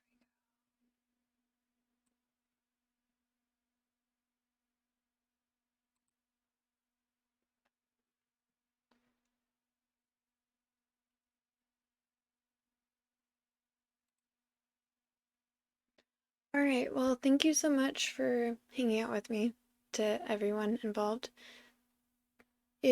My time right now, it is 12:51 and my Wi-Fi is set to shut off at 2. So this is just automatically going to cut itself off at a certain point, but that's still like an hour and 10 minutes. I'm actually going to be starting a new mental health treatment tomorrow, so I'm a little nervous about it, but I definitely understand mental health and anxiety, and I really hope that this helps you. That is my goal when I started reading stuff out loud. And hopefully it allows you to go to sleep or prepare for whatever you need to prepare for. So, thank you so much for hanging out again. I appreciate you. Have a really good rest of your night.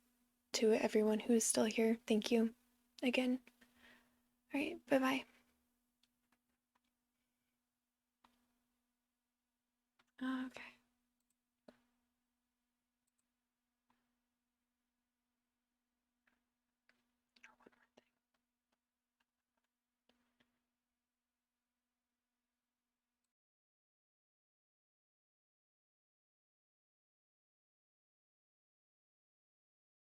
So, I'm, Lady Teddy. I'm going to be starting.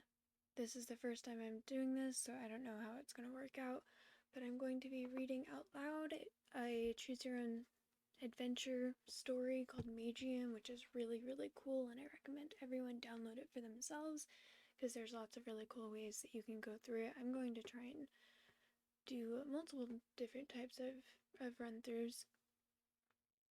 And it's not completed either, it's still coming out. It's on the 3rd book out of 5, not including spin-offs, as far as I know. I'm told that my voice is very soothing, so I'm hoping that, yeah, we'll see how this goes. When I was trying to set this up, it was a little glitchy, so we shall see if this works out, and if it doesn't, then it's okay.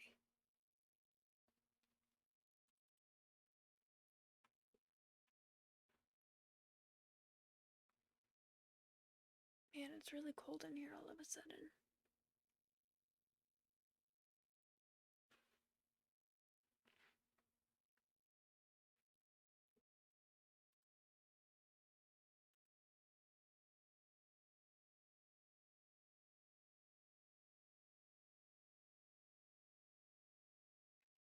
I'm using BlueStacks, which does not seem to like OBS all that much. Either that or OBS does not seem to like it.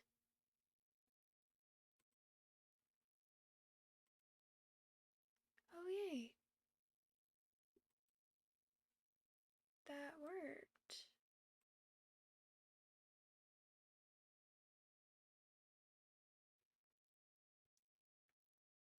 Yeah, that actually worked fairly well.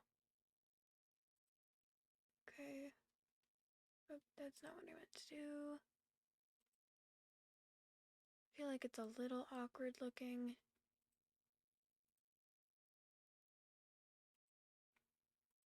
Okay, that's not gonna let me adjust it. But that's okay. So this is chapter 1. I love you! Magium.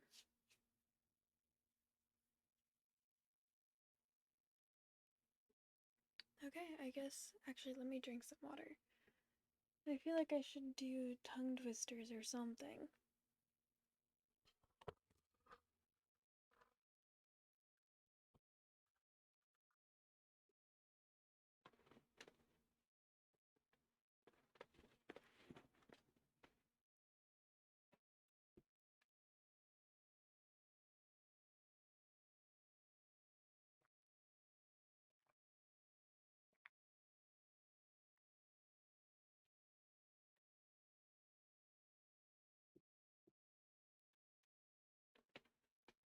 So for the first run through, I'm probably going to do it. I will be checking the chat periodically, so if anyone wants to add anything, just let me know. Or if they have any suggestions for the different decisions that I should make, let me know. I'm probably going to be doing this, the first run through, the way that I did it on my personal run through. And then, yeah, I guess we'll go from there.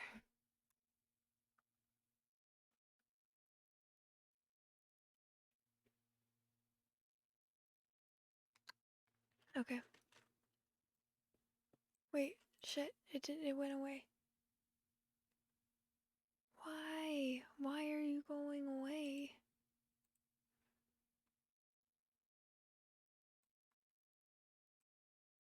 But now you guys aren't able to see it. Why?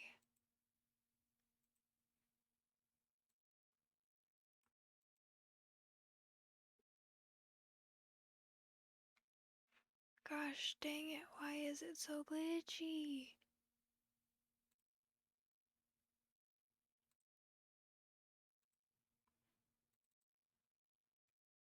Let's see, opening it again for the second time.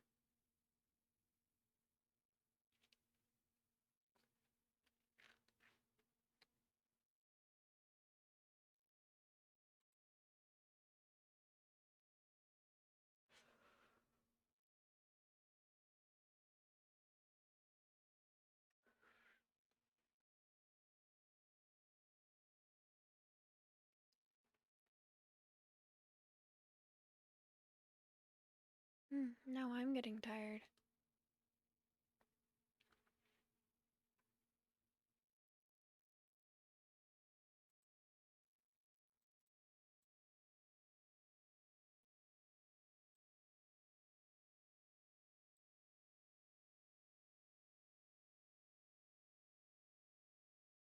Okay, I'm gonna see if it loads. If not, I can always try deleting the layer element. Oh, the yay, okay. What? Okay. Alright. So, red leather, yellow leather, red leather, yellow leather, red leather, yellow leather, red leather, yellow leather. Unique, New York, unique, New York, unique, New York, unique, New York, unique, New York. A tutor who tutored the flute tried to tutor two tutors to toot, said the toot to the tutor, is it tougher to toot or to tutor two tutors to toot?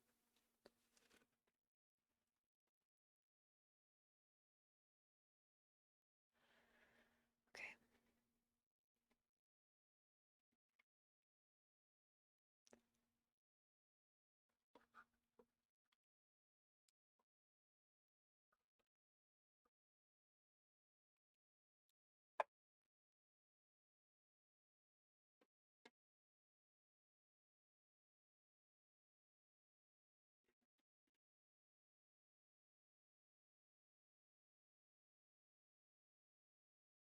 They say there is a very fine line between bravery and stupidity. As I stand here in the middle of this forest, gazing at all of the explosions far in the distance, I realize I may as well have crossed that line to a point of no return. My name is Barry. I'm 28 years old and could quite accurately be described as your everyday ordinary guy. I have no talents, no particular skills, and no academic background. The only thing that defines me is my lifelong obsession to become a mage. It is what I've wished for ever since I was 5 years old. It has been my driving passion throughout my life, as I've constantly amassed knowledge about mages and traveled the world in my hopes of finding a way to make my dream come true.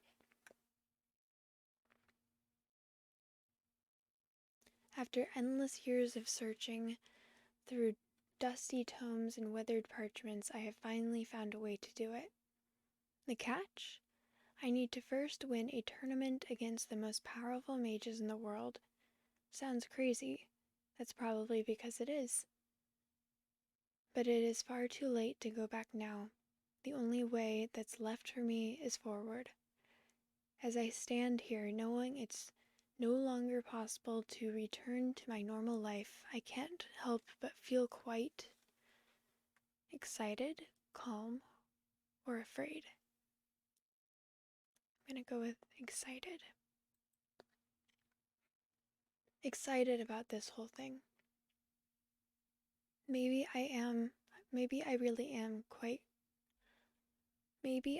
am completely out of my mind. I would have expected to feel at least a little bit scared about all of this, but instead of that, I get this constant tingling sensation that won't go away. The feeling that I am closer to my dream than ever before in my life. All of the terrible dangers that await me seem distant to me. And all I can really think about is think about now is that at the end of this tournament, when I win this, I will finally become a mage.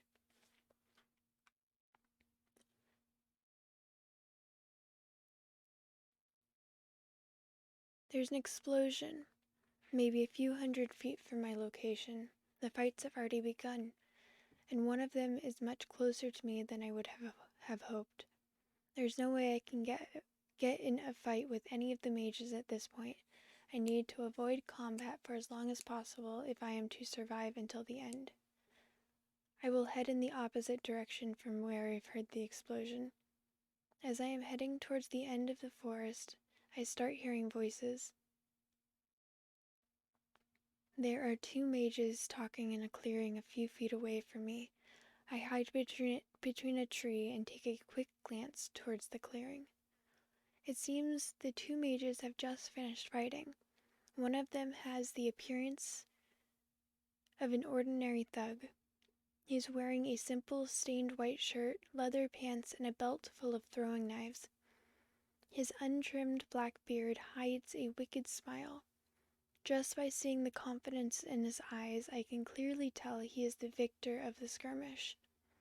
The other mage is wearing heavy armor, but his shield lies on the ground beside him, and he is barely holding his sword anymore. Taking a closer look at the mage in armor, I notice his head is bald, his skin is dark, and he is likely in his mid-40s, and he has a scar on his forehead shaped like an X. I've read of a mage matching this exact description who went by the name of Darren, and he was quite legendary. But would he lose so easily to some common thug? The mage in his white shirt answers my question as he addresses the one in armor, while casually playing with one of his knives. The legendary mage Darren, the savior of the eastern continent, the healer in armor. They say you've traveled the world, saving countless villages from destruction.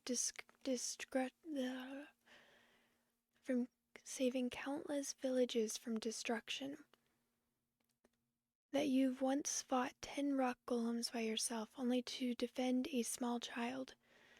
I guess this really goes to show you should never really trust legends. I always knew all of those tales about mages as strong as giants were just codswallop. Hell, if all of those legendary mages that joined this tournament are as weak as you, I'm going to win this by sundown. He starts laughing, but he stops suddenly. Wait, who's there? He said as he turns towards me. I quickly pull my head back behind the tree and press my back against it, trying to breathe as silently as possible. I know you're there, coward. Show yourself, or I'll have one of my knives find you. Stay silent? Show myself? I see no reason to show myself to you. Achievement unlocked. Who are you calling a coward? I breathe in deeply and try to appear as calm as possible. I step out of the forest and into the clearing, facing the mage with the knives directly. Who are you calling a coward? I ask him. The mage pauses for a bit as he measures me up and down. A Stillwater, eh? He says finally. He tried hard to keep his composure when asking his question, but the tremor in his voice betrayed him. He is afraid. His sudden change of attitude towards me is not completely unexpected.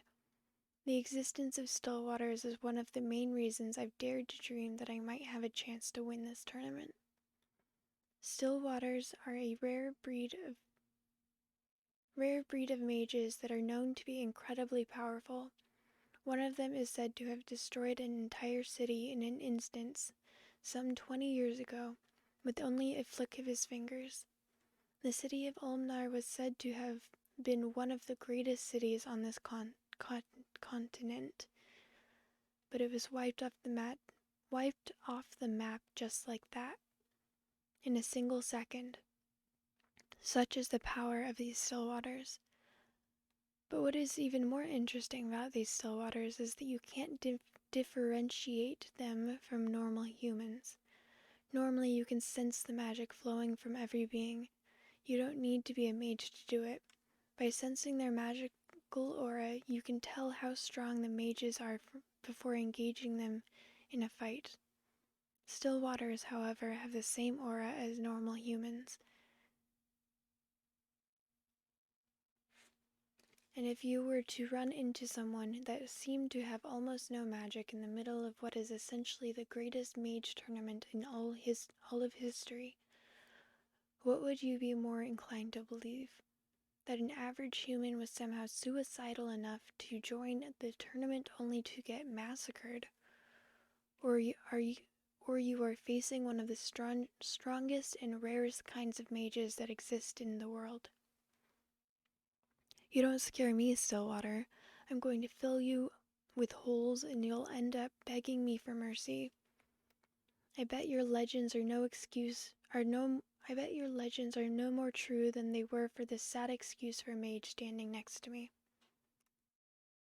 Give him until the count of 10 to retreat, or imply that I am the one who destroyed Ulmnar.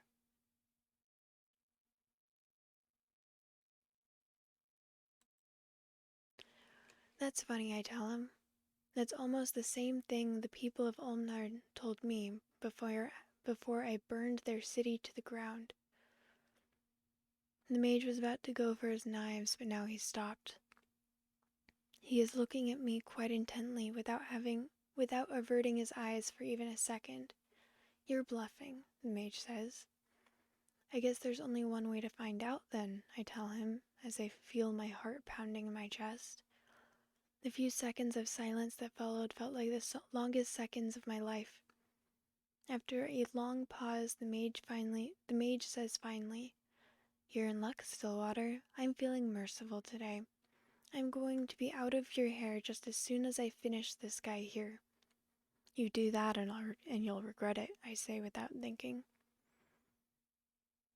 My last sentence seems to have taken him aback. What, are you kidding me? You're going to defend this lowlife? If I have to. Do I have to? The mage's face contorts into a scowl, but he says nothing. He doesn't seem to want to push his luck any further. He reluctantly puts his daggers back into his belt and then he spits on the ground next to Darren. I'll remember this, Stillwater. Don't think I won't. I never forget a face. You'll rue the day you messed with Cutthroat Dave. And the same goes for you, Healer in Armor. I'll be seeing the both of you again soon. After he finishes his speech, he turns away in disgust as he heads into the woods on the opposite side of the clearing. Once I can no longer see the mage, I let out a big sigh. That was close. That was really close. I can still feel my heart beating rapidly in my chest. You do that and you'll regret it? What was I even thinking? Was I trying to get myself killed? This is a life and death tournament, Barry. There is not the time for you to start playing hero.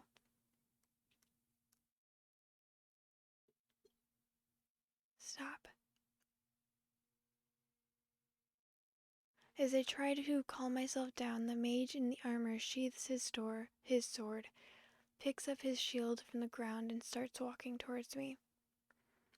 You had no obligation to save me, he says, but you did so anyways, at the risk of your own life. I cannot let such selfishness go unrewarded. I, Darren, vow this day that I will offer you my protection from this moment until the end of this tournament. Tell me, brave soul, what is your name? His speech took me by surprise.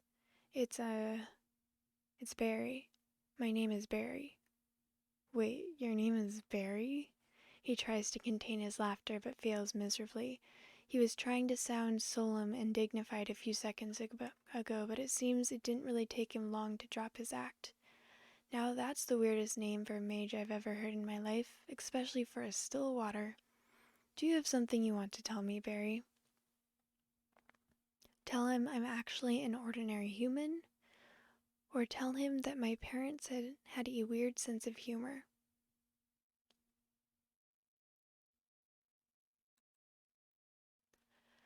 I'm not a Stillwater, Darren. That thug just assumed I was, and I took advantage of the situation.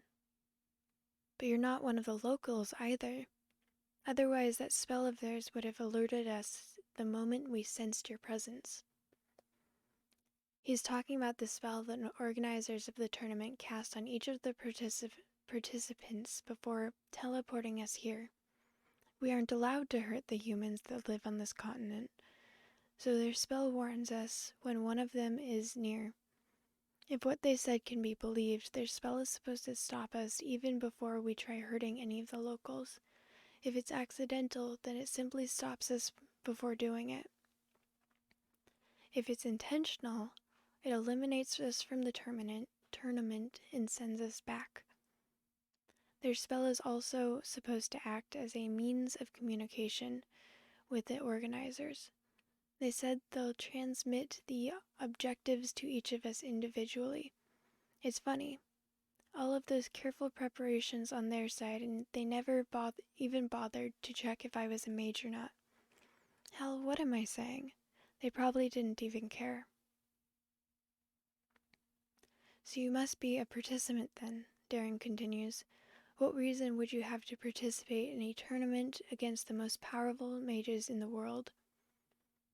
I am after the same thing as every other participant in this tournament, Darren, but I'm not sure how wise it would be to tell you this. I'm after the prize that is being offered to the winner, the Magium. No one knows exactly what it looks like or what it's made of, but everyone knows the fact that it is the source of all magic in the world, that it can only be found on the continent of Varathia. All mages seek it, they crave it. They are certain that if they have access to it, they can increase their powers 100-fold and become living legends. And although it is a common misconception that the Magium is only useful for learned mages, my studies have led me to believe that the Magium is so extraordinary that it can even turn a normal human into a mage. I have searched very long for a way to get into Varathia, but the only way one can travel to their continent is by receiving a direct invitation. Very few of those are sent yearly, and the people being teleported there are being held under direct supervision for the duration of their stay, and return with no information regarding the coordinates of the place. But when almost all hope seemed lost, the announcement came. A worldwide announcement by the kings of Varathia that they were organizing a tournament where every single mage in the world was invited, and the winner would be granted access to the Magium. I knew then that there would never be another chance like this. Why did you join this tournament, Barry? Darren asks me again. Tell him the truth. Tell him I was forced into it. Tell him I'm looking for a cure for my sick sister. Achievement unlocked. Honesty is the best policy. I'm after the same thing as you, Darren, I tell him. I'm after the Magium.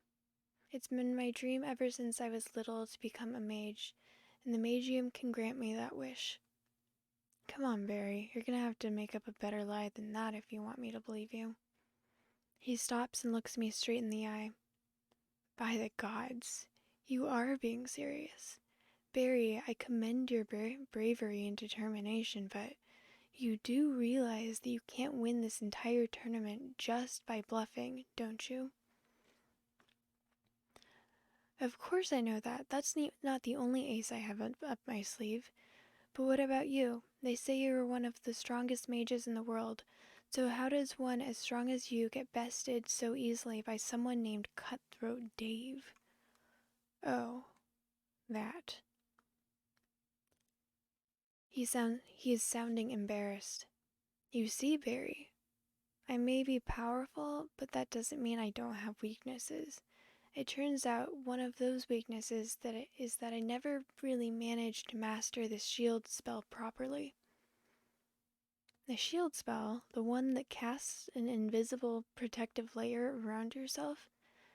But isn't that one of the first spells any mage learns? It is, but it's not like I can't cast it at all.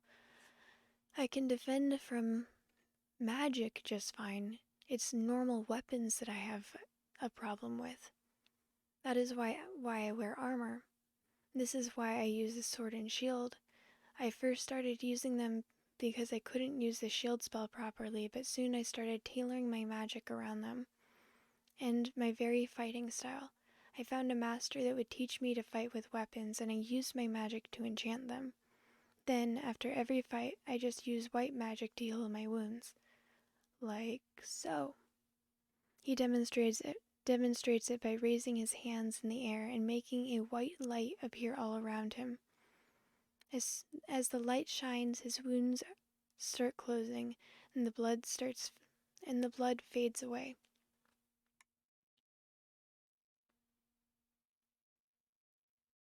The cutthroat's knives had a life of their own, and there were many of them attacking me simultaneously.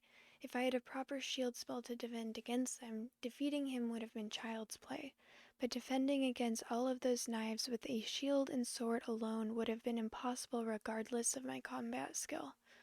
All armors have their weaknesses. All he had to do was go for the armor's joints repeatedly until he wore me out.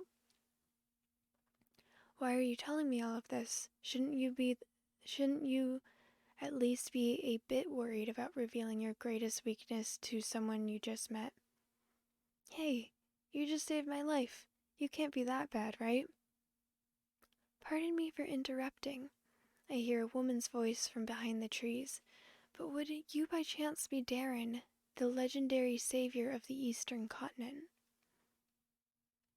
Next chapter.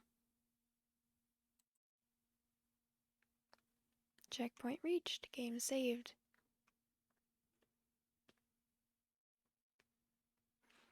Both Darren and I turn around at the same time. We see a slim, tall figure standing behind us with long, black hair, fair skin, and a very serious look on her face. She is wearing leather pants, a long-sleeved white blouse, and a green hooded cloak. She appears to be somewhere in her early 20s, but that's not all there is to this woman. I can also sense a strong magical aura all around her. An aura that couldn't possibly be coming from a regular human. Could she be a banshee? My heart starts beating rapidly again. That night from 15 years ago is coming back to me. I can see it vividly, and I can still hear her laughter. That sinister, high-pitched laughter. Will it never stop haunting me? I breathe in deeply and try to calm down. This woman can't be a banshee. The feeling I'm getting now is too different from the one I got back then. Does that mean she's a mage? No, that would be impossible. And yet... Barry, Darren whispers, don't be afraid. I know white magic. I can purify her. I realize that Darren must have also sensed the magic coming from the woman and concluded that she's been possessed by a banshee. Banshees are parasitic spirits that need to inhabit bodies in order to survive. They usually spend a few weeks inside a body in a dormant state before taking over. During this phase, the host may develop magical powers. Once a banshee is in full control of the body, they say she is awakened.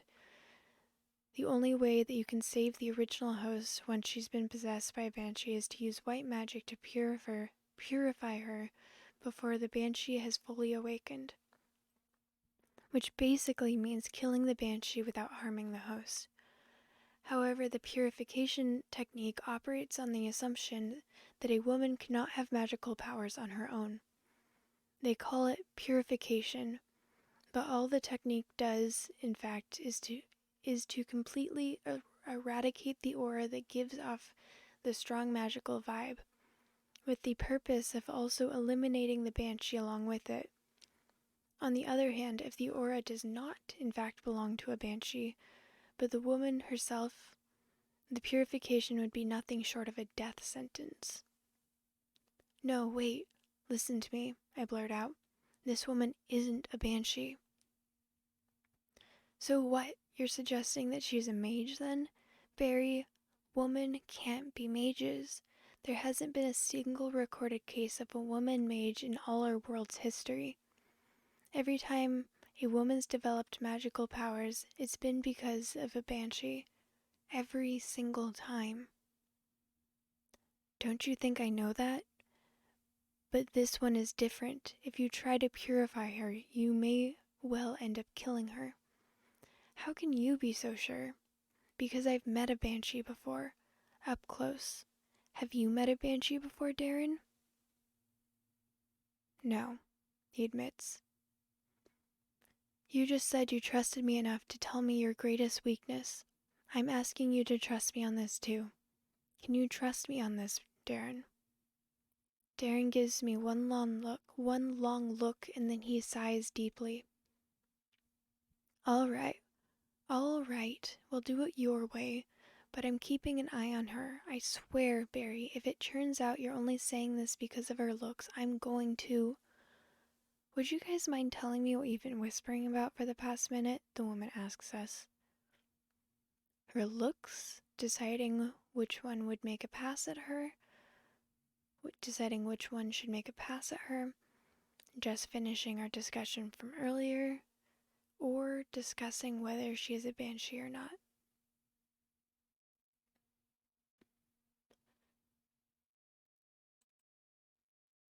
We are discussing whether you are a banshee or not, I tell her.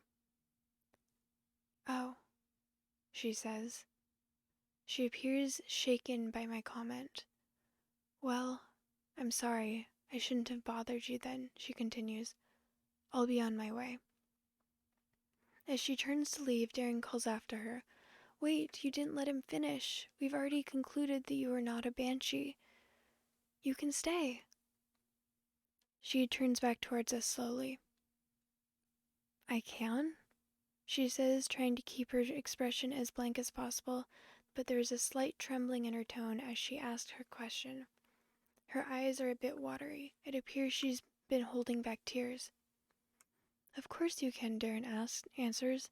Now, what was that you asked me in the beginning? The woman's expression is slowly returning to normal as she asks her initial question again. I was asking if you were Darren, the healer in armor. I am indeed, answers Darren. What business would you have with me? I require an escort. I'm not certain I can survive this tournament by myself, and I've heard of all your deeds of valor and all of your legends, so I thought that maybe... Say no more. I will grant you my protection for the duration of your quest, From what you say, I would surmise you're not actually trying to win the tournament. No, I'm not. I am looking for a friend, and I have reasons to believe that she's somewhere on this continent, but I don't have any specific leads just yet. For now, I just need to stay alive. Then you can join us. We were just about to get out of here. We're way too out in the open right now. Us? You're planning to travel alongside this Stillwater? You can't trust him. Actually, he's not a Stillwater, he's just a normal human, Darren corrects her. Great. I'm wondering if he plans to blow my cover to every single person we meet from now on. Is that what he told you? The woman asks. And you believe him? He's just trying to get you to lower your guard. Ask her what she has against me. Ask her why the two of us should trust her. Ask her why she's so quick to trust Darren and not me. Why me? I ask her. Why can you trust Darren so easily but not me? Because his reputation precedes him. Few are those that haven't heard of his bravery and his outstanding morality. You, on the other hand, come from a race filled with mass murderers. Whoa, let's all calm down, says Darren. He turns to the woman. Listen, I understand your concern, but this man saved my life and I intend to repay my debt to him. If you're looking for an escort, then it's going to be the three of us traveling together. I'm not accepting any alternatives. The woman pauses to consider Darren's words. Very well, she says. If that's the way it has to be, then I am forced to comply.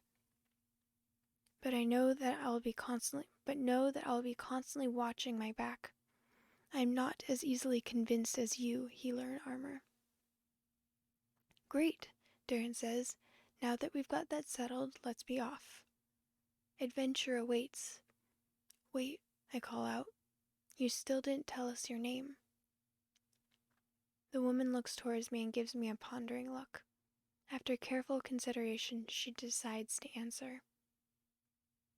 It's Kate. My name is Kate. With those last words, the three of us leave the clearing and headed to the forest in hopes of finding some place away from the ongoing battles that are being waged across the land. As we march through the forest, I hear a few loud beeps coming from my right pocket. Barry, what's that sound? Darren asks. I know that sound. Don't tell me you brought a fortune teller's trinket with you all the way here. Are you planning to tell our fortunes, Barry? A fortune teller's trinket. That's what most people call these devices nowadays. But very few people know what they really do and how they actually work. My research has led me to believe that these devices harness their energy from the magic all around them. The more energy they harness, the more effective they become. Since the mages are usually spread far apart from one another, they don't really have any reason to cast powerful spells.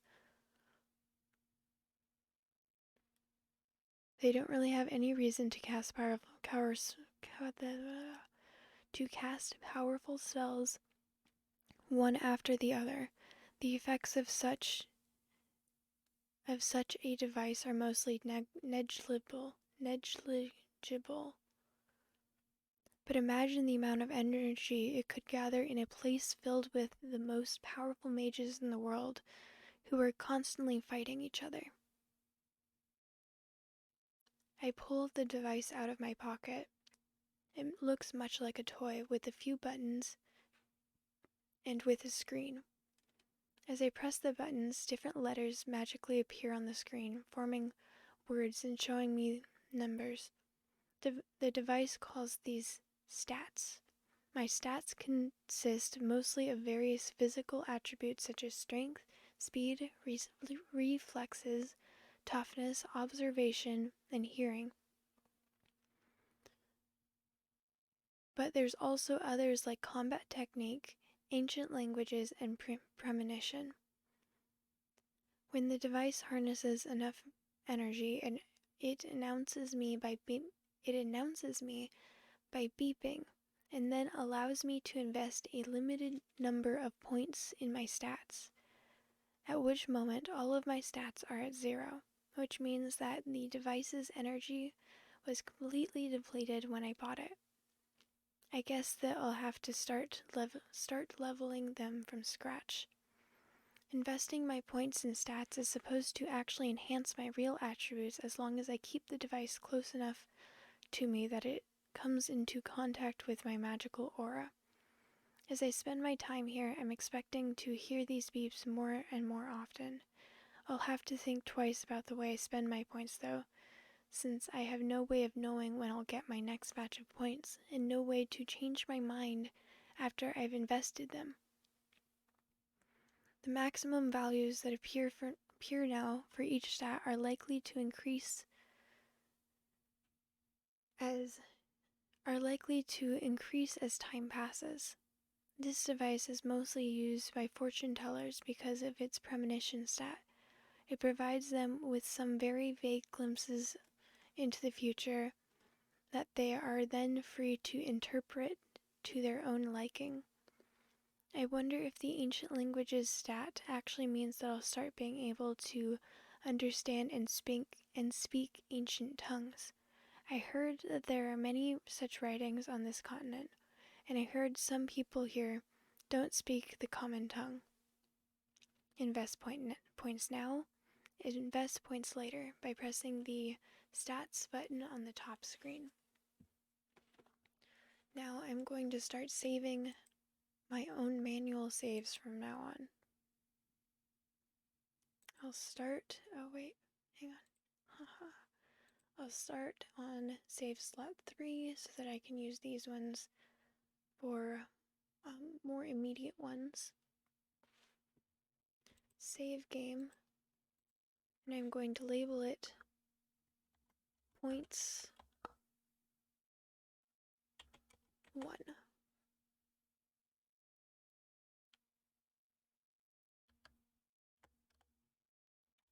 B1, Book 1, Chapter 2, or Chapter 2,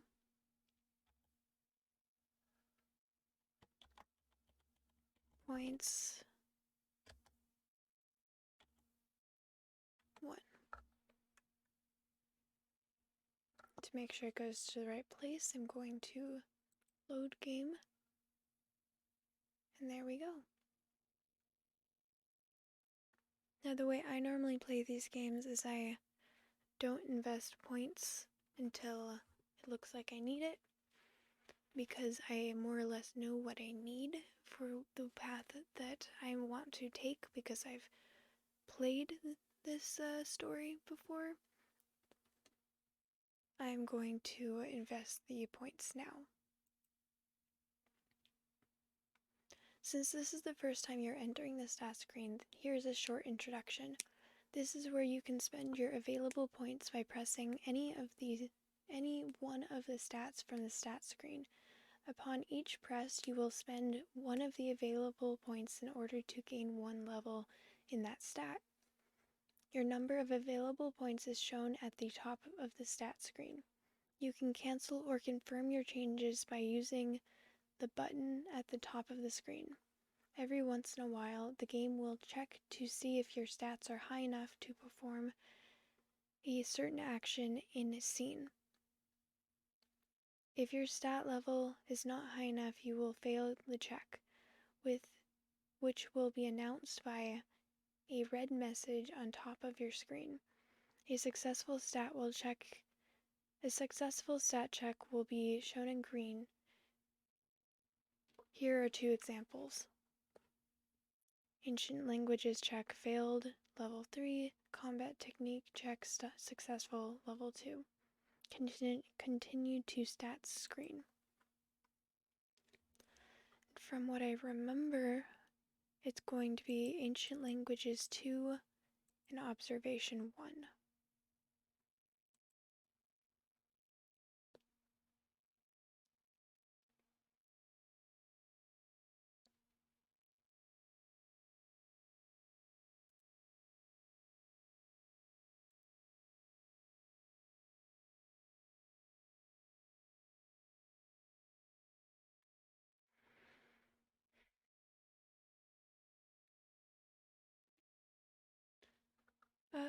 Hello, Nick Birch. How are you doing today? Thank you for joining. Thank you for the first time chat.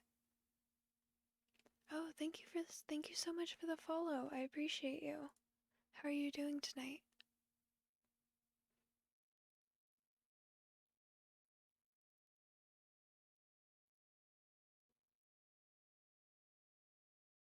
Because I'm trying to do an ASMR thing right now. I'm glad that my sound alerts aren't working. But also, I don't know why my sound alerts aren't working. Okay. The stories that I'm reading right now?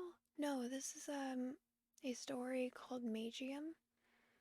It is a choose your own story book, so you can make choices and it will affect the outcome of the story. And I don't remember the name of the guy, but it's an app and you can download it on either iPhone or Android. And it's really good. It's free. I have a lot of respect for the author, and I made sure to get his permission before I started reading this. He writes the stories himself, and he also codes the app himself for both Android and iPhone, which is just mind-boggling since they both have different coding languages.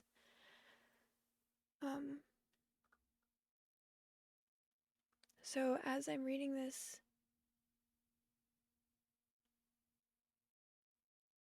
oh, I'm sorry.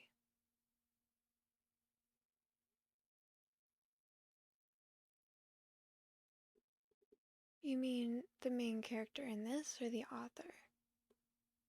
No, this is, the premise right now is he's this guy that's an ordinary guy who wants to be a mage, and he realizes that the only way he can become a mage, and he's obsessed, is to join this mage tournament with a prize called the Magium, which is the source of all magic and could potentially give him the ability to cast magic and be a mage. So he joined, which is basically a suicide mission, because he's competing against the strongest mages in the world. Right now he is talking about something called a stat device that gathers magic from the air, and then he can add the stats to increase his own attributes. And that will affect the outcome of the game.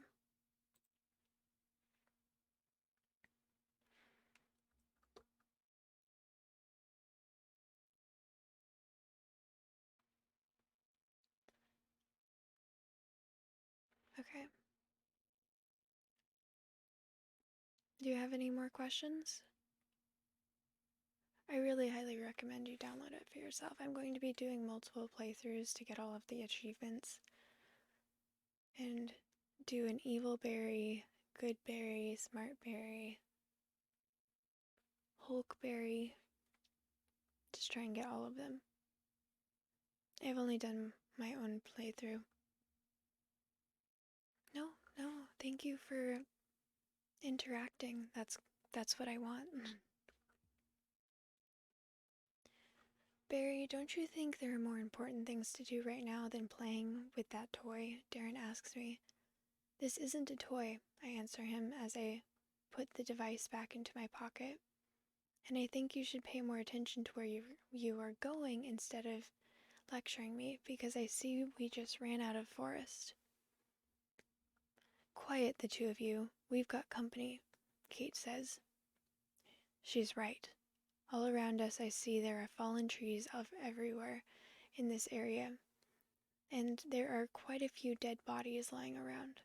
It seems there's been a battle here, or maybe several. The victors were in the middle of looting the bodies when they noticed us. There's 3 of them in total. One of them is considerably well built for a mage.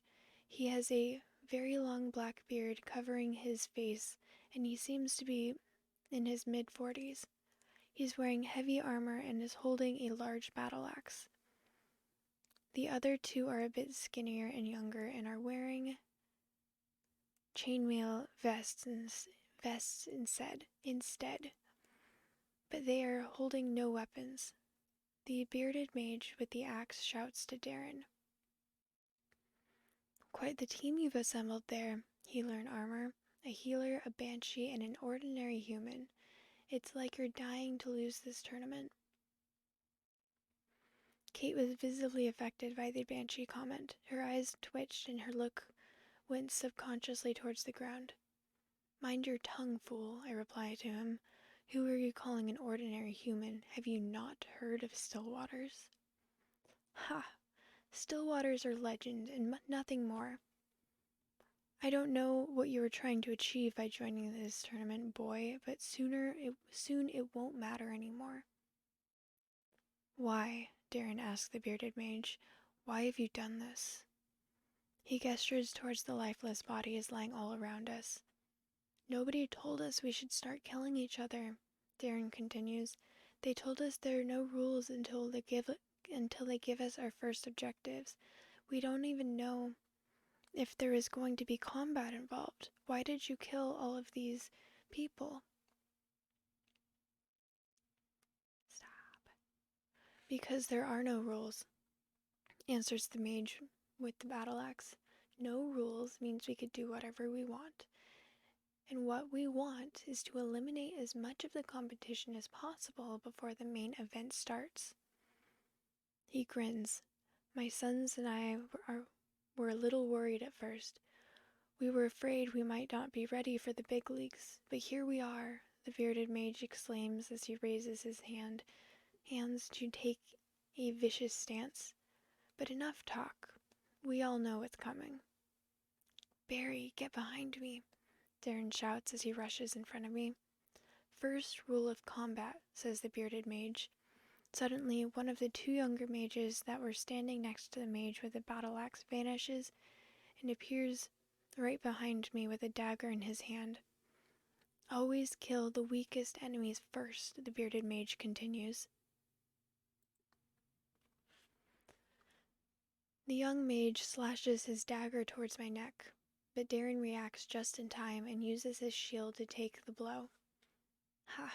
You left the woman undefended. Classic mistake, says the mage with the battle axe as his second son makes a dozen swords appear out of thin air, floating in front of him, and sends them all flying towards Kate. Just as the swords reach her, Kate's left arm gets covered in a large, thick block of ice, sculpted in the form of a shield. She puts it in front of her, and all of the swords get stuck into it. Left the woman undefended, Kate asks. So which is it then? Woman or banshee? She lowers her arm to reel her face as she looks straight at the mage with the black beard. Her eyes are brimming with fury.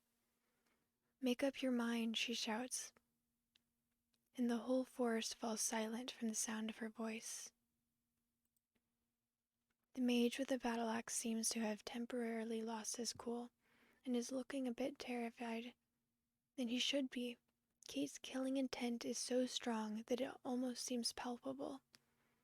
I see backstabbers and sword throwers, she shouts, and you call yourselves mages? Come, I'll show you real magic. As she talks, the air all around us seems to be getting colder. So this is what it feels like to be in a mage tournament alongside the most powerful mages in the world. The bearded mage seems to have snapped out of it. Your parlor tricks won't save you a second time, wench. I don't care if you're a banshee or not. None of you are going to leave this place alive, he shouts as he rushes towards Darren with his battle axe ready to strike. As he approaches, I realize that if I don't do something quick, Darren will be forced to fight both the older and the younger mage by himself, while also defending me, and he won't have the luxury of using his healing spells since they require him to be calm and relaxed in order to cast them. Maybe there's something I could do to help?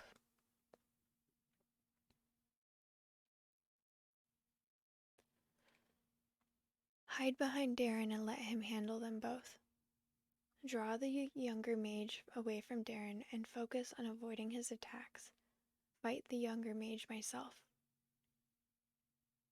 Would anyone like to help me make a choice?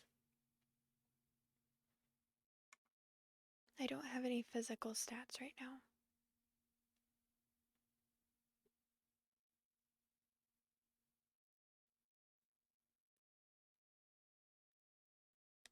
Okay, I'm going to pick hide behind Darren and let him handle them both, because he could probably handle it. If I try to handle the younger mage myself, I might just get in Darren's way. I'll leave him to this and try to follow his lead as much as possible. Kate seems to have gotten the sword-throwing mage's undivided attention. He is constantly sending swords her way from every direction as she creates walls of ice to block his attacks. We're lucky. With Darren's weakness against weapons and my lack of magical talents, that mage would probably have been the hardest for us to fight. As the bearded mage reaches us, his battle axe clashes loudly with Darren's sword. I see you've enchanted your weapon well, healer, said the older mage, but how long can you last against a battle-hardened warrior such as myself? He roars and presses his battle axe hard against Darren's sword. The younger mage tries to have another go at me with his dagger, but Darren intercedes his strike with his shield. How long do you plan on defending this little whelp? You can't protect him and fight the both of us at the same time. Abandon the boy and maybe you'll stand a chance. Never, Darren shouts as he slashes towards the bearded mage and his blade meets the battle axe's steel yet again. In the meantime, the mage fighting Kate has managed to surround her with floating swords, aimed at her from every direction. He sends them all at her simultaneously in an attempt to overwhelm her defenses. She quickly surrounds herself with a sphere of very thick ice, and all of the swords once again stop into it. As she dismisses the sphere, all the hundreds of swords drop to the ground with a deafening clang. The mage with the dagger is very keen on landing a blow at me. Darren has managed to successfully block every one of his hits that were aimed at me, but he got himself hurt in the process more than once. Even with his full body armor equipped, I can tell he won't last much longer this way. Something needs to be done. Ask Kate for help, draw the younger mage away from Darren and focus on avoiding his attacks. Fight the younger mage myself. Since once again I don't have any physical stats, I'm going to make the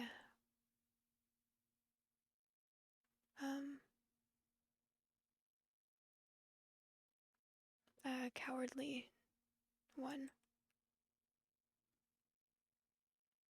Kate, help! I yell while Darren is still trying to keep the two attackers at bay. Kate does not show any signs of having heard me and continues to defend from the swords flying at her. Kate, I shout again, they're killing him. As I finish shouting, Kate briefly looks in my direction and extends her right arm towards the dagger wielding mage with her palm facing him. A cone of ice comes slowly out of her palm, with its sharp end aimed towards the mage's head. Everything that followed happened almost in an instant. She sends the cone of ice flying straight into the young mage's head, killing him instantly. The older mage's shock of seeing his son die in front of him provided enough of an opening for Darren to cut his head right off his shoulders. As the sword-throwing mage was still recovering from what he'd just seen happen, Kate took one of the many swords lying at her feet and quickly sent it flying back towards its owner, impaling him through the heart and killing him on the spot. It was a gruesome show, but at this point all I cared about was that I somehow managed to make it out of that alive. As he's healing his wounds, Darren looks straight at me. Damn it, Barry, that was too close. We're going to have to think of some strategy until our next fight, or we're not going to last much longer. Yes, I tell him, I think you may be right. After finishing his healing spell, he walks over to Kate. Kate, please explain something to me, because I just don't get it. With the way you were fighting back there, why would you ever ask for an escort? Everyone has their weaknesses, healer. Judging by how much you've been struggling this fight, I would assume ironically you are the weakest against other weapon enchanters such as yourself. But just because I handled these thugs with ease doesn't mean I won't have any problems against other foes. No one can survive this tournament alone. Yes, I suppose you're right. Darren pauses. Very well, let's keep going, he says as he heads towards the trees. I start to follow him, but Kate stops me in my tracks. She has that very serious look in her eyes again. Stillwater, she says in a low voice, in order to avoid being heard by Darren. I saw you fighting back there. You may have managed to convince Darren that that bearded fool that you are an ordinary human, but I am not so easily deceived. I don't know what your game is, but I'm going to keep my eye on you. I'm not, I start to say, but Kate cuts me off and grabs me by the shirt. You owe me, Stillwater. I saved your life during that battle, and you owe me. And I intend to collect that debt sooner rather than later. Are we clear? Don't worry, I always pay my debts. Yes, we're clear. I don't owe you anything. I'm planning on making a smart, good berry run through. So unless anyone requests otherwise, I'm going to go with, don't worry, I tell her. I always pay my debts.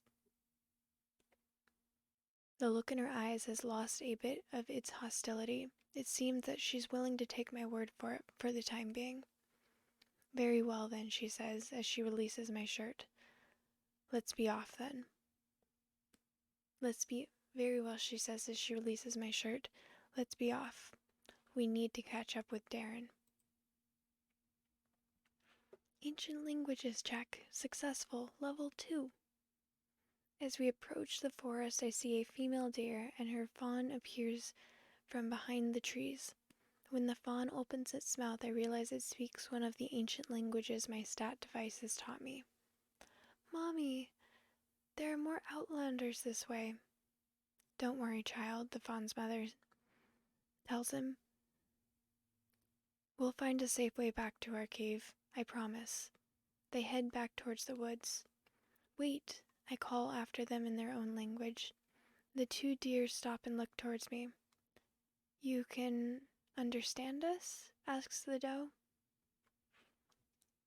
Offer to provide protection in exchange for leading us to their cave.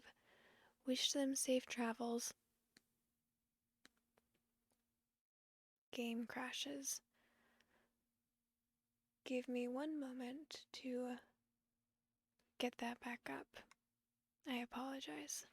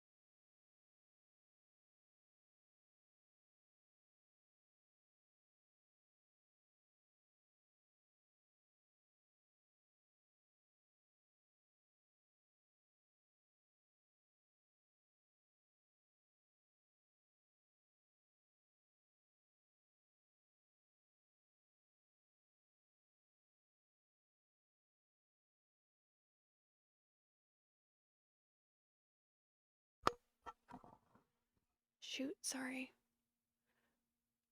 Thank you for letting me know, and thank you for the first time chat, Jimmy Dings.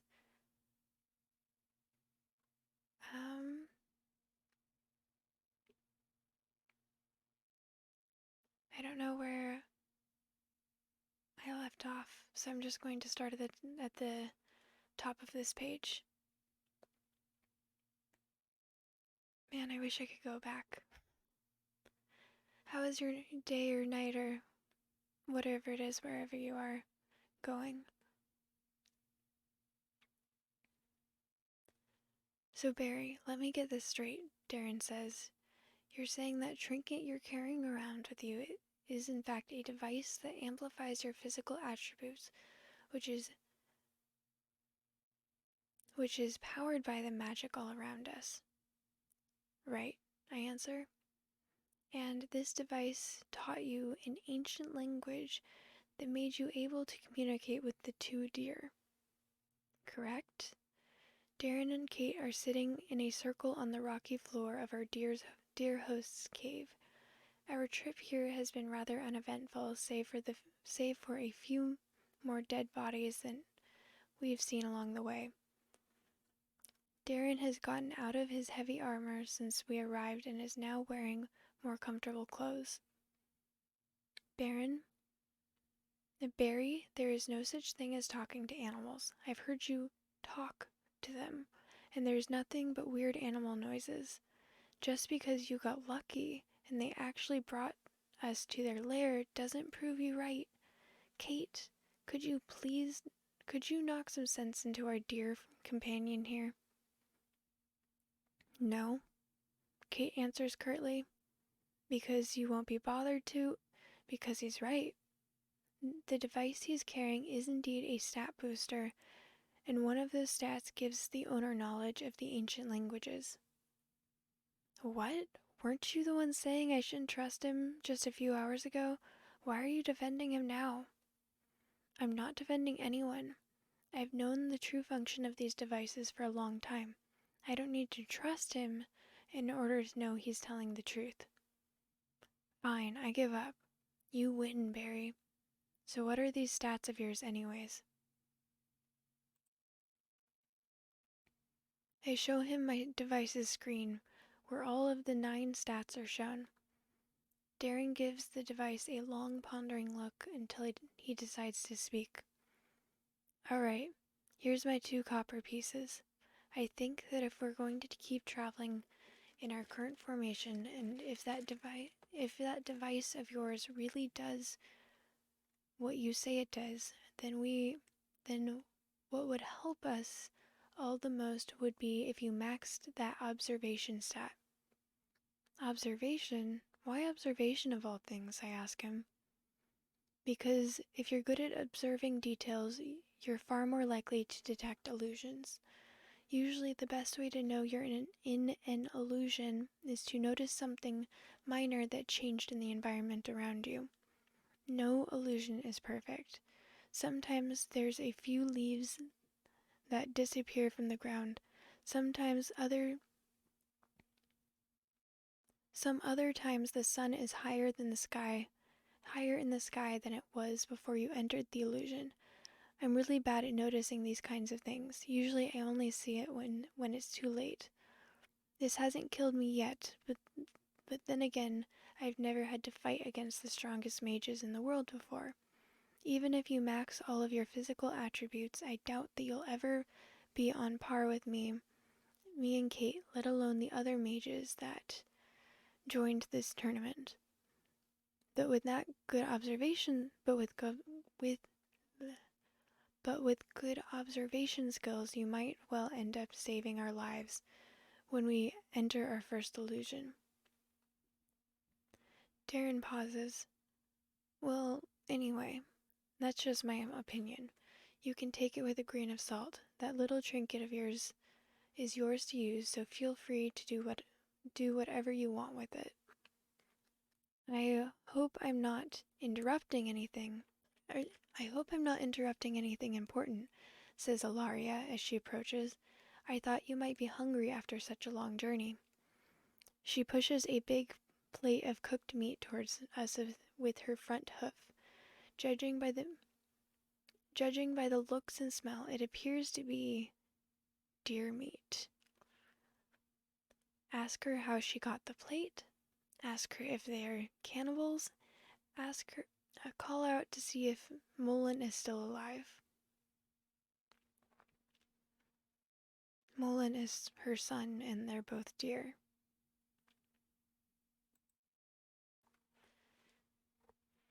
How did you get that plate? I ask her. Surely you didn't carry it all the way from the nearest city. No, of course not. Of course not. I conjured it the same way I conjured the food to see. No, of course not. I conjured it the same way I conjured the food you see before you. You can cast magic? As the two of us talk, I hear Darren whisper to Kate, I swear I'm never going to get used to hearing him talk like that. Ilaria pays him no mind and answers my question. Yes, many animals on this continent can. It is a gift offered to us by our protector, the great golden fox. Mullen's father used to be a lot better at it than I am, but I try my best. Ask about the golden fox. Ask her what happened to Mullen's father. Would either of you like to make a request on which direction I go?